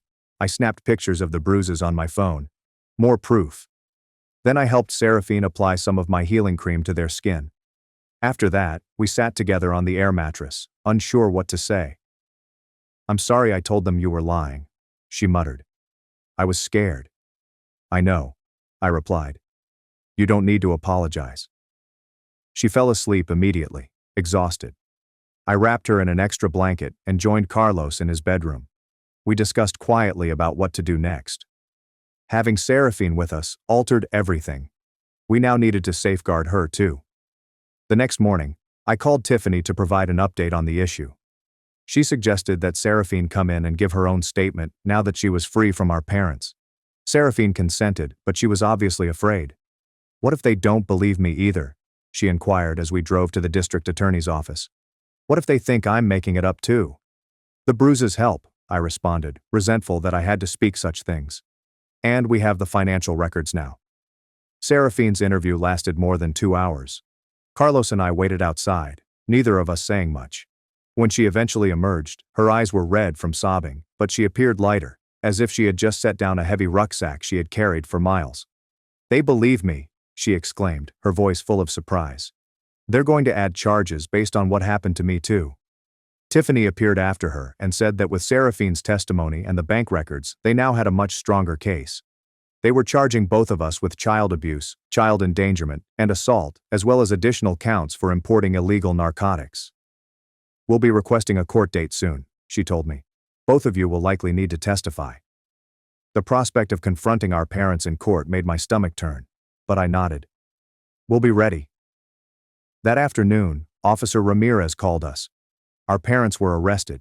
They were being held pending bail, which had been set so high that they would very likely be unable to pay it immediately.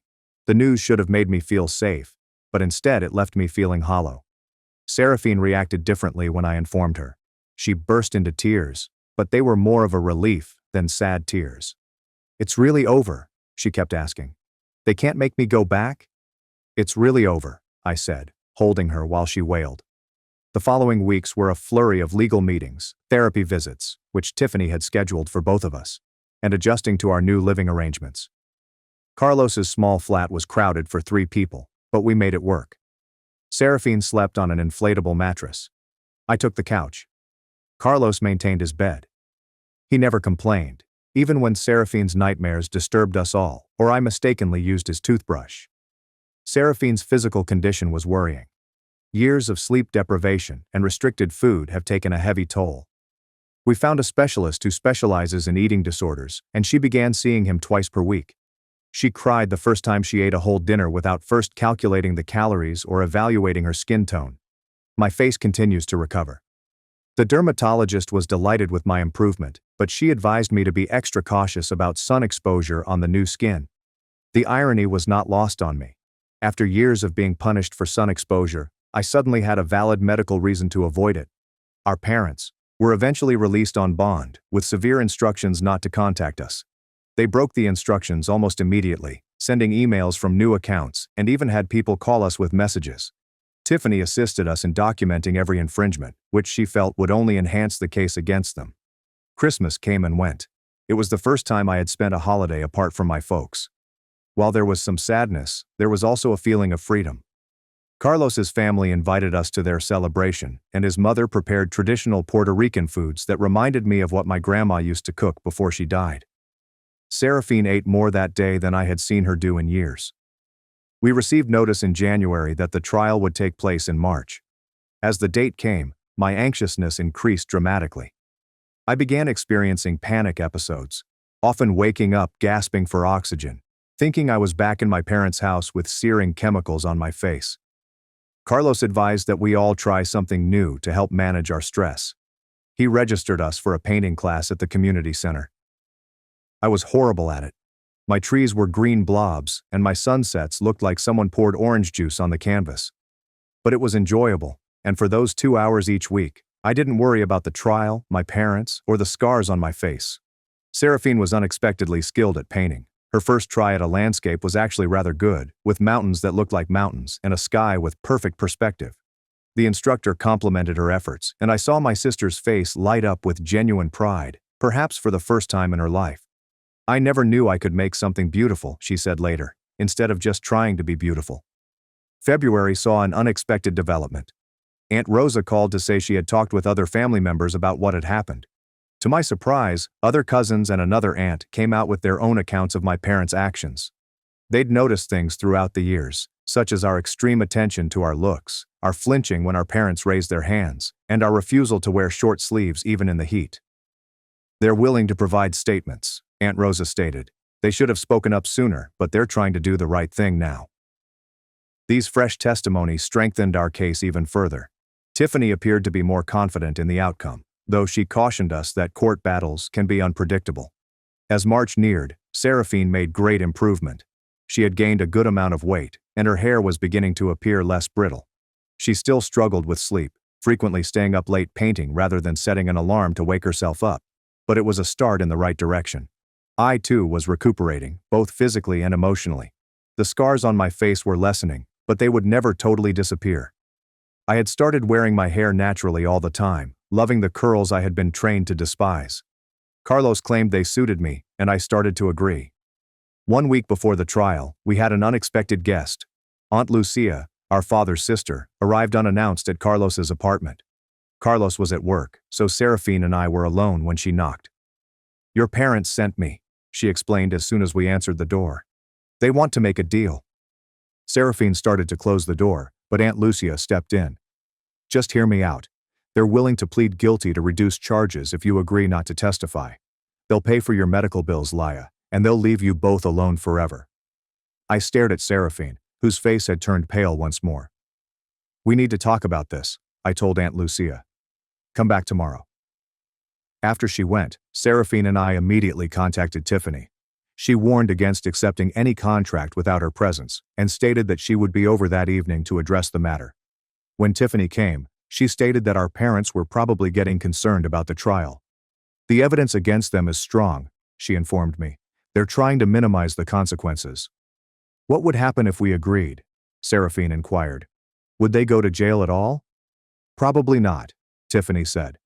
"With reduced charges, they might get probation, community service, maybe a fine." I reflected on all they'd done to us over the years, including the physical suffering, emotional scars, and years of brainwashing us to despise ourselves. "That doesn't seem like enough," I commented. It's your decision, Tiffany said. But remember, testifying means facing them in court. It means having your story questioned by their lawyer. It can be traumatic. Seraphine and I stayed very late that night discussing it. Part of me wanted to accept the arrangement, to avoid seeing our parents again, to get on with my life. But another portion required them to face real repercussions. What do you want to do? I asked Seraphine around midnight. She remained quiet for a long time before responding. I want them to know they didn't break us. I want to look them in the eye and tell my story. We responded to Aunt Lucia the following day, when she returned. No deal, we will testify. The week preceding the trial was heated. I had difficulties sleeping, and Carlos appeared to be on edge. Seraphine plunged herself into painting, producing dark, whirling images that accurately portrayed how I felt. Carlos prepared a special dinner for us the night before our trial. He'd prepared his grandmother's recipe for arroz con gandules, and even bought a bottle of sparkling cider for us to celebrate. No matter what happens tomorrow, he added, lifting his glass. You two are the bravest people I know, and whatever the outcome, we'll face it together.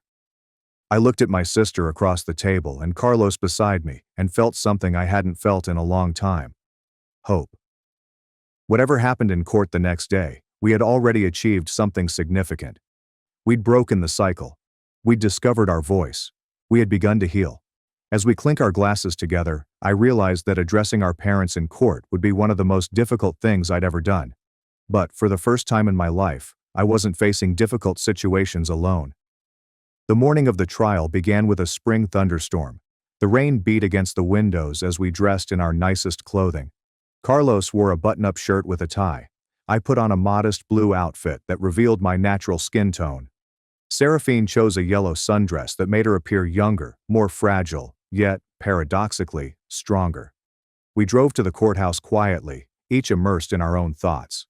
As we arrived into the parking lot, I noticed our parents approaching the entrance, hunched under a large black umbrella. My mother had a hat pulled low over her face, as if she was trying to hide. My father walked stiffly alongside her, his back ramrod straight. Are you ready?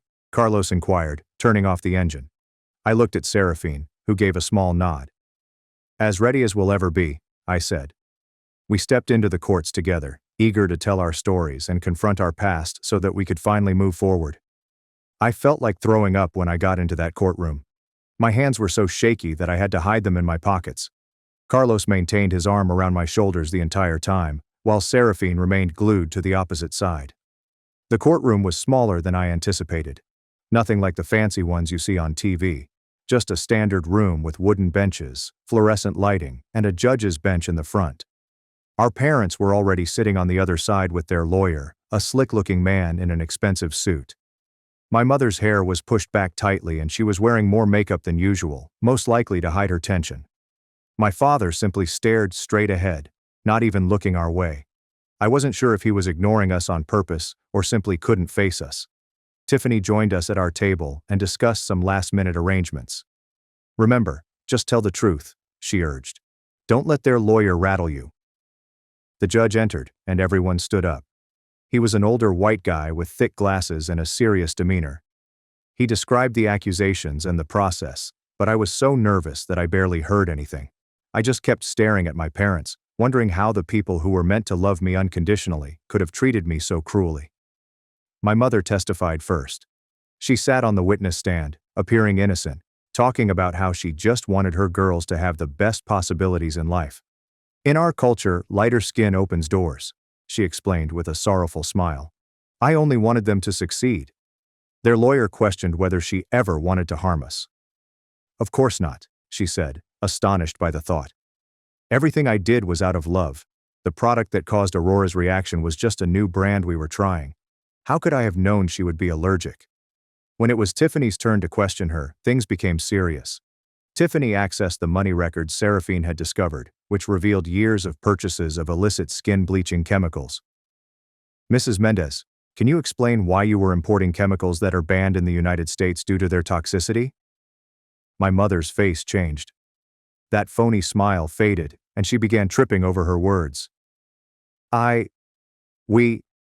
They work better than the American products. Everyone in Honduras uses them.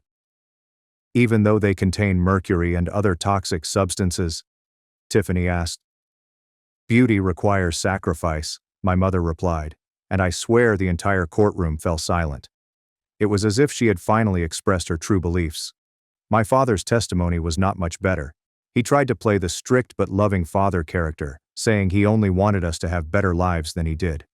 However, when Tiffany showed him images of my chemical burns and Seraphine's bruises, he was unable to explain them. The worst thing was when their lawyer attempted to portray me as the problem. He brought up instances of me acting out as a teenager, such as going out late and arguing with my parents, all of which are typical of teenagers. He claimed I was making up the abuse because I was rebellious. When it came my turn to testify, he questioned, "Isn't it true that you've always been jealous of your sister's natural beauty?" I nearly laughed. "No," I replied. "I've always been jealous that she was willing to destroy herself to earn our parents' love. And I wasn't." That silenced him for a second. Testifying was more difficult than I anticipated. I had to describe in detail everything they'd done to us over the years, including the sun slaps, skin bleaching treatments, and relentless condemnation of our natural features. With each example, I noticed the judge's demeanor becoming more upset. I burst into tears as I described the Thanksgiving episode. They held me down and put chemicals on my face that burned off my eyebrows and caused second-degree burns, I told them. And while I was screaming in pain, they tried to stop my boyfriend from calling an ambulance. The defense claimed I was exaggerating, but hospital records and images supported what I asserted. Seraphine's testimony was much more compelling. She appeared weak and fragile on the stand, with her voice barely above a whisper at first. But as she described what our parents had done, she became stronger. She discussed sleep deprivation, the famine, the ongoing urge to appear whiter, with straighter hair, and less Hispanic. "I thought it was normal," she explained. "I thought all parents treated their children this way. It wasn't until I saw how Laya was healing once she got away that I realized what they were doing to us was wrong." Seraphine explained how our father had gripped her hard enough to leave bruises after discovering the missing financial records, and I noticed my mother wince. Maybe she didn't know about that portion, or maybe she was only concerned about how it appeared to the judge. The trial took 3 days. At the end, I felt emotionally weary. Carlos had taken time off work to be present for every moment, and I don't think I could have done it without him. He brought us snacks during breaks, squeezed my hand when the testimony became difficult, and kept reminding me why we were doing this. On the last day, we heard the closing arguments. The defense attorney attempted to portray our parents as well-meaning immigrants who only wanted their children to assimilate into American culture. Perhaps their methods were misguided, he acknowledged, but their intentions were good. Tiffany's closing point was far more clear. "This case isn't about cultural differences," she told me. "It's about two parents who systematically abused their children, causing physical and psychological harm that will take years to heal. They imported illegal toxic chemicals to use on their daughter's skin and hair. They punished them for their natural appearance. They created an environment where their daughters believed their worth was determined solely by how white they could appear." She displayed the images of my chemical burns again. "This isn't love. This is abuse. Plain and simple." When the judge stated that he was ready to give his verdict, I grabbed Seraphine's hand so tightly that I nearly cut off her circulation. Carlos placed his arm over both of us. "In the case of State versus Mendez," the arbitrator said, "I find the defendants guilty. On all counts." I broke into tears, not sad tears, but relief tears. Seraphine was also crying, and her entire body shook. Carlos simply embraced us both, his own eyes curiously damp. The judge sentenced our parents to 3 years in prison, with the chance of parole after 18 months and 5 years of probation after their release. They would also have to pay for all of our medical bills and go through forced counseling. A restraining order would stay in place, prohibiting them from contacting us without our express permission. As the bailiff led them away, my mother turned to face us. For a brief moment, I thought I saw regret in her eyes. But then she turned away, her back stiff with pride or wrath. I couldn't say which. Outside the courthouse, reporters waited. Our case appears to have received some local attention due to the unusual nature of the abuse. Tiffany assisted us in getting past them without having to make any statements. We were not prepared to discuss what had transpired in public. That night, we threw a little party at Carlos's apartment. It wasn't fancy, just pizza and ice cream, but it seemed like the most meaningful lunch of my life. Seraphine ate an entire slice of pizza without counting calories, or considering how it would influence her appearance. I wore my hair in natural curls and a tank top that revealed my brown complexion. Small triumphs, but they were everything. "What happens now?" Seraphine inquired as we sat in the living room. "Whatever we want," I said, and it felt right for the first time in my life. The following several months were a period of adjustment. After the trial, we had to find out what our new normal looked like. Carlos's apartment was too small for 3 people long-term, so we began looking for a larger space. Seraphine landed a part-time job at an art supply store, which appeared to boost her confidence. I focused on finishing my final semester of university. We both continued our therapy. Some days were more challenging than others. I still had nightmares over the Thanksgiving incident, and Seraphine struggled with her body image and eating habits, but we were making progress. One unexpected bright light was our bond with Aunt Rosa. She came from Miami several times and even offered to support us financially if we needed it. "I should have done more when you were children," she said. "Let me help now." With her help and our own resources, we found a little 2-bedroom apartment closer to college. Carlos assisted us in moving in, although he maintained his own residence. "You two need your space," he remarked, yet he came over so frequently that it felt like he was living with us nonetheless. 6 months after the trial, I received a letter from my mother. It had been checked by her jail counselor, who added a note stating that they believed communicating with us was part of her rehabilitation process, but that we were under no obligation to answer. I stared at the envelope for 3 days before opening it. Inside was a single page, written in my mother's clean handwriting. "Aurora," it began. "I am writing to apologize. The counselor here is assisting me in understanding what I did to you, and Seraphine was mistaken. My grandma raised me the same way, but that's no justification. I hope you forgive me someday, but I understand if you can't." There was more, but it was mostly the same. Apologies interspersed with explanations.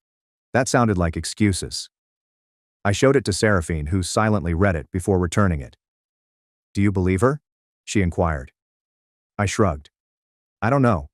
Maybe she's starting to get it. Maybe she's just saying what her counselor wants to hear." "Are you going to write back?" I contemplated it for a long time. "Not yet," I eventually determined. "Maybe someday. But I'm not ready." Seraphine nodded. "Me neither." We didn't hear from our father at all. Aunt Rosa, who once visited them in prison, said he was still angry and unrepentant. He blamed me for turning Seraphine against them, destroying their family. I wasn't surprised, but it did hurt. Life continued on. I graduated with a degree in psychology, motivated in part by my personal experiences to assist others struggling with family trauma. Seraphine began attending classes at the community college, focused on art therapy. She remained fragile in certain ways, but she was becoming stronger by the day. Carlos and I became increasingly serious. He proposed on my birthday, almost exactly 1 year after the Thanksgiving episode. Nothing spectacular. Just a straightforward query as we walked through the botanical gardens on campus. I quickly agreed.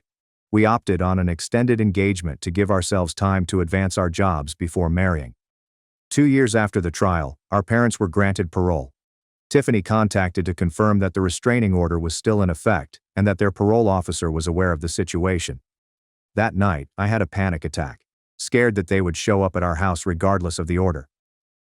Carlos stayed over and slept on our couch, just to make us feel protected. But they did not arrive. Aunt Rosa said they'd relocated to a different region of the state. My mother had written a few more letters over the years, each one slightly more insightful than the last. I'd eventually written back once, a brief message informing her that I was fine, but not ready for further communication. Seraphine had not answered any of her letters. 3 years after the trial, Carlos and I married in a simple ceremony at a nearby park. Seraphine was my maid of honor, and she looked healthy and beautiful in a dress that complemented her natural skin tone. Aunt Rosa arrived from Miami with other cousins who had supplied statements for our case. Carlos's enormous, boisterous family greeted us warmly, with his mother treating me and Seraphine as if we were daughters she had never had. We did not invite our parents. I considered it, even discussed it with my therapist, but eventually concluded I wasn't ready to visit them in person. Perhaps someday. But not yet. The wedding was all I had hoped for as a child, not because it was elegant or expensive, but because I was surrounded by people who adored me for who I was, not how I appeared. I wore my hair in natural curls, accented with little white flowers. My makeup was minimal, allowing my natural skin tone to show through. The scars from the chemical burns were still evident if you looked closely, but I did not try to conceal them. They were part of my story. Seraphine accepted the bouquet, blushing as Carlos's cousin Ralph quickly invited her to dance. They'd been circling each other for months, both too shy to take a chance. It was good to see her receptive to the prospect of romance. She had been so intent on mending that she hadn't dated since. We left our parents' place. As Carlos and I swung on the dance floor for our first dance, I reflected on the life we had created. It was not ideal. We still had problems and bad days. But it was authentic, honest, and ours. "What are you thinking about?" Carlos inquired, observing my attentive expression. "Just how far we've come," I said. 3 years ago I was in a hospital with chemical burns and Seraphine was starving herself to please our parents. Now look at us. He smiled and spun me gently. "You're the strongest person I know. You know that." I laughed. "I don't feel strong most days." "That's what makes you strong," he explained. "You keep going anyway." Following the wedding, things returned to a familiar pattern. Carlos and I purchased a little house with a yard so I could plant. I enjoyed getting my hands filthy and feeling the sun on my skin without counting down the minutes before punishment. Seraphine moved into her own apartment near the community college, where she was now teaching art classes. She was still in therapy, working on her difficulties with food and body image, but she was thriving in ways I never imagined possible. On the 6th anniversary of the Thanksgiving event, I got another letter from my mother. This one was different from the others. There were no excuses, no attempts to explain away what they'd done, just a simple admission of the pain they'd caused, and a plea. "If you are ever willing, I would love to visit you and Seraphine again. On your terms. In an environment where you feel safe. I understand if the response is no." I showed Seraphine the letter at our monthly sister supper. She read it carefully, her face unreadable. "What do you think?" I inquired. She exhaled. "I don't know. Part of me never wants to see them again. But another part wants closure." "A reckoning?" I proposed. She nodded. "Something like that." We talked about it for weeks, with each other and with our therapists. Eventually, we decided to meet our mother. Just her, not our father.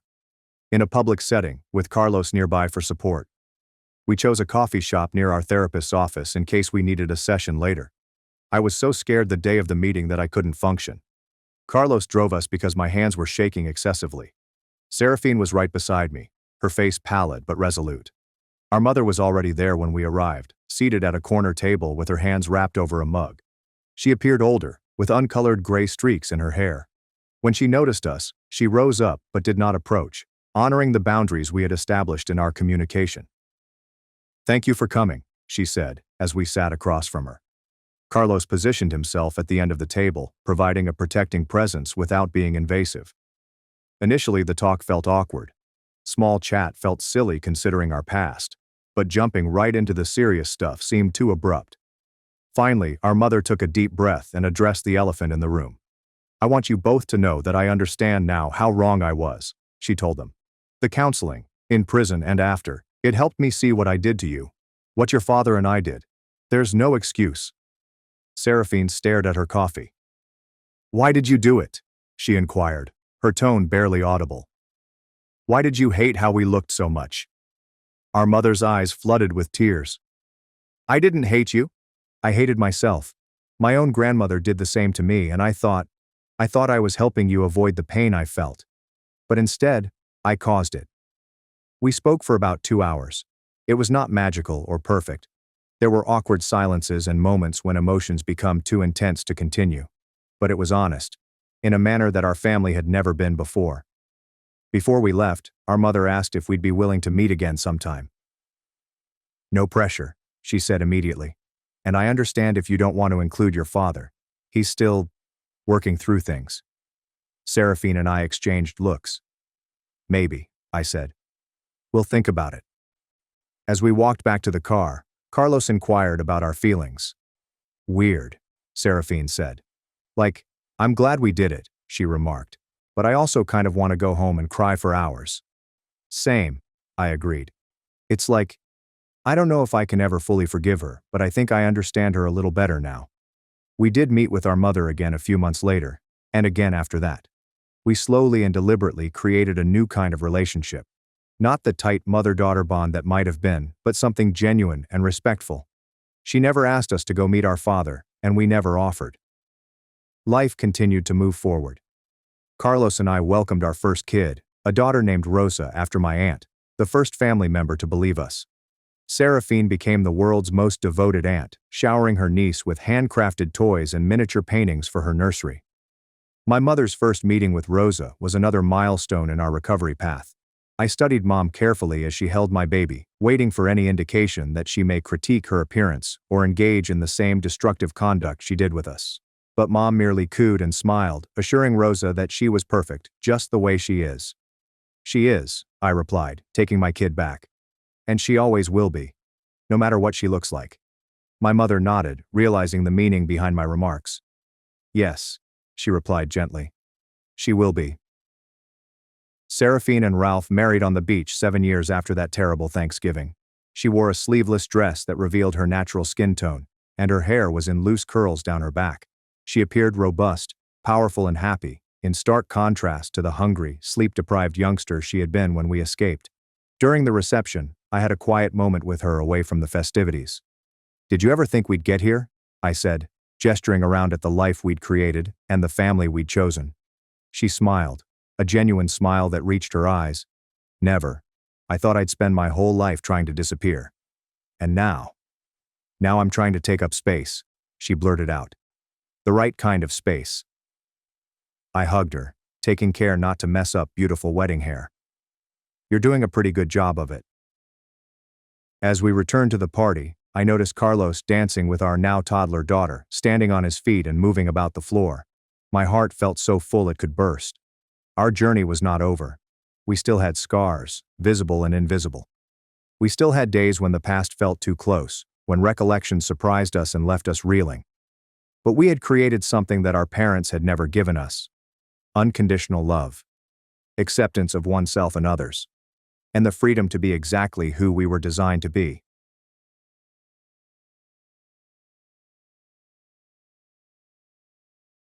"Maybe next time." Dad laughed after skipping my wedding, despite I paid for flights, hotels for all families. So I made sure they'll regret it. I paid for my parents' flights, hotel accommodations, and even their outfits so they could attend my wedding. Nobody showed up. "Maybe next time," my father laughed. "We couldn't miss your sister's brother-in-law's poetry reading," my mother said. I did not argue. I just did some writing on my own, and the next morning, they were shouting. Someone once said, "Your wedding day is supposed to be the happiest day of your life, a beautiful whirlwind of flowers, laughter, and love." That's what I imagined when I began planning mine.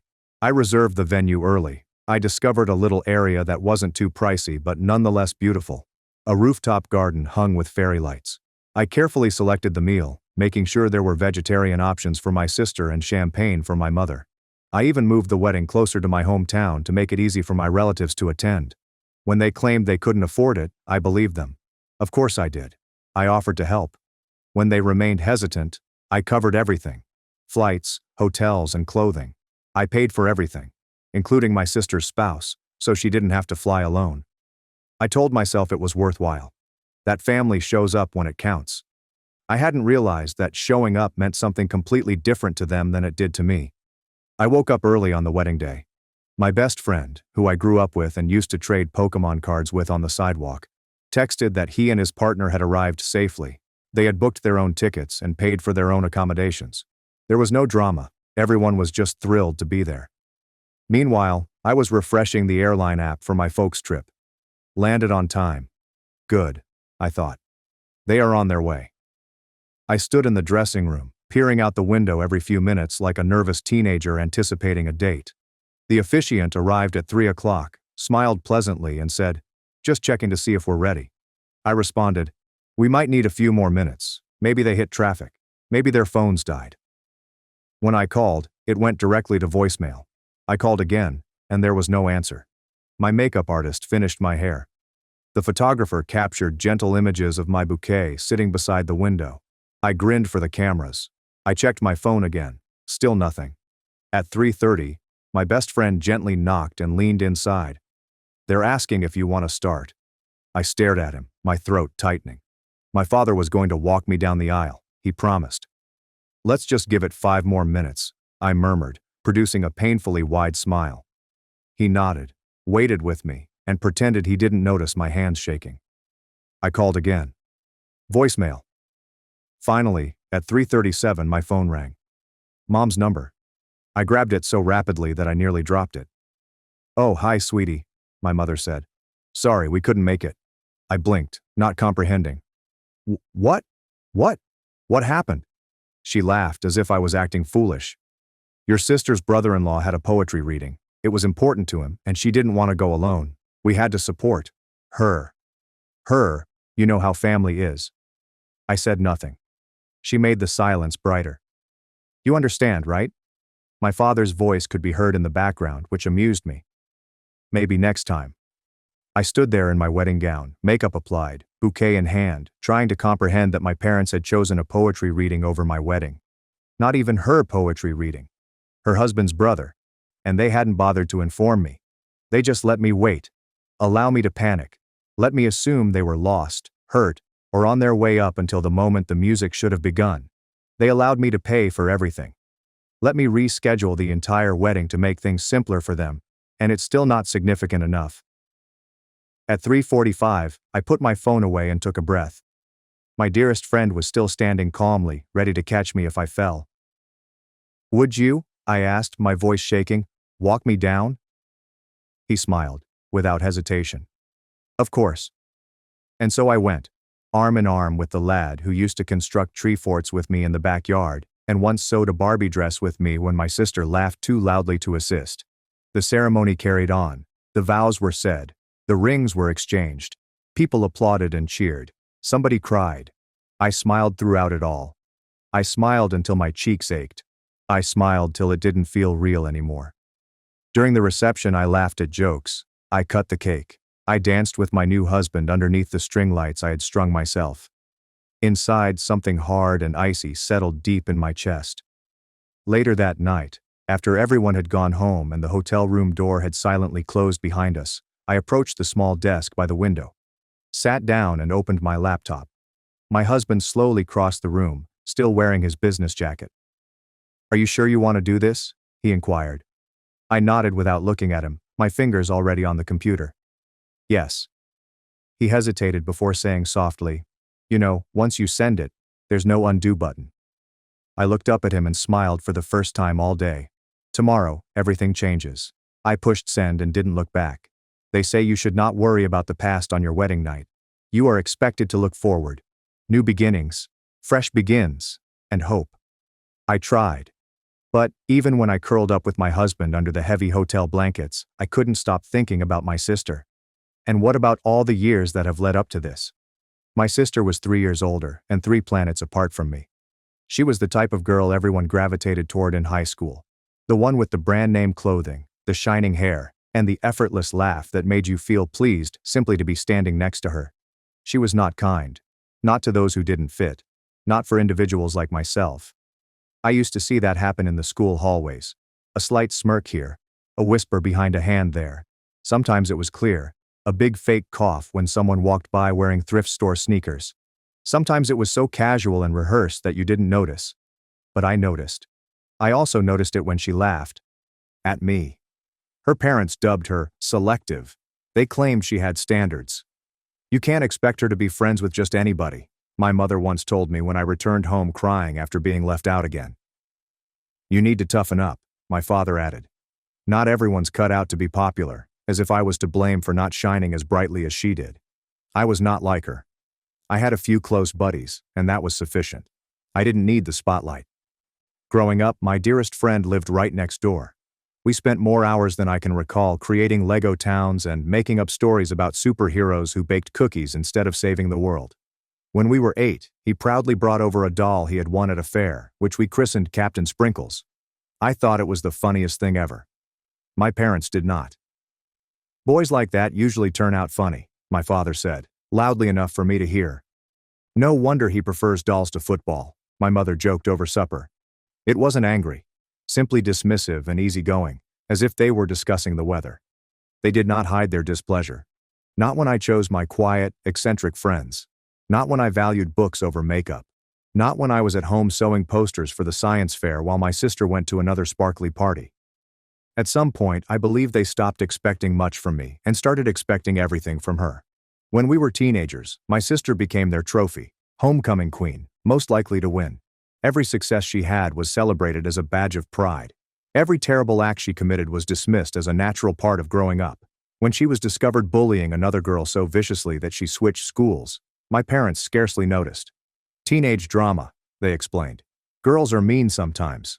It's normal. When I received an academic scholarship from a local college, they scarcely noticed it. No brunch, no announcement to the neighbors. Well, you were always the quiet one, my mother remarked, smiling vaguely as if that explained everything. I didn't realize I was already learning something significant. Our family's love was conditional. It was loud for her, but silence for me. It showed up for performance, not persistence. When I stopped acting for their attention, they stopped noticing me at all. As we grew older, the divide simply worsened. My sister sailed through life as if it were a stage designed only for her, with internships she didn't get and jobs she didn't keep. Regardless of how many times she fell, the net was always there. My parents praised, funded, and apologized on her behalf. Meanwhile, I worked. I took night shifts. I packed orders for my small online store. I paid rent when they said I was blessed to live at home, conveniently forgetting that I paid half the mortgage. And then, one summer, I met him, my husband. He was a few years older, more grounded, and the first person in a long time to not stare through me when my sister was in the room.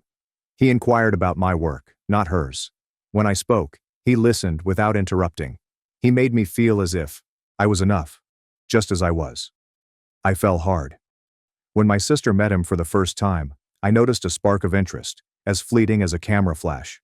She widened her smile, leaned in a bit too close as she laughed, and twirled her hair like she did when she liked someone. Later, she attempted to run into him without me. Later, she messaged him. Nothing obviously indecent, simply a casual, prepared request to hang together without the little sister there. He gently declined, and that should have been it. But it wasn't. Weeks later, she came to our parents in tears, portraying herself as the victimized person. I saw him first, she explained. It's not fair. Never mind that she was already dating someone else. Never mind that he was never hers to begin with. Our family valued performance over truth. She was upset, which meant I was the villain. Maybe you should think about your sister's feelings for once, she said me. Family is more important than some boy, my father agreed. Nobody asked how I felt. Nobody cared. Her backup plan turned into her husband. He was wealthy, dependable, and giving to a fault. Ideal if you were more concerned with the correct last name on wedding invitations than true love. Behind closed doors, however, she never stopped speaking. I settled. He's boring but rich. He thinks he won the lottery. Poor guy. I heard everything. The jokes and casual harshness. She had affairs. He would brag about it after a few drinks, and my folks just laughed it off. Marriage is complicated, my mother commented once, waving her hand. Boys are fragile, my father added. Let her have her fun. But this time, I was not going to be the quiet one who cleaned up her trash. This time, someone had to know the truth. Someone who did not deserve to be humiliated silently behind closed doors, as I had been for years. Perhaps it wasn't revenge. Perhaps it was a sign of solidarity. Maybe I was just choosing the side that no one else had ever taken. I closed my laptop and took a deep breath. Tomorrow would be different, and I would not apologize for it. I awoke to my phone buzzing against the nightstand, as if it was trying to get away. Still groggy, I opened one eye and noticed the missed calls piling up. 6 from home, 3 from mom's cell, and 2 from a number I didn't recognize but had a bad feeling about. I didn't respond. Instead, I rolled over, pulled the blanket over my head, and let the gentle hum of the hotel's air conditioning fill my ears. New life rule. If the situation is urgent enough, they can text. Sure enough, the texts followed. Call us right now. What have you done? Fix it. We need to talk. I placed the phone face down on the nightstand without reading the rest. Across the room, my husband moved, his hair messy, shirtless, and his wedding ring catching the morning light. Is everything okay? He muttered. Family's in crisis, I explained, yawning. It must be Tuesday. He snorted, then pulled the blanket over his head. By mid-morning, I had my first genuine inkling about what was going on. A text from my cousin, who had social awareness. Like a wet sponge. "Hi, I heard your sister's spouse dipped. Crazy, the family is freaking out." Dipped. That was one way of putting it. Over the next 2 days, parts came in slowly, like a disorganized jigsaw puzzle missing half of its pieces. Following the poetry reading, my sister's husband appears to have seen the message I sent, or rather, the collection of screenshots, recordings, and documentation. Proof that his wife, whom he had supported through jobs she quit, leases she broke, and goals she never realized, had never appreciated him, laughed at him, or cheated on him. According to what I heard, there had not been a screaming match straight away. Just silence. A protracted, hazardous kind of silence. The type that implied the real damage wasn't even obvious yet. Within a few days, the fallout started to show. My sister's husband left peacefully, without causing a commotion. I filed the divorce papers at the end of the week, and with him vanished the imaginary safety net that my parents had never acknowledged they required. He ceased making payments to my parents' business. When unexpected expenses arose, they stopped paying down their mortgage. They stopped making polite excuses for why their bills were never fully paid on time. It was as if someone shut off a tap they hadn't even noticed they were drinking from. I made my own silent movements. I canceled the automatic payments I had set up 2 years ago to cover a portion of their utilities, emergency dental work, and a cosign for their car lease. I unlinked my accounts and withdrew my name from the joint emergency fund. I redirected my personal savings somewhere safer, somewhere I wouldn't feel guilty about utilizing. I didn't announce it. There are no major clashes, just a quiet, vanishing act. The trouble with financial disaster is that it does not happen all at once. It leaked. First, credit card minimums are missed. Then, business invoices are paid late. Then suppliers begin calling rather than sending courteous reminder emails.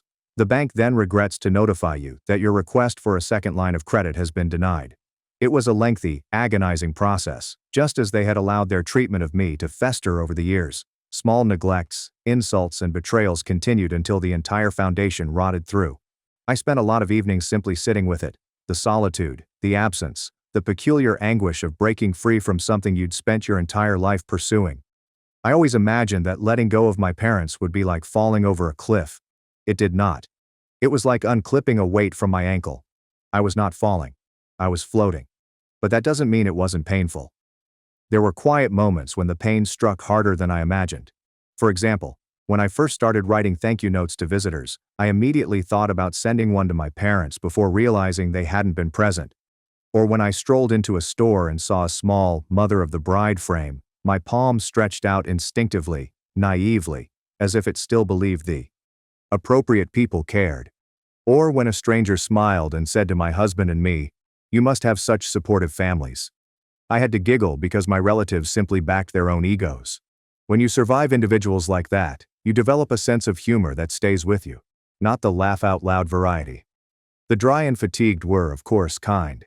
The kind you sip like poor coffee in a shabby diner at 2 a.m., relieved to be somewhere else. There were some other adjustments, quiet ones. About 2 weeks after the wedding, I discovered I was pregnant. I glanced at the test in the confined hotel restroom, back against the wall, heartbeat thumping somewhere near my ears. It was not intended, not exactly unplanned, but earlier than expected. I sat for a long time, palms flat against the cold tile, as the world shifted slightly around me. When I told my husband, he simply grinned and pulled me in, saying, "We're ready." "You're ready." And for the first time in years, I believed him. I did not tell my parents, not even when the texts and emails started coming in. Some news does not belong to those who would not be pleased for you. Some milestones are too valuable to give away to people who just see them as leverage. Meanwhile, their circumstances deteriorated. I didn't check for updates, but I wasn't deaf either. Cousins gossiped. Curious texts were exchanged by elderly neighbors. The family group chat, which had long been silenced, buzzed with secondhand worry. Business revenue decreased. A few vendors backed out of negotiations. The bills piled up. They began missing minor payments, then larger ones. It wasn't dramatic yet. No foreclosure notices or court dates. However, the pressure was increasing, like a hairline crack running through glass. They did not show up at my door. Not yet. That would come later, when circumstances had deteriorated to the point that pride no longer outweighed panic. Still, I wondered if they were startled. Surprisingly, the calm one did not fold. That the unseen daughter was the one they had most relied on, without even realizing it. I thought about it on nights when I sat at the kitchen table, papers for the new house sprawled out in front of me, my husband thumbing through listings, our feet tangled beneath the chair. Some nights, my childhood best friend would call. We chatted about the old neighborhood and chuckled about how we inadvertently flooded his garage while building a water slide. I made half-serious plans to travel when the baby was born. He didn't ask about my parents. He did not need to. That was the trouble with actual family. They understood when silence meant survival. By the end of the 3rd month following the wedding, it was evident that my parents were losing control of the situation. Their company advertised a temporary closure for remodeling that apparently never concluded. Their house was secretly listed for preliminary offers, camouflaged as downsizing for retirement. People started to notice. The invitations ceased. The pity began.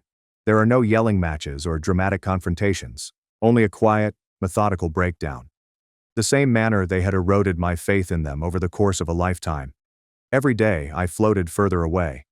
Not falling, flying. The day they arrived, it was raining. Not a lovely, romantic drizzle. The kind of rain that smacks against windows sideways, making you wonder if you should build an ark just in case. It truly does fit. I had just finished folding small onesies, mint green, soft gray, and little yellow stars, when the doorbell rang. Not once. 5 times, quickly, as if someone was holding down the button with their entire palm. My hubby froze at the sound. We exchanged a glance across the kitchen. We already knew. I looked through the peephole. There they were. Suitcases were stacked at their feet. Soggy coats. Tight, fierce smiles. My parents and sister. 3 faces I hadn't seen in months, pushed up against the doorway like a threat. I didn't open it immediately. Just stood there, forehead placed against the cool wood, taking deep breaths. My spouse approached behind me and placed a steadying hand on my back. "We can call now," he stated gently. "Not yet," I muttered. "Some things you have to see for yourself before you set them on fire."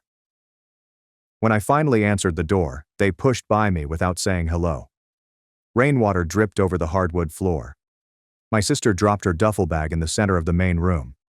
My father positioned himself in front of the television, as if he owned it. My mother gave a firm nod, as if she expected tea service. "We're not leaving," my father answered, his voice steely. "Not until you fix this," my mother added. I slowly closed the door behind them, my heartbeat surprisingly calm. They instantly launched a full attack. They asked me to phone my sister's spouse, to clarify that I had lied, to explain him it was all envy, misunderstanding, and a nasty trick motivated by spite. "You ruined our lives," my mother yelled. "You embarrassed this family," my father added. "You're going to fix this if it's the last thing you do," my sister exclaimed. Their voices clashed, a jumble of rage, terror, and despair. I stood there and let it wash over me. I wasn't their daughter right then. It was a task, a transaction. They kicked a broken vending machine, hoping that the candy might still fall out. At some time, my father made it official. "If you won't help, we're staying here until you do." He crossed his arms and challenged me to dispute. My mother sat firmly on the couch and began talking about dividing rooms. My sister walked toward the guest bedroom, dragging her bag behind her as if she had already chosen. I laughed, quietly. Not because it was humorous, but because it was ludicrous. Because if they thought I was still the girl who would allow them to walk in and take over, they hadn't paid attention. "You're trespassing," I stated simply. They gazed at me, as if I had spoken in another language. "You invited us," my mother remarked, her voice loud. "I didn't even tell you where I lived," I replied quietly. My spouse was already dialing from behind me. I overheard him chatting to someone in that pleasant, efficient tone he reserved for serious matters. My father stepped forward, looming. "You don't call the police on your family." "Funny," I replied, smiling thinly. "I thought the family didn't abandon you on your wedding day." Silence, weighty, and nasty. For the first time, I noticed a genuine terror on my mother's face. It did not take long. A knock on the door came 15 minutes later. 2 cops, professional and courteous. I didn't need to say much, just pointed, handed him my ID, and presented the lease agreement in my and my husband's names solely. The officers requested my parents and sister to leave, allow them to pack up calmly. My sister yelled, "Of course," said I was heartless, said I was destroying what little family I still had. My mother cried. My father mumbled threats under his breath. However, they eventually left, carrying their soaked suitcases back into the rain, under the watchful gaze of two extremely patient officers. When the door shut behind them, I collapsed onto the couch, tired. My spouse sat beside me, silent and comfortable. The baby kicked faintly, as a reminder. This is family now, not them. Later we relocated again. We found a house farther away, closer to the type of life we want. We did not send out any address changes. Only a handful of people knew where we were. My best friend and his girlfriend paid us visits on occasion, bringing goofy gifts and stories about travel and late-night diners in cities we hadn't been to before. I established the life I imagined with my parents, simple, supportive, and unconditional, elsewhere. I built it better. I heard about the aftermath via distant cousins and mutual acquaintances. My parents' house, which they loved to brag about, was sold at a loss. The business is no more. The sibling who was always too good for consequences is now sleeping on couches and blames everyone but herself. I didn't reach out. Not until the divorce was official. Not when the bankruptcy was declared.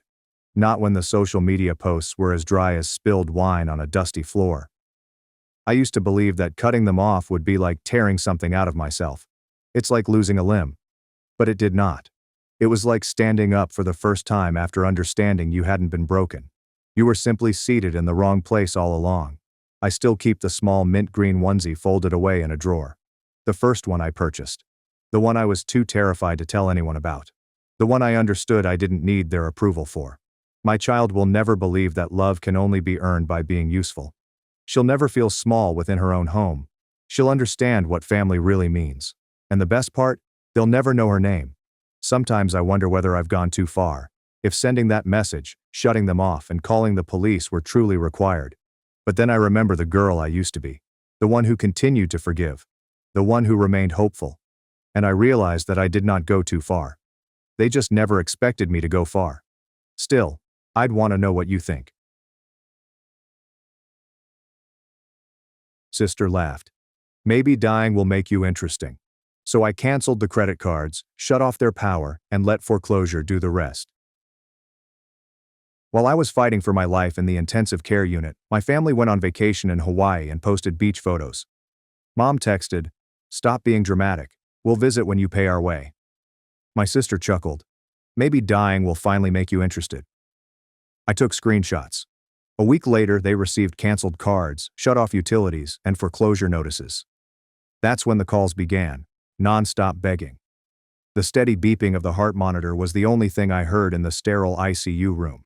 Pneumonia had progressed into sepsis faster than anyone had anticipated, and here I was, 26 years old, fighting for my life while hooked up to more equipment than I could count. The doctors had been brutally honest. The first 72 hours were fraught with uncertainty. I called my family as soon as I was admitted. Mom, Dad, and my sister, Isabella, lived only 2 hours away.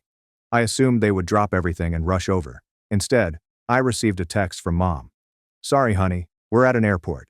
The Hawaii trip is already paid for. We'll see you when we're back. Hawaii excursion." This was the first I'd heard about it. As the days passed in that ICU bed, my phone served as a window into their vacation paradise. Isabella's Instagram story featured stunning beaches, Mai Tais, and sunset meals. Mom uploaded Facebook images of herself in a new swimsuit with the message, "Living my best life at 52. Dad posted golf course selfies with the hashtags, vacation vibes, and paradise found. There was no mention of their daughter's life-threatening situation at home. On day 3, when my fever finally dropped and I could think straight again, I texted a group. "Hey guys, I'm stable now, but still pretty sick. The doctors think I'll be here for at least another week. Could someone please come over? I'm quite terrified and alone." Mom responded an hour later. "Stop being so dramatic, Clara. You're okay if you're texting. We'll come when you pay for our tickets home and reimburse us for the vacation time we'd have to sacrifice." I stared at that letter for 10 minutes, rereading it to ensure I wasn't hallucinating due to the drugs. Isabella's response was much worse. LOL. Mom is right. You've always been an attention seeker. Perhaps dying will make you fascinating for once. Smiley face emoji. I took a screenshot of both texts instantly. That's when something inside me changed. Not broken, shifted like a puzzle piece suddenly clicked into place. revealing a picture I'd previously been unable to view. My family had always treated me like a personal ATM. I was the responsible one, the one who went to college on scholarships, did 2 jobs, got into technology early, and now, at 26, was earning a 6-figure income as a senior software engineer. Meanwhile, Isabella dropped out of community college to become a social media influencer with 847 followers. My parents had retired early at 52 and 54, respectively, relying on their funds and, increasingly, my generosity. I had been paying their mortgage for the past 2 years. When Dad's 401k suffered a setback, I paid Isabella's car payments and insurance. I gave Mom $15,000 for an emergency breast augmentation. I paid for family trips, holiday gifts, and even their grocery bills when they claimed to be financially strapped. And here they were, on a Hawaiian vacation that I had paid for without realizing it, urging me to quit being theatrical while I nearly died alone. The next 3 days in the hospital allowed me plenty of time to ponder and plan. I could access anything from my laptop, including banking, investment accounts, and all the financial strands I'd weaved to sustain my ungrateful family. First, I logged into my bank account and canceled any automatic transfers to my parents' accounts. The mortgage payment due for the 15th was canceled. Dad's automobile payment was terminated. The credit card I had given them for emergencies, which they used for everything from gas to groceries, was canceled and reported stolen. Then I called my investment advisor, Luna, who had been looking after my portfolio for 5 years. "Clara, how are you feeling? I heard you were in the hospital." "Much better. Thanks for asking." "Luna, I need to make some changes to my accounts. I want to remove my parents and sister as beneficiaries and emergency contacts on all my accounts." "Of course, honey. Are you sure you want to do this while you're still recovering?" "I've never been more sure of anything." Next, I contacted my lawyer, Tom, who had assisted me in preparing my will and power of attorney forms. "Tom, I need to revoke the power of attorney I gave my parents and change my will entirely." "That's a significant change, Clara. Can I ask why?" I told him everything. He remained silent for an extended period of time toward the conclusion. "I'll draft the new documents immediately. And Clara, I'm sorry your family failed you when you needed them most." But I wasn't finished. My family had no idea that I had not only been generous with my money, but also stupid with it. I'd co-signed loans, put my name on credit cards, and even helped them acquire a house by acting as a co-borrower when their credit wasn't good enough, giving me the authority to cancel everything. I spent the following 2 days painstakingly removing the financial safety net I had created for them. The utilities I put in my name to boost their credit were discontinued. The family phone plan they were all on, under my account, was canceled. The car insurance coverage I paid for, which covered all of their vehicles, was terminated effective immediately. The mansion was the standout feature. Because I was on the mortgage, I had the right to demand quick repayment of the debt. I contacted the bank and said that I wanted to remove myself from the mortgage, and that if my parents were unable to qualify for a new loan or pay off the remainder, they would have to sell. The bank was incredibly accommodating, especially when I mentioned that I was recovering from a life-threatening illness and needed to protect my financial future. Meanwhile, the posts from Hawaii kept coming. Isabella shared a video of herself enjoying a couple's massage with a man she supposedly met at the resort. Mom posted images of extravagant dinners and shopping sprees. Dad sent golf images with captions about retired life, as I slowly recovered alone in a hospital bed. On day 7, I was finally released. I had lost 15 pounds and felt as weak as a kitten, yet I was still alive. I drove back to my peaceful apartment, ordered soup from my favorite restaurant, and waited. The first call arrived at 6:47 p.m. "Clara." Mom's voice was panicked. "There's something wrong with our credit card.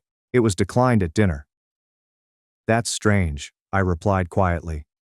"Maybe call the bank." "We tried. They said the account was closed. Did you close our credit card?" "I reported it stolen when I was in the ICU, and you were posting vacation photos. Seemed like someone else was using it." The line became quiet. Then, "Clara Elise Carter, you reopen that card right now. We're stuck in Hawaii, without money. I thought you paid for this vacation yourselves. That's what you told me." Click. I hung up. Isabella called 10 minutes later, screaming, "You psycho! You left us stranded. The hotel wants us to pay for another night, and we can't." "Maybe ask your new boyfriend to help," I said. "The one from the couple's massage video. You've been stalking our social media. You're sick." I've been watching my family live it up while I nearly died. There's a difference. She hung up on me too. Dad called next, attempting to be the rational one. Clara, sweetie, there's been a misunderstanding. We can explain everything when we get home. Can you please reinstate our card so we can book flights back? No misunderstanding, Dad. You chose a vacation over your daughter. Live with that choice. The calls continued throughout the night, each one more urgent than the previous. I turned off the phone and slept better than I have in years. They made it home somehow. I subsequently found out Isabella had to borrow money from her Instagram boyfriend, and my parents maxed out an old credit card they had stored away. The real fun began when they arrived home. Mom called at 7 a.m. the day after they returned. Clara, the power's been shut off, and the gas. What did you do? I canceled the utilities that were in my name. You're adults. You can set up your own accounts. With what money? You canceled. Everything. Figure it out. The foreclosure notice came 3 days later. The bank had operated efficiently. That was when the begging really began. Isabella arrived at my flat first, crying and apologizing. Clara, I'm so sorry. I was drunk when I wrote that text. I didn't mean it. Which text? The one where you said maybe dying would make me interested? That text. I was just joking. You know how I joke. Get off my property. Mom followed with a full-fledged act, complete with tears, guilt trips, and assertions that she'd been out of her mind with concern and had only said those things to avoid having to face how afraid she was. Then why did you post 47 photos and videos of your vacation while I was in the ICU? I requested an explanation. We were trying to stay positive. Get out. Dad attempted a sensible approach. He presented them with a package of documents outlining their financial predicament, stressing how losing the house would wreck their credit and leave them with nowhere to go. You should have thought of that before you told me to pay for your flights while I was fighting for my life, I told you. But we're a family. No, we're not. Family shows up. Family cares. Family doesn't mock their daughter for nearly dying. The calls grew frequent, 20 to 30 times a day. I blocked their numbers, so they began phoning from other phones, friends' phones, pay phones, and the landline at the hotel where they had to relocate after losing their home. Each call brought a new strategy. Fury, bargaining, more false tears, suicide threats, and accusations that I was destroying the family. You already destroyed it, I informed Mom during an especially depressing phone chat. I just stopped pretending otherwise. The most pathetic attempt came from Isabella's friend Rachel, who called purporting to be conducting a poll on family ties. She made a mistake after 20 minutes of asking rehearsed questions. So, hypothetically, if your sister was really truly sorry and maybe wrote you a letter explaining everything, would you consider? Tell Isabella I said no, Rachel. And telling her using you as a middleman is exactly the kind of manipulative behavior that got her into this mess. Then there was an attempted ambush at my workplace. Mom and Dad arrived at my office building, talked their way past security, and cornered me in the lobby as I was leaving for lunch. Clara, please, just 5 minutes, Dad begged, looking exhausted and frantic. Mom stood behind him, holding a tissue and trying to appear sympathetic. Security, I said to the guy who had let them in. These people are harassing me. Please escort them out. Clara, Mom screamed as security approached. I'm your mother. You can't just ignore your family. Watch me, I said, striding past them without another look. The security film from that incident somehow made its way to my co-workers, who were both shocked by my family's actions and pleased by my poise. The day Clara family attempted an intervention in the company foyer and was taken out by security became something of an office legend. My favorite desperate attempt came when they tried to exploit my hospitalization against me. Isabella shared a lengthy Instagram story about how I was mentally unstable following my sickness and that my erratic conduct was a cry for help. She stated that I was experiencing a breakdown and required family intervention. The post backfired catastrophically when several of my friends replied about their own hospital visits, noting how afraid and alone I was, how they gave me food, books, and comfort while my family posted vacation photographs. Bella's admirers began to draw the dots, and the comments section devolved into a scathing critique of her character. She removed the post within hours, but not before I screenshotted the entire thing. They were also facing increasing financial pressures. Sebastian told me that Dad had tried to acquire a loan using my previous contact information as a reference. When the bank contacted me to check his work and income, I was brutally honest about his circumstances. Mr. Carter is unemployed and has recently lost his home to foreclosure, I informed the loan officer. He has no stable income that I'm aware of, and I would not recommend extending him credit. Thank you for your honesty, Miss Carter. May I ask your relationship to the applicant? He's my estranged father. Unsurprisingly, the loan was denied. Around this time, I also discovered that Mom had been telling people that I was financially abusing elderly parents in an attempt to portray herself as the victim of a harsh daughter who had abandoned them in their time of need. She even reported me to Adult Protective Services for elder abuse, claiming I had stolen their life savings and left them destitute. The social worker who contacted me was professional, but definitely dubious from the beginning. Miss Carter, we've received a complaint that you financially exploited your parents. Can you help us understand the situation? I invited her to my home office, and we spent 2 hours going over every financial transaction, screenshot, and piece of evidence. I showed her the text from Hawaii, social media posts, and a timeline of events. So, let me make sure I understand this correctly, the social worker stated as she reviewed her notes. Your parents voluntarily put you on their accounts. You helped them financially for years, and when they chose a vacation over visiting you in the ICU, you removed your financial support. That's correct. And they're claiming this constitutes elder abuse? Apparently. She closed her notebook and looked directly at me. Miss Carter, what you describe isn't elder abuse. It's a boundary setting. Adult children have no legal obligation to financially support their parents, especially parents who are capable of working but choose not to. The complaint will be closed as unfounded. As she was leaving, she lingered at my door. For what it's worth, I'm sorry your family put you through this. What they did while you were hospitalized was unconscionable. The failed APS report appeared to have broken something in Mom's mind. Her conversations got increasingly erratic, filled with conspiracy ideas about how I was poisoning people against them and conducting an extensive operation to destroy their lives.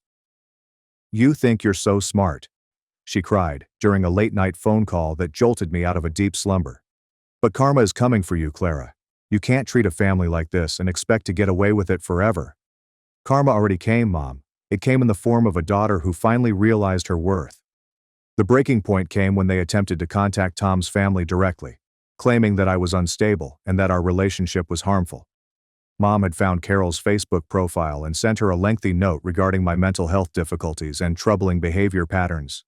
Carol forwarded the message to me immediately. It was 3 pages of pure deception, with allegations that I had always been difficult, that my sickness had made me paranoid and vengeful, and that I was isolating myself from family who only wanted to assist. Honey, Carol contacted me that night. I hope you know that none of us believe a word of this nonsense, but I think you should be aware that this woman is actively trying to sabotage your relationships. That's when I decided to pursue legal action. I contacted Tom about obtaining a restraining order against the 3 of them. Harassment, stalking, attempted interference with employment, defamation. You've got grounds for multiple legal actions, Tom told me. But are you sure you want to go that route? It'll make the situation very public. I'm sure. They've crossed every line there is to cross. It's time for legal consequences. The restraining order hearing was planned for Thursday morning. All 3 of them arrived dressed in their finest attire, still assuming they could charm their way out of danger. The judge first heard their version, which was a well-manufactured story about a daughter who had a mental breakdown following a minor illness and was now punishing them for being unable to afford to visit her in the hospital. I then submitted my proof, which included screenshots of the Hawaii vacation posts, copies of the harsh texts, documentation of the harassment, the workplace ambush, the bogus APS report, and attempts to damage my relationships. Your Honor, I said while reciting my prepared statement. These people didn't just abandon me when I nearly died. They mocked me for it. And when I stopped financially supporting them as a result, they spent months harassing me, lying about me, and trying to destroy my career and relationships. I'm asking for protection from people who see me as nothing more than a source of money and are willing to torment me when that money stops flowing. The court issued a temporary restraining order on the spot and set a hearing for a permanent injunction. As we exited the courthouse, Mom made one final desperate plea. Clara, please. We can work this out as a family. You don't need lawyers and judges. You made lawyers and judges necessary when you chose harassment over accountability, I told you. The permanent restraining order was issued 3 weeks later.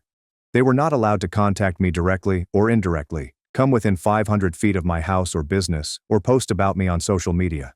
Violation of the order would result in immediate arrest. The silence that followed was beautiful, but this is where the story really shines. About 3 months after the Hawaii event, I received a call from my supervisor, Mark. Clara, I know you're still recovering and working remotely, but we've got a situation. The client you handled last year, Technova Industries, they want to hire you away from us. Technova was offering me a VP position with a salary nearly double what I was earning. Stock options, full benefits, and the opportunity to start their whole cybersecurity business from scratch. They specifically asked for you, Mark continued. Apparently the security system you designed for them saved them from a major breach last month. They credit you with saving the company millions. I accepted the job.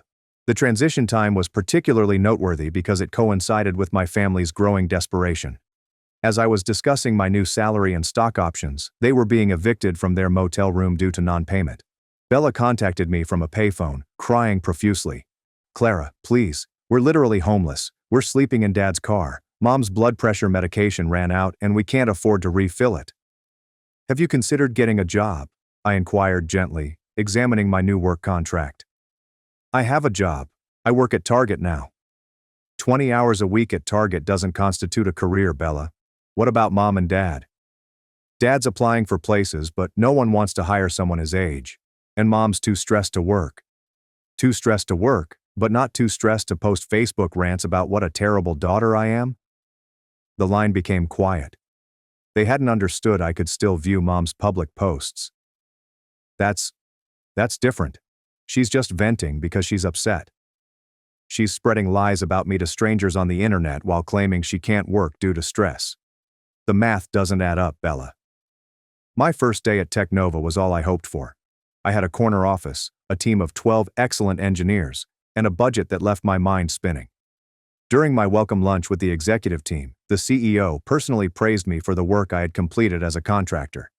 Clara, I want you to know that your security protocols didn't just save us money, they saved jobs. When hackers tried to breach our system last month, your safeguards held. Without them, we would have lost client data, faced lawsuits, maybe even gone under. You literally saved this company. That afternoon, a reporter from Tech Weekly messaged me on LinkedIn, asking for an interview about cybersecurity trends. My achievement was becoming obvious in ways that would not have been conceivable if I had continued to cater to my family's every desire. Meanwhile, Mom had created a GoFundMe page titled, "Help a Family Destroyed by Their Daughter's Mental Illness." The description portrayed me as an unstable individual who had a breakdown after being hospitalized and then abandoned my loving family. What she didn't expect was that I had professional connections in the tech industry, and some of them knew my name from her campaign. They began posting screenshots in professional Slack channels, not to mock me, but to express outrage at what she was attempting to accomplish. Within 48 hours, my GoFundMe page was inundated with comments from co-workers, past clients, and industry contacts. They revealed their own experiences working with me, defended my character, and denounced the effort as manipulative deception. Clara Carter is one of the most professional and competent engineers I've ever worked with. This campaign is disgusting. Senior developers at Microsoft. I worked with Clara on 3 major projects. She is brilliant, kind, and absolutely not the person described here. This is clearly a scam. Chief Technology Officer of a startup company. Clara saved our company from a devastating cyber attack. Her family should be proud, not exploiting her online. Shameful. CEO of Data Secure. The comments area became a public testament to my integrity and professional accomplishments. Mom erased the GoFundMe page after a week, but not before numerous people screenshotted it and posted it in tech forums as an example of family manipulation. By month 6 at Technova, I was succeeding beyond my wildest expectations. I had created security measures for 3 big companies, spoken at 2 industry conferences, and been featured in a Forbes piece on forward-thinking women in cybersecurity. The Forbes article featured a photograph of me in my office, appearing confident and competent. The caption noted my recent promotion to vice president and my groundbreaking work in corporate security.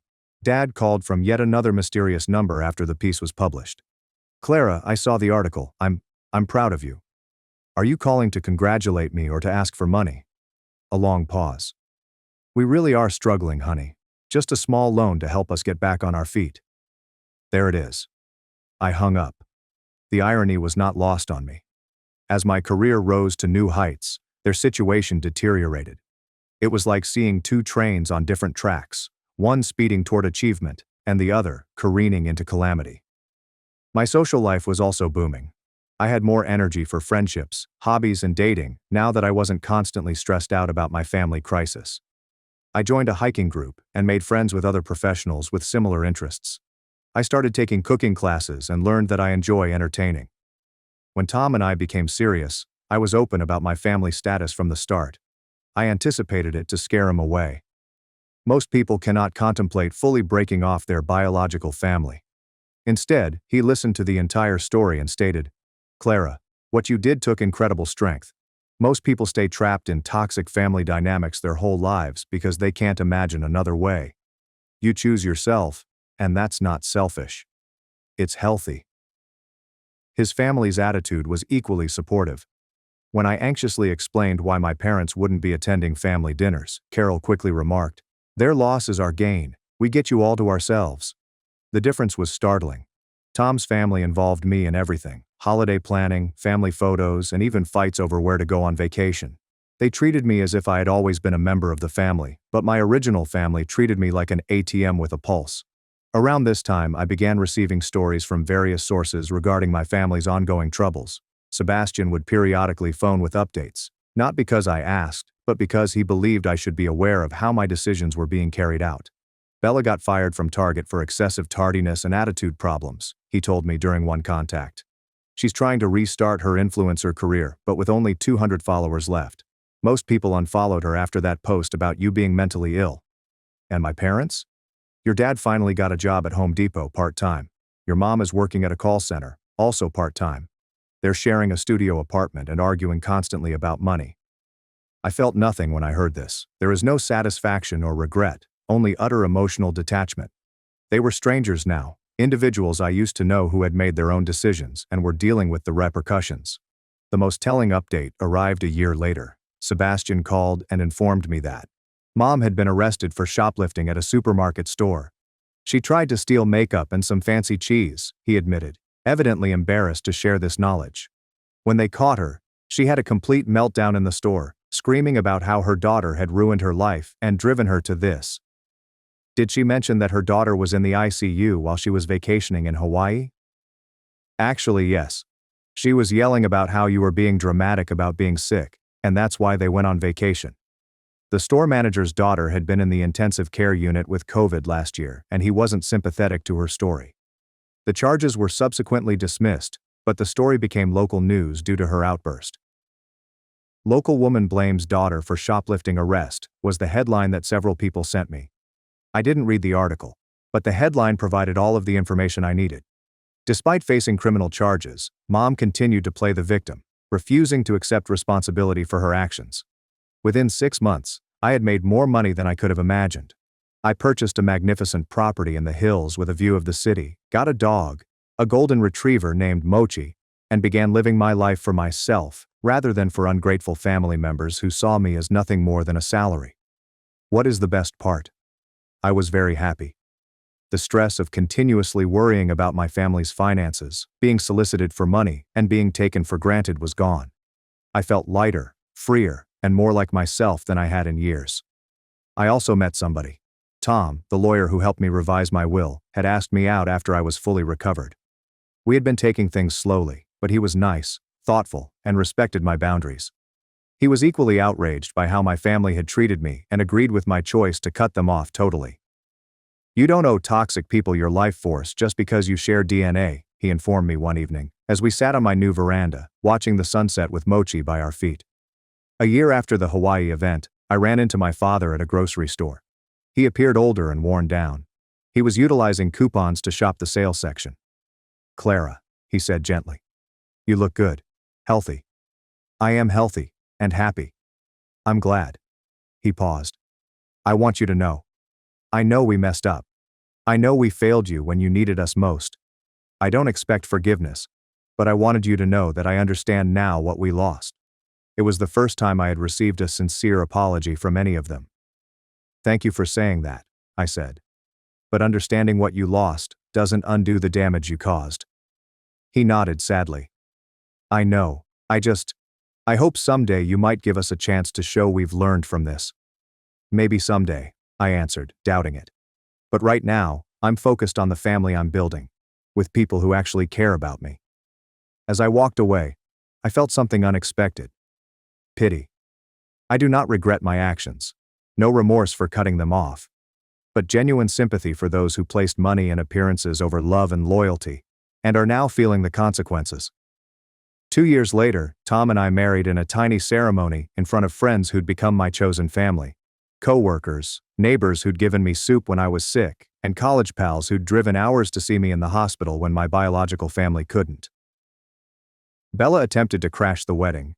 The restraining order had expired by then, and she had reportedly been monitoring me on social media using fictitious accounts to learn about the event. Security escorted her out before she could cause a scene, but not before she screamed loudly enough to be heard. She's not even really sick, she's just a dramatic attention seeker. The irony was not lost on anybody. Here was a lady who had based her entire identity on social media attention, labeling someone else theatrical. Carol, my new mother-in-law, wrapped her arm around me thereafter. Honey, I don't know what your sister's problem is, but I want you to know that Tom's family is your family now. We'll never let anyone treat you the way she just did. That was when I finally burst into tears. Not from sadness or rage, but from relief. I had spent so many years trying to earn affection from those who were incapable of giving it, and suddenly I was surrounded by those who freely gave it. The story's final chapter occurred 6 months ago. I received a call from a number I did not recognize, but I responded because I expected a business call. Clara, it's your cousin, Sebastian. Sebastian was Dad's nephew, someone I'd always liked but rarely spoke with. I hope you don't mind me calling, he added. I got your number from your old coworker, Luna. I wanted to reach out because, well, I think you should know. Your mom's been telling everyone who'll listen that you abandoned the family when they needed you most. She's been spreading this story about how you got a little sick and then cut them off financially to punish them for not visiting immediately. My blood boiled. A little unwell. Is that exactly what she is saying? But Clara, he replied. I wanted you to know that not everyone believes her. Some of us remember the photos they posted from Hawaii while you were in the ICU. Some of us think what you did was exactly what they deserved. Thank you for telling me, Sebastian. There's more. They're not doing well. Bella is working at a retail store and living in a studio apartment. Your parents are renting a room from someone, and your dad's working at a hardware store. Your mom, she's been asking family members for money using the same story about how you abandoned them, and no one's giving her anything. Word gets around. You know, people remember how they treated you. After I hung up, I reflected about this for a long time. Part of me felt vindicated. They were now facing the repercussions of their conduct. But primarily, I didn't feel anything. They were strangers to me now. People I used to know had made their decisions and were living with the consequences. I never reached out to them again. I never forgave them or attempted to repair the connection. Some people could describe it as frigid or merciless. I call it self-preservation. Because while I nearly died alone while my family vacationed in paradise, I learned that some people just regard you for what you can give them, not who you are. And the moment you stop providing, their actual nature becomes obvious. I discovered that creating limits isn't harsh, it's important. I discovered that blood does not automatically make someone family. And removing toxic individuals from your life, including relatives, can be the healthiest thing you ever do for yourself. Most significantly, I realized I deserved better. I deserved to be surrounded by individuals who would drop everything to be by my side in a crisis, rather than people who would mock me for almost dying. Today, I am 29 years old. I am married to a man who loves me absolutely. I have a job I love, a home I enjoy, and a puppy who greets me as if I'm the most important person in the world every time I walk through the door. I have friends who check on me when I'm unwell, who celebrate my accomplishments without jealousy, and who encourage my aspirations without demanding anything in return. My mother-in-law calls me her daughter, and she means it. I've selected a family who will go to any length to aid me if I ever need it again. And occasionally, as I sit on my veranda at twilight with Tom and Mochi, watching the city lights glitter below us, I remember that fearful, lonely girl in the ICU bed, battling for her life while her family posed for vacation photos. I think about how she screenshotted those horrible texts and made a decision that changed everything. I smile. Because she picked herself. Finally, after years of putting others first, she picked herself. And it made all the difference. The weird thing about revenge is that the best type does not involve harming those who have wronged you. It's about creating a life so fulfilling that their absence is a blessing rather than a loss. They assumed losing me wouldn't be a huge issue. They expected me to return, checkbook in hand, pleading for forgiveness. Instead, they lost the greatest thing that had ever happened to them. And I got the life I always wanted, but was too busy caring for them to know I didn't have. That is a trade I will make every time.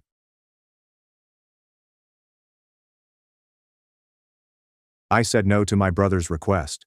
So my parents left my son alone at church while my wife gave birth to our daughter. Now I took them to court. Hi, my name is Levi. I am 32 years old and live in Atlanta with my wife and 2 children. To this day, I vividly recall the early days after Henry and I married. 4 years prior, we met at Georgia Tech, where I was studying engineering, and she was pursuing her nursing degree. After 4 years of dating, we got married in the spring of 2018. After the wedding, we rented a 2-story house in the Atlanta suburbs. It has a large backyard and was situated in a safe neighborhood for children. Our son Logan was born in 2019. He inherited his mother's blue eyes and a cheerful smile that always warmed my heart. Logan became the source of my greatest delight and significance from the beginning. Logan's early years were pleasant. My parents, Elijah and Scarlett, were frequent visitors who adored their grandchild. They would bring toys, read him stories, and occasionally ask to keep him overnight so Henry and I could spend time together. Scarlett would often tell Logan in a loving tone, "You are the pride of our family."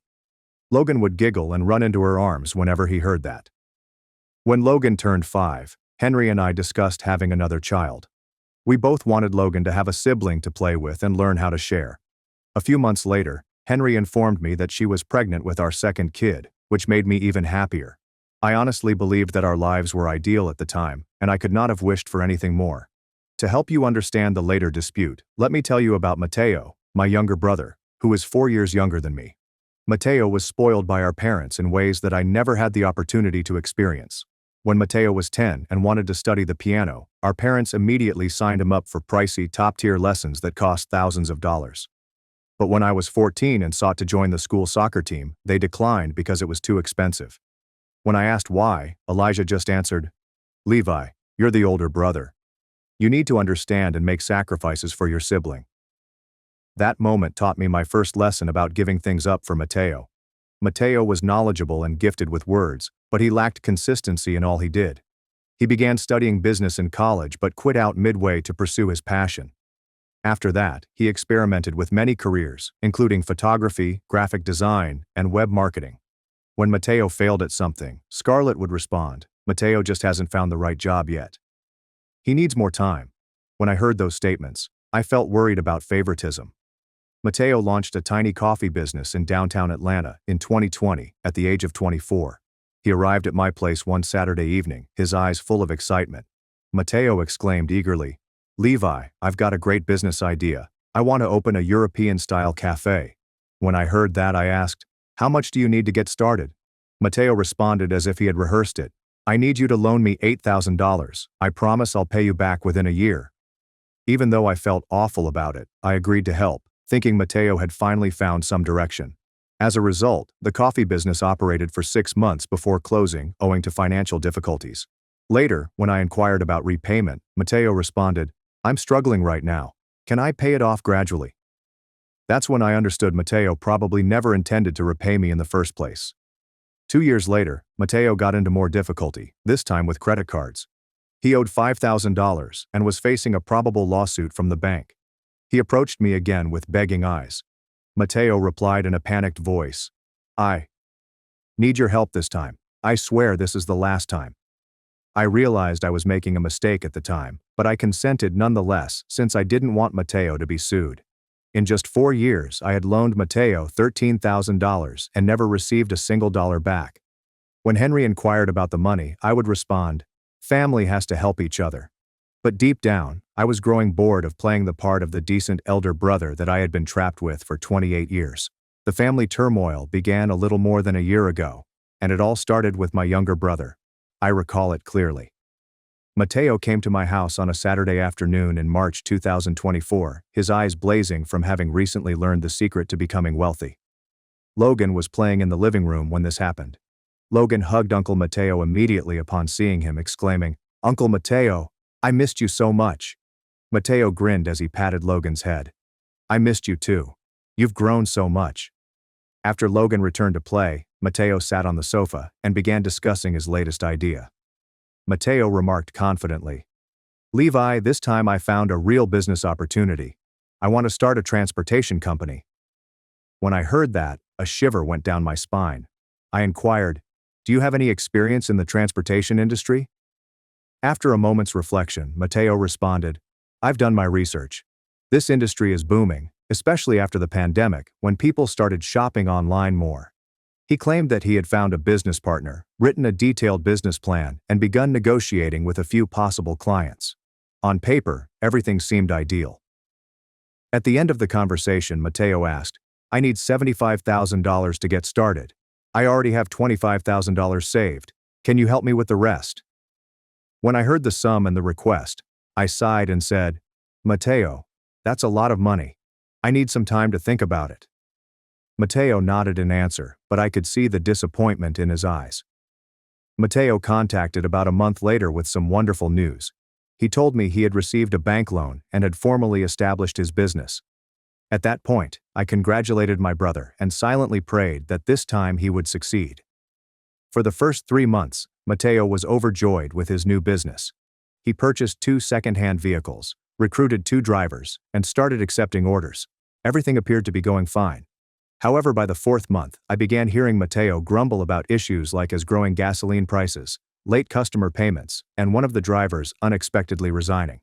Mateo remarked, "Things aren't going the way I expected. I'm facing some financial trouble." Hearing that, I felt genuinely sad for him. By the 5th month, Mateo revealed that his company was suffering significant losses. He owed money to the bank, fuel suppliers, and the last remaining driver for unpaid salaries. Then, on a Sunday evening in October, Mateo arrived at my place, exhausted, with red eyes, and little trace of his former confidence. Mateo admitted, shaking, "I failed. The company's about to go bankrupt, and I don't know what to do." After those remarks, I felt horrible for Mateo, and I knew he was ready to ask for something I couldn't provide. After a brief pause, Mateo glanced at me and stated, "Levi, I need you to lend me $50,000 to save the company and pay off my debts." As soon as he said those words, I felt a tightening in my chest. $50,000 wasn't a small sum, especially considering Henry and I were saving for the arrival of our second child. I replied honestly and forcefully, "Mateo, I've helped you many times, but I can't do it this time." Mateo's demeanor altered when I told him no. His face flushed and his tone became sharper. Mateo said angrily, "You're doing well financially and still stingy with your brother. Do you have any idea the hell I'm living through?" I attempted to remain composed and explained, "Mateo, I've helped you with $28,000 over the past 4 years and haven't seen a single dollar back. I have my own family and responsibilities too." Mateo rose up and approached me, his eyes full with hate. He sighed, "You're bringing up old debts while I'm struggling? You're seriously counting pennies with your brother?" At that point, I understood Mateo never really saw me as his brother. To him, I was simply an ATM. I raised my voice. "You need to learn to stand alone, Mateo. I can't keep saving you forever. You're 28 now." When Mateo heard that, he laughed bitterly and added, "Fine, you'll see. I'll tell Mom and Dad about this. They'll see what kind of person you are." Mateo turned around and left the home, slamming the door behind him.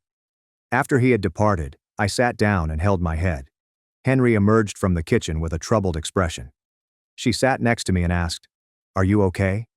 I glanced at her and replied, "I think I just lost a brother." Henry placed her arms around me and said, "You did the right thing. We can't sacrifice our family's happiness for someone who doesn't appreciate it." At that point, I felt her support and knew I had made the correct decision. My mother, Scarlett, contacted me 3 days after our dispute with Mateo. As soon as I took up the phone, she began speaking without greeting me. "Levi, I heard from Mateo that you refused to help him. I want to know what's going on." I sighed and stated, "Mom, I've already helped Mateo so many times. I can't lend him $50,000 this time." A few seconds later, Scarlett responded in a scolding tone, "Family is supposed to support each other in tough times. Mateo is going through a crisis, and you're selfish." When I heard that, a slow-burning rage erupted within me. I replied, "Do you even know I gave Mateo $13,000 and never got a single cent back?" She kept quiet for a bit and then said, "Money doesn't matter as much as brotherhood. You're well off now and still keeping score with your brother." After hearing it, I knew I couldn't continue the conversation. I said goodbye and hung up. About 2 hours later, my father, Elijah, called in a frigid voice. Elijah said, "Levi, you've disappointed me. You only care about your wife and have forgotten your real family." Those comments caused my heart to halt for a second. I attempted to explain. "Dad, I haven't forgotten my family, but I also have responsibilities to my wife and kids." Following a brief silence, Elijah responded, "Mateo is your brother. If he goes bankrupt, you'll blame him for not helping." And with that, he hung up before I could answer. After the call, I sat in my living room, feeling empty. Henry was working the overnight shift at the hospital. Logan had already fallen asleep, and I felt more alone than ever. 2 days later, Scarlett called again. This time her tone was milder but still forceful. She said, "Levi, I don't want our family to fall apart over money. Please reconsider." Hearing that, I responded forcefully, "Mom, I've decided I can't keep rescuing Mateo forever." Scarlett fell silent as soon as I said those words. Then she said something that sent shivers down my spine. "If you don't help Mateo, don't expect us to forget this." At that point, I recognized I was at a crossroads. Either I remained a slave to my family, or I ventured to draw the line. Henry's 8th month of pregnancy began in September 2024. Despite the tensions within my own family, I attempted to concentrate on preparing for the arrival of our new baby. Logan was ecstatic about the prospect of becoming a big brother. Every night before bed, he would put his hand on Henry's belly and chat to his little sister. Logan would frequently say with an innocent voice, "Baby, I'm waiting for you to come out so we can play together." Henry would grin and softly massage Logan's head during these times. Times like that helped me forget about the stress surrounding Mateo and my parents. We had decorated the baby's room in soft pinks, purchased all of the necessities, and even allowed Logan help select his sister's first toys. During that time, Elijah and Scarlett called sometimes but never longer mentioned Mateo. Instead, they inquired about Henry's pregnancy and expressed interest in Logan. On a weekend evening, Scarlett called and said, "I want to visit Logan. I miss him so much." When I heard it, I felt relieved, as if everything was finally behind us.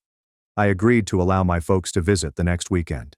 When Elijah and Scarlett arrived, they brought Logan gifts and appeared really happy. They inquired about Henry, played with Logan, and even helped make dinner. Seeing the family so joyful, I thought we might have made it through the crisis. But I had no idea our family was about to confront an awful storm. About 2 months later, while I was getting ready for work on a Monday morning, Henry screamed from the bathroom. I went in and found her clutching her stomach, her face twisted in misery. I knew the baby was on the way right then. We went directly to the hospital. When we arrived, the nurses swiftly led Henry to the delivery room. The doctor inspected her and informed us that the baby will be born in a few hours. While waiting for Henry to give birth, I suddenly recalled something important. We needed to pick up Logan from school that afternoon. Right away I remembered my folks. I needed their help. Without hesitation, I called Elijah. When I inquired if they could pick up Logan, they immediately said yes. My father told me, "Don't worry about anything. Just focus on Henry at the hospital. We'll take care of Logan." Hearing that made me feel extremely grateful. Nothing was more important in such an urgent situation than having family support. After I hung up with my father, I quickly contacted Logan's school to let them know that his grandparents would be picking him up instead of us. The teacher acknowledged the news and wished Henry a smooth delivery. My daughter, Sophia, was delivered at 2:30 p.m. after 6 hours of labor and weighed 3.2 kilograms. She was in good health, with blue eyes like her mother and silky blonde hair. I couldn't fight back my tears when the doctor placed Sophia in my arms. I whispered to Henry, shaking with emotion, "Thank you for giving me such a beautiful gift." Henry grinned, fatigued but thrilled. I called my folks to let them know Henry and Sophia had been transferred into a standard room. I said excitedly, "Sophia's here. The baby is healthy and doing well." Scarlett exclaimed enthusiastically, "Oh my God, we have another granddaughter." Following that call, I reminded them to pick up Logan that afternoon. They confirmed their memory and said they'd take Logan to the hospital that evening to see his little sister. I instantly thanked them, unaware that just a few hours later, I would experience something I would never forget for the rest of my life. Around 6 p.m., when I hadn't heard from my parents to confirm they had picked up Logan, I called them. However, after nearly 20 calls to my mother and father, no one responded. Nobody responded to my messages either. At that point, I was overcome with emotion. I was nervous, restless, and filled with dread. By 6:30, while I was still attempting to reach home, my phone rang unexpectedly from an unknown number. When I answered the phone, I heard a calm male voice speak. "Hello, this is Pastor Williams. I'm looking for Mr. Levi Morrison." The instant I heard that, my heart almost stopped. I responded, "Yes, this is Levi." "What's going on, Pastor?" Pastor Williams immediately responded with concern in his voice. "We found a boy named Logan sitting alone in the church. He has a wristband with your name and phone number on it." At that point, it felt like my entire universe had crumbled around me. "My son is there. Is he hurt?" I nearly yelled. After a few seconds, Pastor Williams said, "He's not hurt, but he's terrified and has been crying a lot." With my voice cracking, I said, "Pastor, I'm on my way. Please don't let anyone take my son away." Pastor Williams instantly responded, "We'll wait for you. He's safe here." After I hung up the phone, I turned to Henry and said, "My parents left Logan at a church. I need to go get him now." Henry burst into tears at hearing this. "How could they do that to Logan?" I kissed her forehead and told her, "Stay here with Sophia. I'll get Logan home right away." About 30 minutes later, I arrived at the church. Those 30 minutes seemed to go forever. When I arrived, Pastor Williams was waiting at the main entrance. He appeared to be in his 50s, with a gentle face and concern-filled eyes. He spotted me and said, "Mr. Levi, the boy is in my office." I walked into the office and saw Logan curled up in a huge chair, clutching the teddy bear Henry had given him.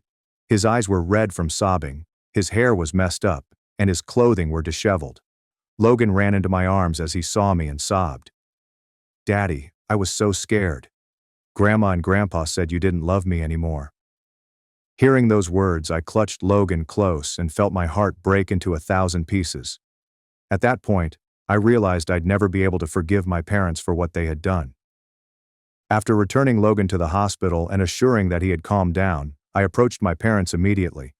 It was nearly 10 p.m., but I couldn't wait until the morning. I drove to their house, filled with wrath. When I arrived, I rang the doorbell repeatedly until Elijah opened it. He did not seem shocked to see me. When I spotted him, I shouted, "How could you do that to Logan? He's only 6 years old." Elijah looked at me coldly and said, "You prioritized money before family." Scarlett entered from the living room with a frigid expression and said, "I raised you for 32 years. Now you know what it feels like to lose one." As soon as those words left his mouth, I felt as if someone had put a knife straight into my chest. "If you don't help your brother when he's in need, I won't care about your child." Hearing that, I felt as if I were standing before two strangers. With rage in my voice, I demanded, "Logan is your grandson. How could you use a child to exact revenge?" Elijah replied coldly, "We merely wanted to teach you the value of family, but you're too selfish to comprehend." At that time, I understood the folks in front of me were no longer the parents I had known. After a few seconds, I looked them both in the eyes and declared, "From this day forward, I shall consider myself parentless, and I will take you to court for child abandonment." When I finished speaking, Elijah exclaimed, "You're taking your parents to court? Go ahead and do it."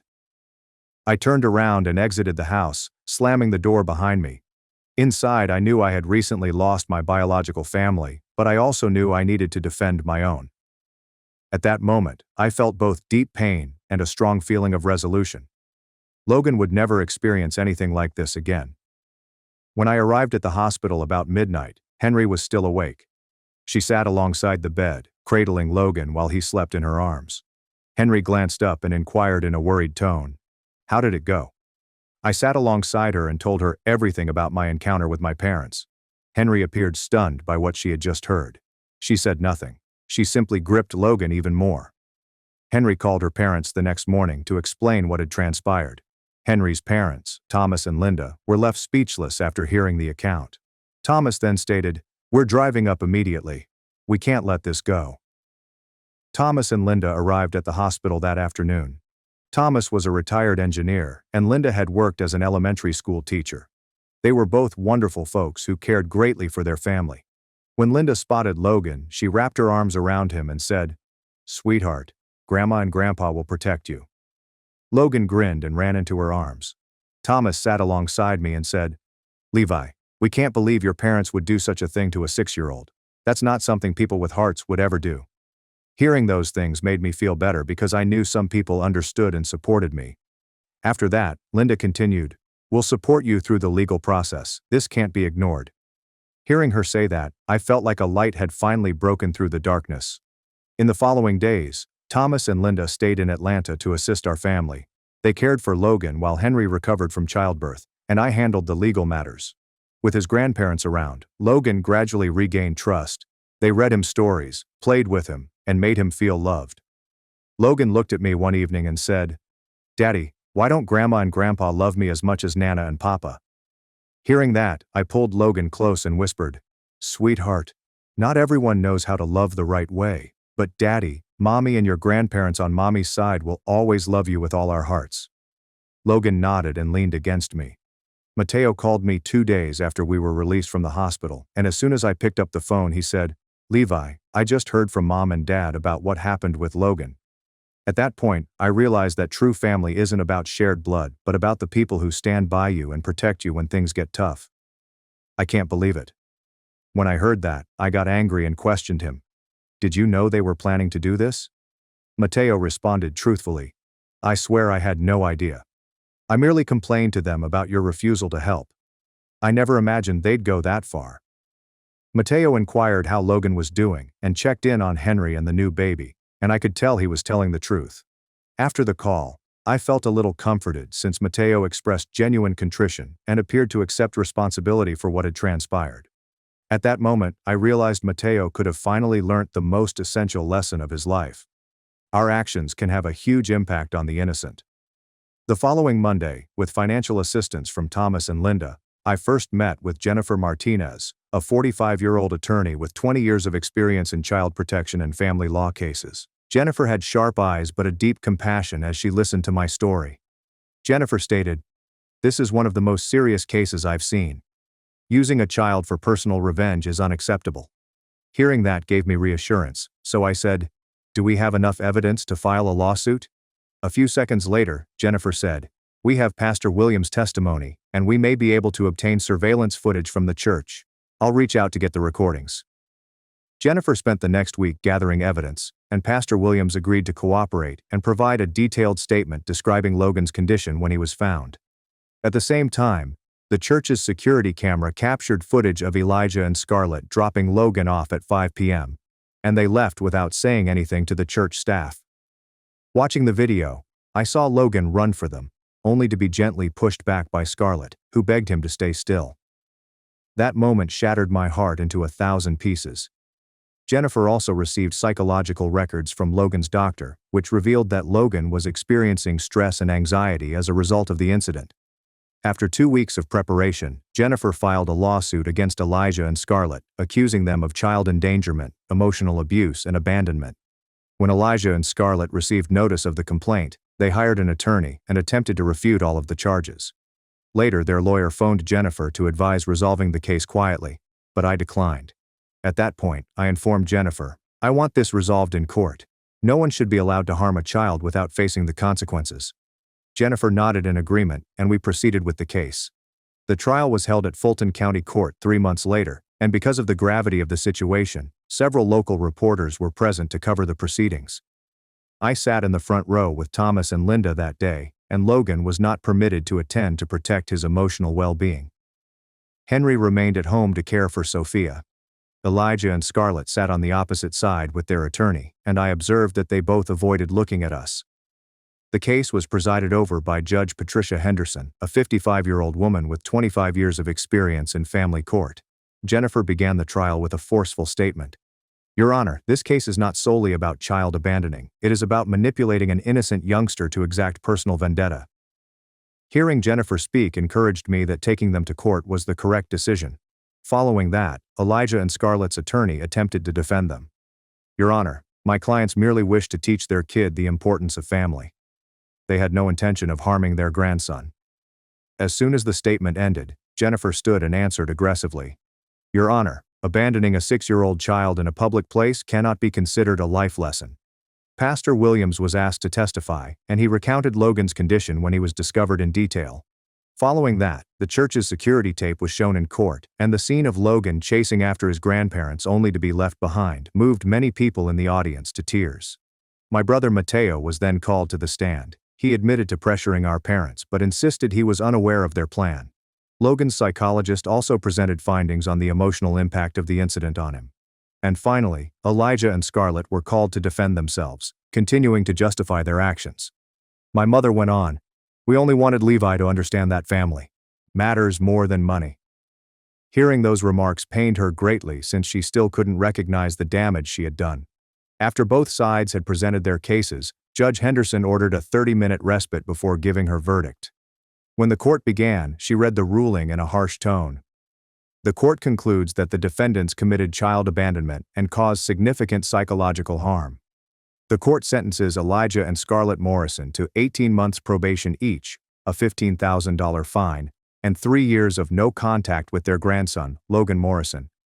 Hearing the verdict felt like a huge weight had been taken off my shoulders. I knew Logan was secure, and justice had been served. 1 month after the trial, we chose to stay in Atlanta, but we radically changed our way of life. Rather than fleeing sad memories, we created new ones in the same house.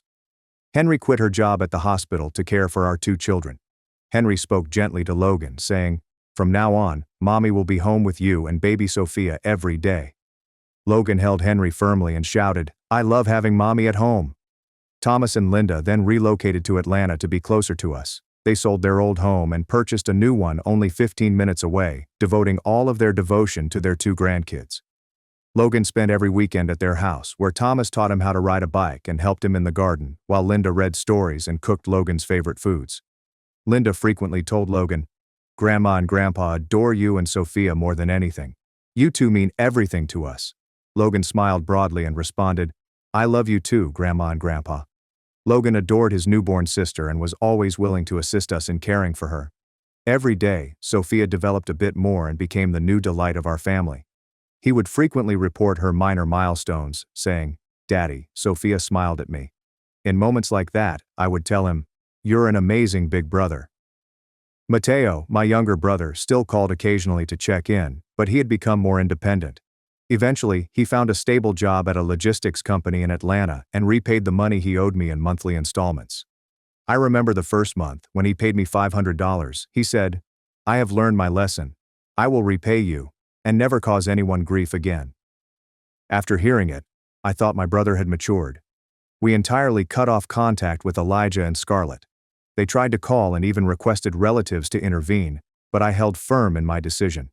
Even when some family members said, "Levi, no matter what, they're still your parents," I was ready to respond, "Real parents would never hurt their children or grandchildren."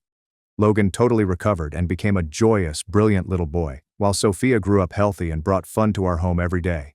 In the months that followed, life in Atlanta became much more tranquil and happy. About 3 months later, we renovated the house, repainted the walls, and replaced the furniture to create a more positive and refreshing space. And most importantly, we filled the home with love from our small family and grandparents, who never left us. Every evening, when both kids had gone to bed, Henry and I would sit in the backyard, sipping coffee and talking about the future. She would occasionally ask if I ever regretted my decision, and in those instances, I would always respond firmly, "No." That is the end of my story. What do you think? Was I wrong to take my parents to court? Please leave your thoughts in the comment section below. I sincerely want to hear from you. My parents secretly replaced my furniture for months. Then I caught them red-handed planning for my sister to move in without telling me. I'm 33 years old and live in a great 1-bedroom apartment that I've been renting for about 3 years. I work full-time as a software developer with a very regular 9-to-5 schedule, and I live alone. My parents live around 20 minutes away, and they do have an extra key for emergencies, which I'm strongly considering right now. Over the last month, I've noticed some strange changes in my flat. Small things at the beginning. My coffee table, which was originally a dark wood finish, transformed into this lighter oak item. I stared at it for 10 minutes one evening, convinced that I was losing my mind. I called my friend Kevin to see if he remembered what my coffee table looked like, and he agreed that it was definitely darker before. When I told it to my mother during our weekly phone contact, she chuckled and claimed I had probably mixed it up with furnishings from my previous residence. Then my kitchen chairs started changing. I had several black metal ones with gray cushions. They weren't fancy, but they worked. Last Monday, I returned home to find white wooden chairs with floral cushions. Floral. I am a 33-year-old man who works in IT and plays guitar in his leisure time. When would I have picked flowered cushions? The bathroom towels came next. My simple navy blue towels were replaced by a delicate pink set with small ornamental borders. I stood in my bathroom holding these towels, wondering if I was having a breakdown. I don't remember purchasing pink towels. I'd never purchased pink towels. Yet there they were, beautifully folded in the linen cupboard. Yesterday was the last straw. I returned home to find that my entire living room had been changed. My black leather couch was replaced by a beige fabric sectional with far too many toss cushions. My sleek black entertainment center had been replaced with a rustic farmhouse-style item that appeared like it could have come from a country magazine. I called my folks right away. My father seemed perplexed and said that my landlord had been doing maintenance. My mother questioned if I had been sleep shopping online and forgotten about it. Sleep shopping for furniture I would never, ever want. The truth is, all of the new furniture is nice. It's high quality, well organized, and plainly pricey. But that's not me. It's as if someone is gently changing my place into a space for someone else. Someone who prefers soft hues and farmhouse aesthetics, and appears to have extremely different tastes than me. I have been obsessively checking my bank statements. No furniture purchases. There are no strange charges. Nothing. I checked my emails, my Amazon account. Everything. There is no record of my purchasing any of these items. My girlfriend Sarah believes I'm pranking her, but I swear on everything I own that I have no idea what's going on. She came over last night and kept asking when I'd redecorated, and I just stood there like an idiot, trying to explain why I hadn't. What's the craziest part? When I go home, everything is always in perfect order. It's not like someone simply threw new furnishings into my apartment. It is thoughtfully placed, even stylized. My books are still on the shelf. My own items are still present, but everything else is gradually changing. I'm beginning to wonder if I should see a doctor. Memory disorders run in my family, and it's possible that I have an early onset condition. But Kevin corroborated the changes he's witnessed, and Sarah has also seen the differences. Has anyone had an experience like this? I feel like I'm living in a strange hybrid of gaslight and HGTV. I'm thinking about changing my locks, but what if I'm just forgetting that I bought all of this? What if anything is seriously wrong with me? I don't know what to do now. Any advice would be greatly appreciated. Update 1. You folks were right about the cameras. First and foremost, I want to thank everyone who advised me to install security cameras instead of presuming I was having a mental breakdown. Special thanks to the user who suggested the inconspicuous ones that resemble phone chargers. They were perfect. Last Friday I put 3 cameras. One in the living room disguised as a phone charger, one in the bedroom that seems to be a digital clock, and one in the kitchen concealed as a small speaker. I felt ridiculous doing it, half assuming I was going to record a video of myself sleep decorating or something equally embarrassing. On Wednesday afternoon, everything changed. I was at work, debugging some code around 2 p.m., when I received a motion alert on my phone. I launched the app, expecting to see my cat, which does not exist, or perhaps a maintenance worker I had forgotten about. Instead, I watched my parents walk into my apartment as if they owned it. My mother was holding what appeared to be a catalog or magazine, pointing and chatting to my father. I couldn't hear what they were saying, but her body language was very much, "This goes here, that goes there." My father was measuring my current bookcase with a tape measure. They spent 45 minutes in my apartment. 45 minutes. They went through each room with my mother taking photos of various artifacts with her phone and my father writing notes in his notebook. At one point, my mother sat on my new beige couch and spread out what I now recognize were fabric samples on the coffee table. I saved all of the tape and confronted them that evening, arriving at their residence with my laptop and ready for questions. The talk that followed felt unreal.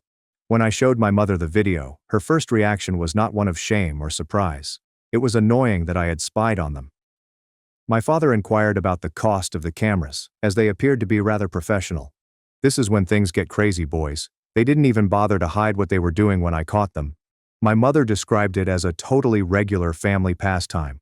Apparently, my sister Jessica is returning to town in 2 months following her divorce, and she will be residing with me for a time until she can get back on her feet. I repeat, my sister is moving in with me. This is news to me. According to my parents, they have been progressively replacing my bachelor pad furniture with items more appropriate for a woman in order to create a welcoming environment for Jessica during this tough adjustment. My mother thought my black leather couch was too masculine, and the new sectional would be ideal for sister bonding time. When I explained that I had never agreed to Jessica moving in, my mother looked at me as if I had said something ridiculous. She's your sister, Robert. Family helps family. You have a one-bedroom apartment, and she needs a place to stay. It's perfect. I explained that, no, it's not ideal because it's my apartment, and I never committed to share it with anyone else. My father jumped in with statistics about how costly rent is, and how Jessica's ex-husband abandoned her in a bad financial situation. My mother also mentioned that Jessica has always appreciated my apartment's potential and has such superb taste that she could really help me fix it up. The most aggravating thing was that they pretended to be doing me a favor.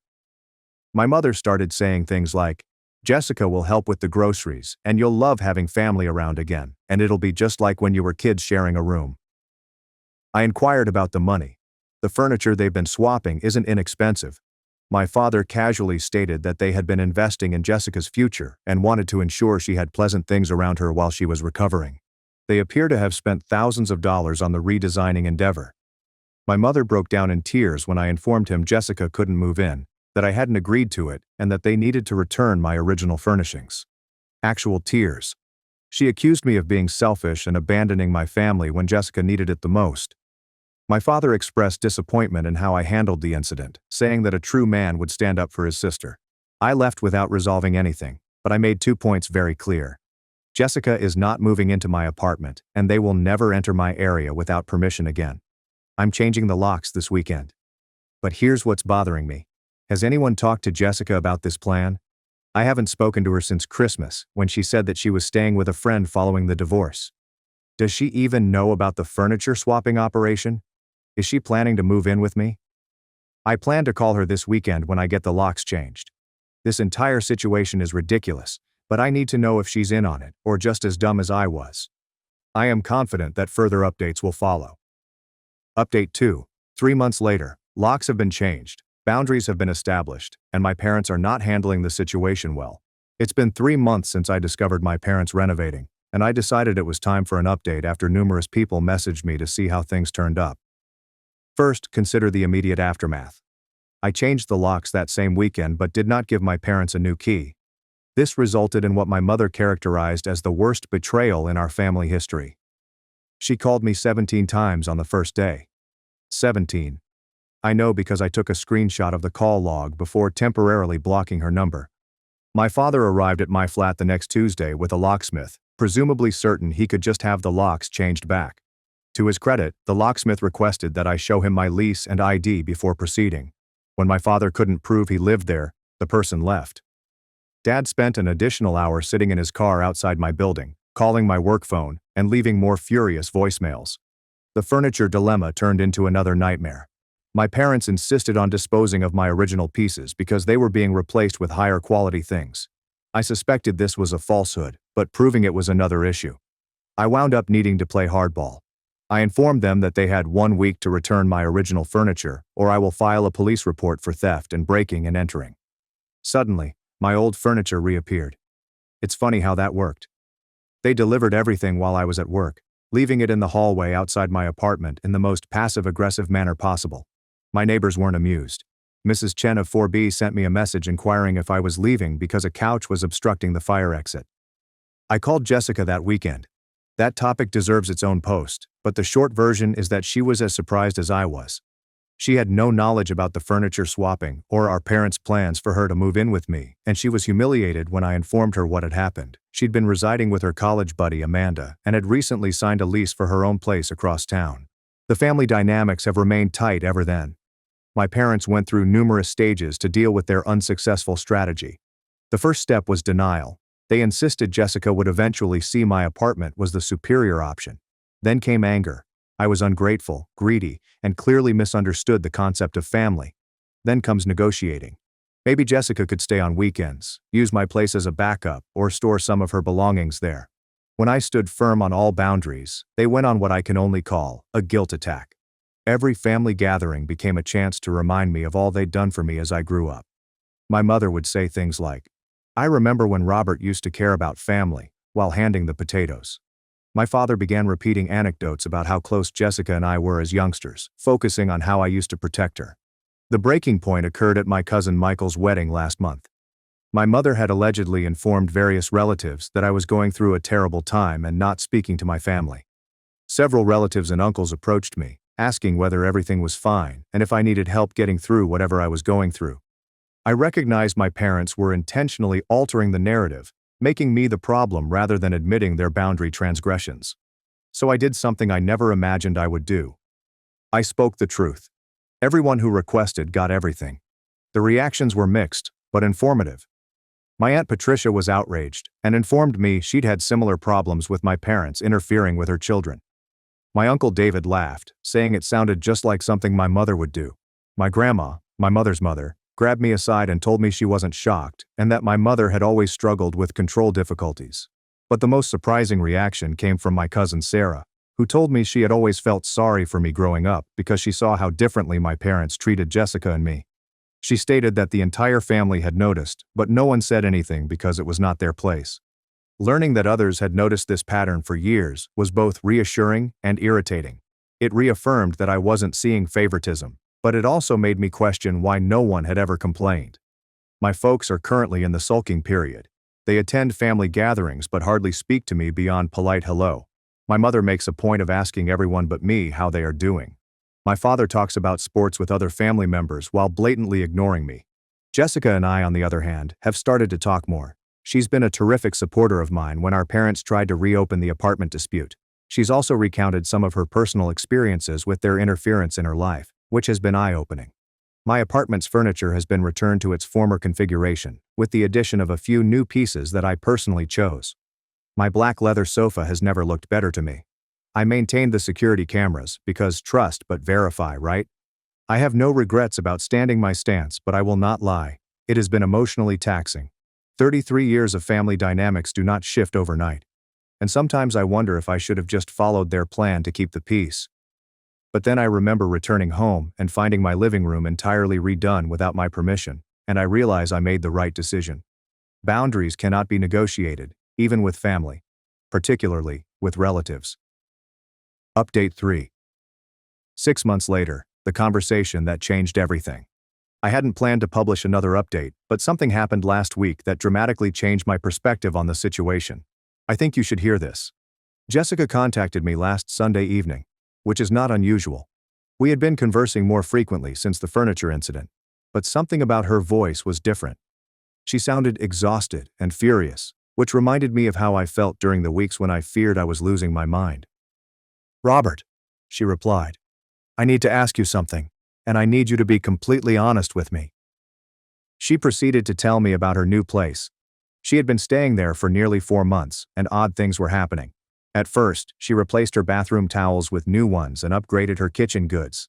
Her throw pillows were changed to ones that looked better with her couch. Sounds familiar? Jessica had been having the same symptoms that I had, but she had attributed it to stress from her divorce and possibly mixing up her stuff during the move. Our parents had a key to her home in case of an emergency, just as they had mine. But last week she arrived home early from work with a migraine and found Mom reorganizing her bookcase and swapping out picture frames. She had the entire explanation ready. Jessica stated to me, "I'm helping you create a more positive environment, and some of your things are reminders of negative experiences that you should move past." Jessica's talk with our parents appeared to be even more revealing than mine. When Jessica demanded to know what gave them the authority to change her belongings, Mom started into a thorough description of how she had been controlling the family's living arrangements for years. Here's what made my blood run cold. This wasn't new behavior. According to our mother, she had been doing this with both of us for years, and we had never realized it. She told Jessica about instances when she changed out my college dorm decorations because they were too immature. She discussed modifying Jessica's apartment setting when she first married because it didn't work well for entertaining. She remarked that she had updated both of our closets throughout the years, removing ugly outfits and replaced them with nicer options. Jessica and I spoke on the phone for 3 hours that night, exchanging our experiences. Remember how I sometimes couldn't find my favorite shirts or jackets? Remember how Jessica's apartment always seemed to have different accessories whenever I visited? We both attributed these incidents to ordinary forgetfulness or misplacing objects. Our mother had been planning our living areas for years, quietly and confidently, and we'd never questioned it. The furniture swap at my house was not a unique case of excess. It was the inevitable progression of a trend that had been ongoing since we were teenagers.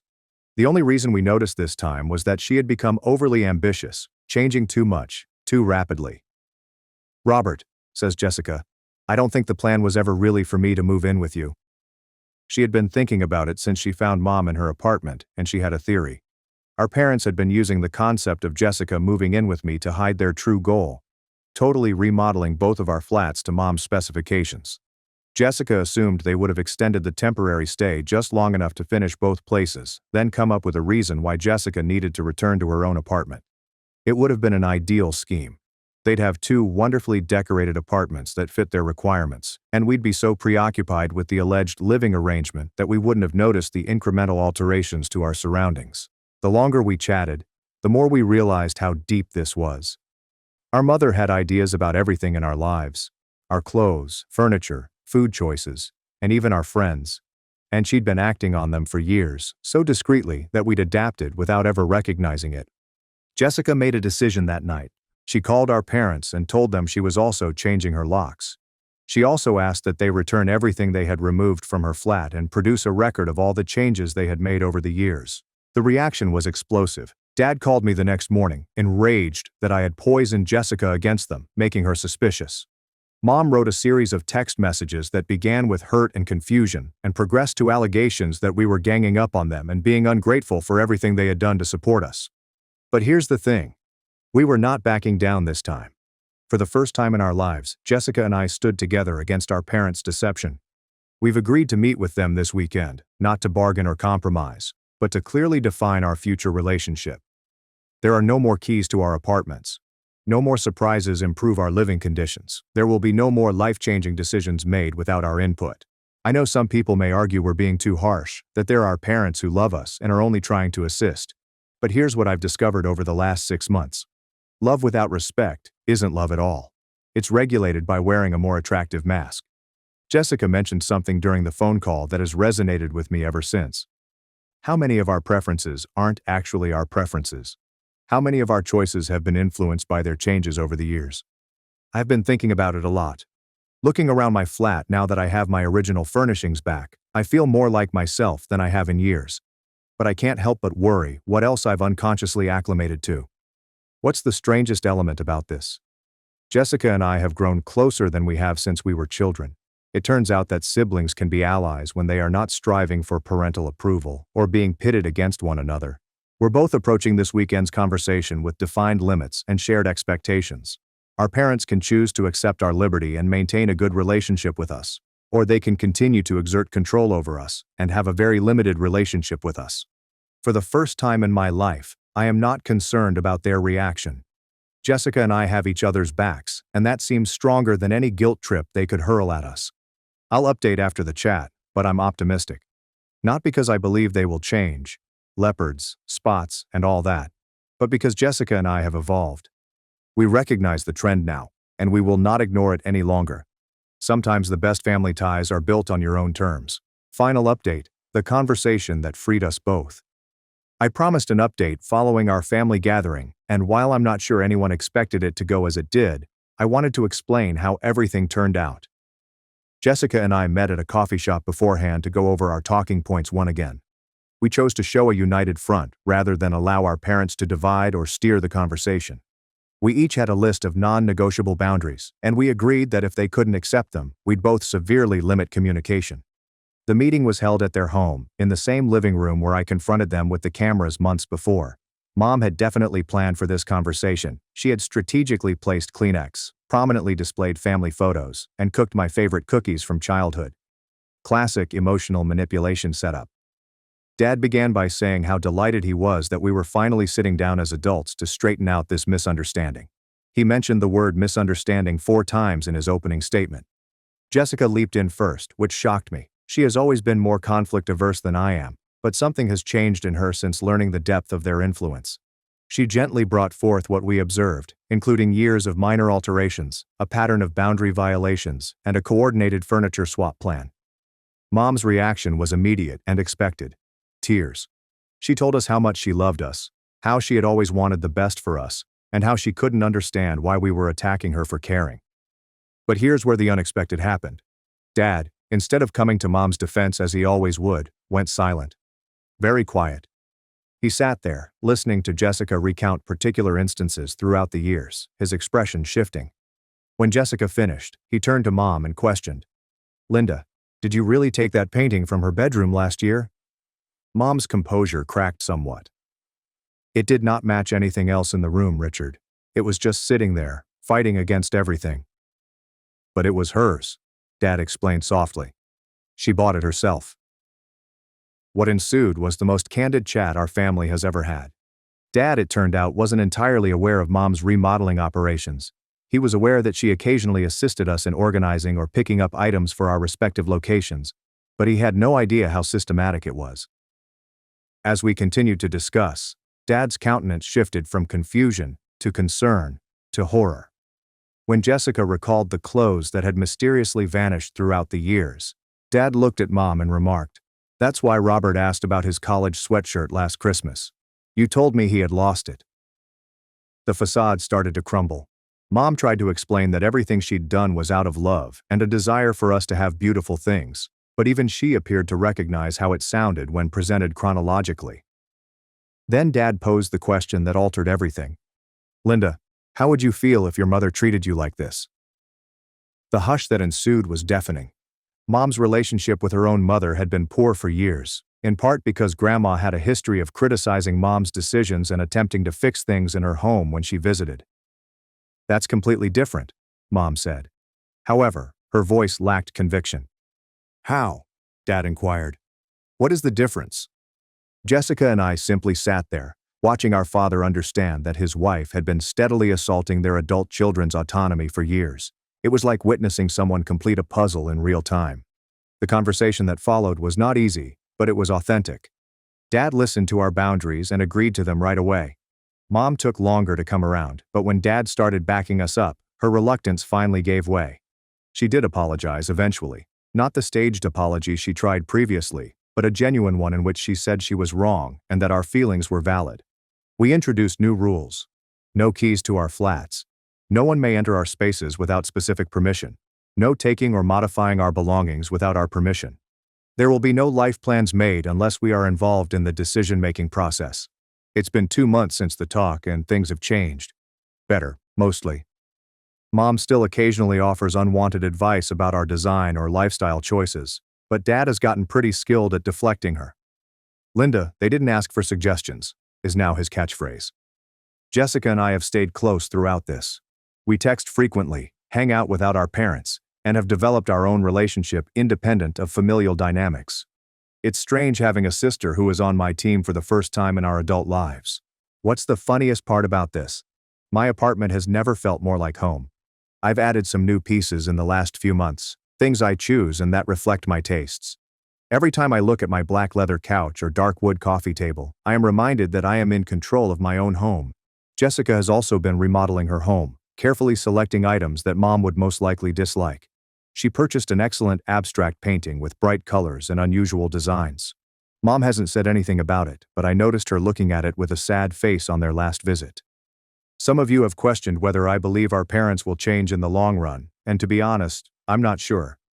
Mom still exhibits controlling behavior, and old habits die hard. The difference now is that Jessica and I are looking for it. We have each other's backs and aren't scared to speak up.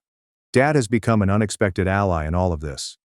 He started seeing Mom's dominating conduct in other situations and gently redirecting her. It's as if he's finally recognized the pattern he'd been missing for years. Looking back, I believe the furniture swap arrangement was the nicest thing that could have occurred to us. If Mom had followed her slow method, we might not have realized what was going on. However, she became greedy and made a major move too quickly, unwittingly exposing years of boundary infractions. Our connection with our parents isn't perfect, but it's honest. We're all adults who have chosen to be in each other's lives on our own terms, rather than acting under some inherited family dynamic that none of us have really explored. And, honestly, I prefer them this way. Mom now asks for permission before offering decorating recommendations. When Dad wants to help me with something, he first makes sure I want it. It's a minor adjustment, but it makes all the difference. Jessica and I have discussed creating a book called How Our Mother's Interior Design Obsession Accidentally Taught Us About Boundaries. We probably won't do it, but the title makes us chuckle. For anyone coping with similar family boundary concerns, here's what I learned. It is sometimes necessary to put the relationship at risk in order to save it. Standing up to your family is intimidating, especially if you've been taught to avoid conflict. However, the alternative, living your entire life according to someone else's preferences, is frightening. Additionally, having allies makes things easier. If Jessica and I had attempted to address this independently, our parents would have likely been able to split and conquer us. But presenting a united front made it hard for them to pit us against one another. My apartment is now fully mine. I don't need the security cameras anymore. My locks have changed, and will stay that way. And every piece of furniture in this house is something I choose. Something that expresses who I am, rather than who others believe I should be. It is a minor win in the great scheme of things, but it feels enormous to me. I'm 33 years old, and for the first time in my life, I feel like I have complete control over my own space, including my black leather couch. Still the best place in the world to watch Netflix on a Sunday afternoon. Thank you to everyone who followed this adventure and provided encouragement along the road. Sometimes you need strangers on the internet to validate that, yes, your circumstance is as unusual as you think it is, and no, you are not exaggerating. Families are complicated. But borders simplify everything.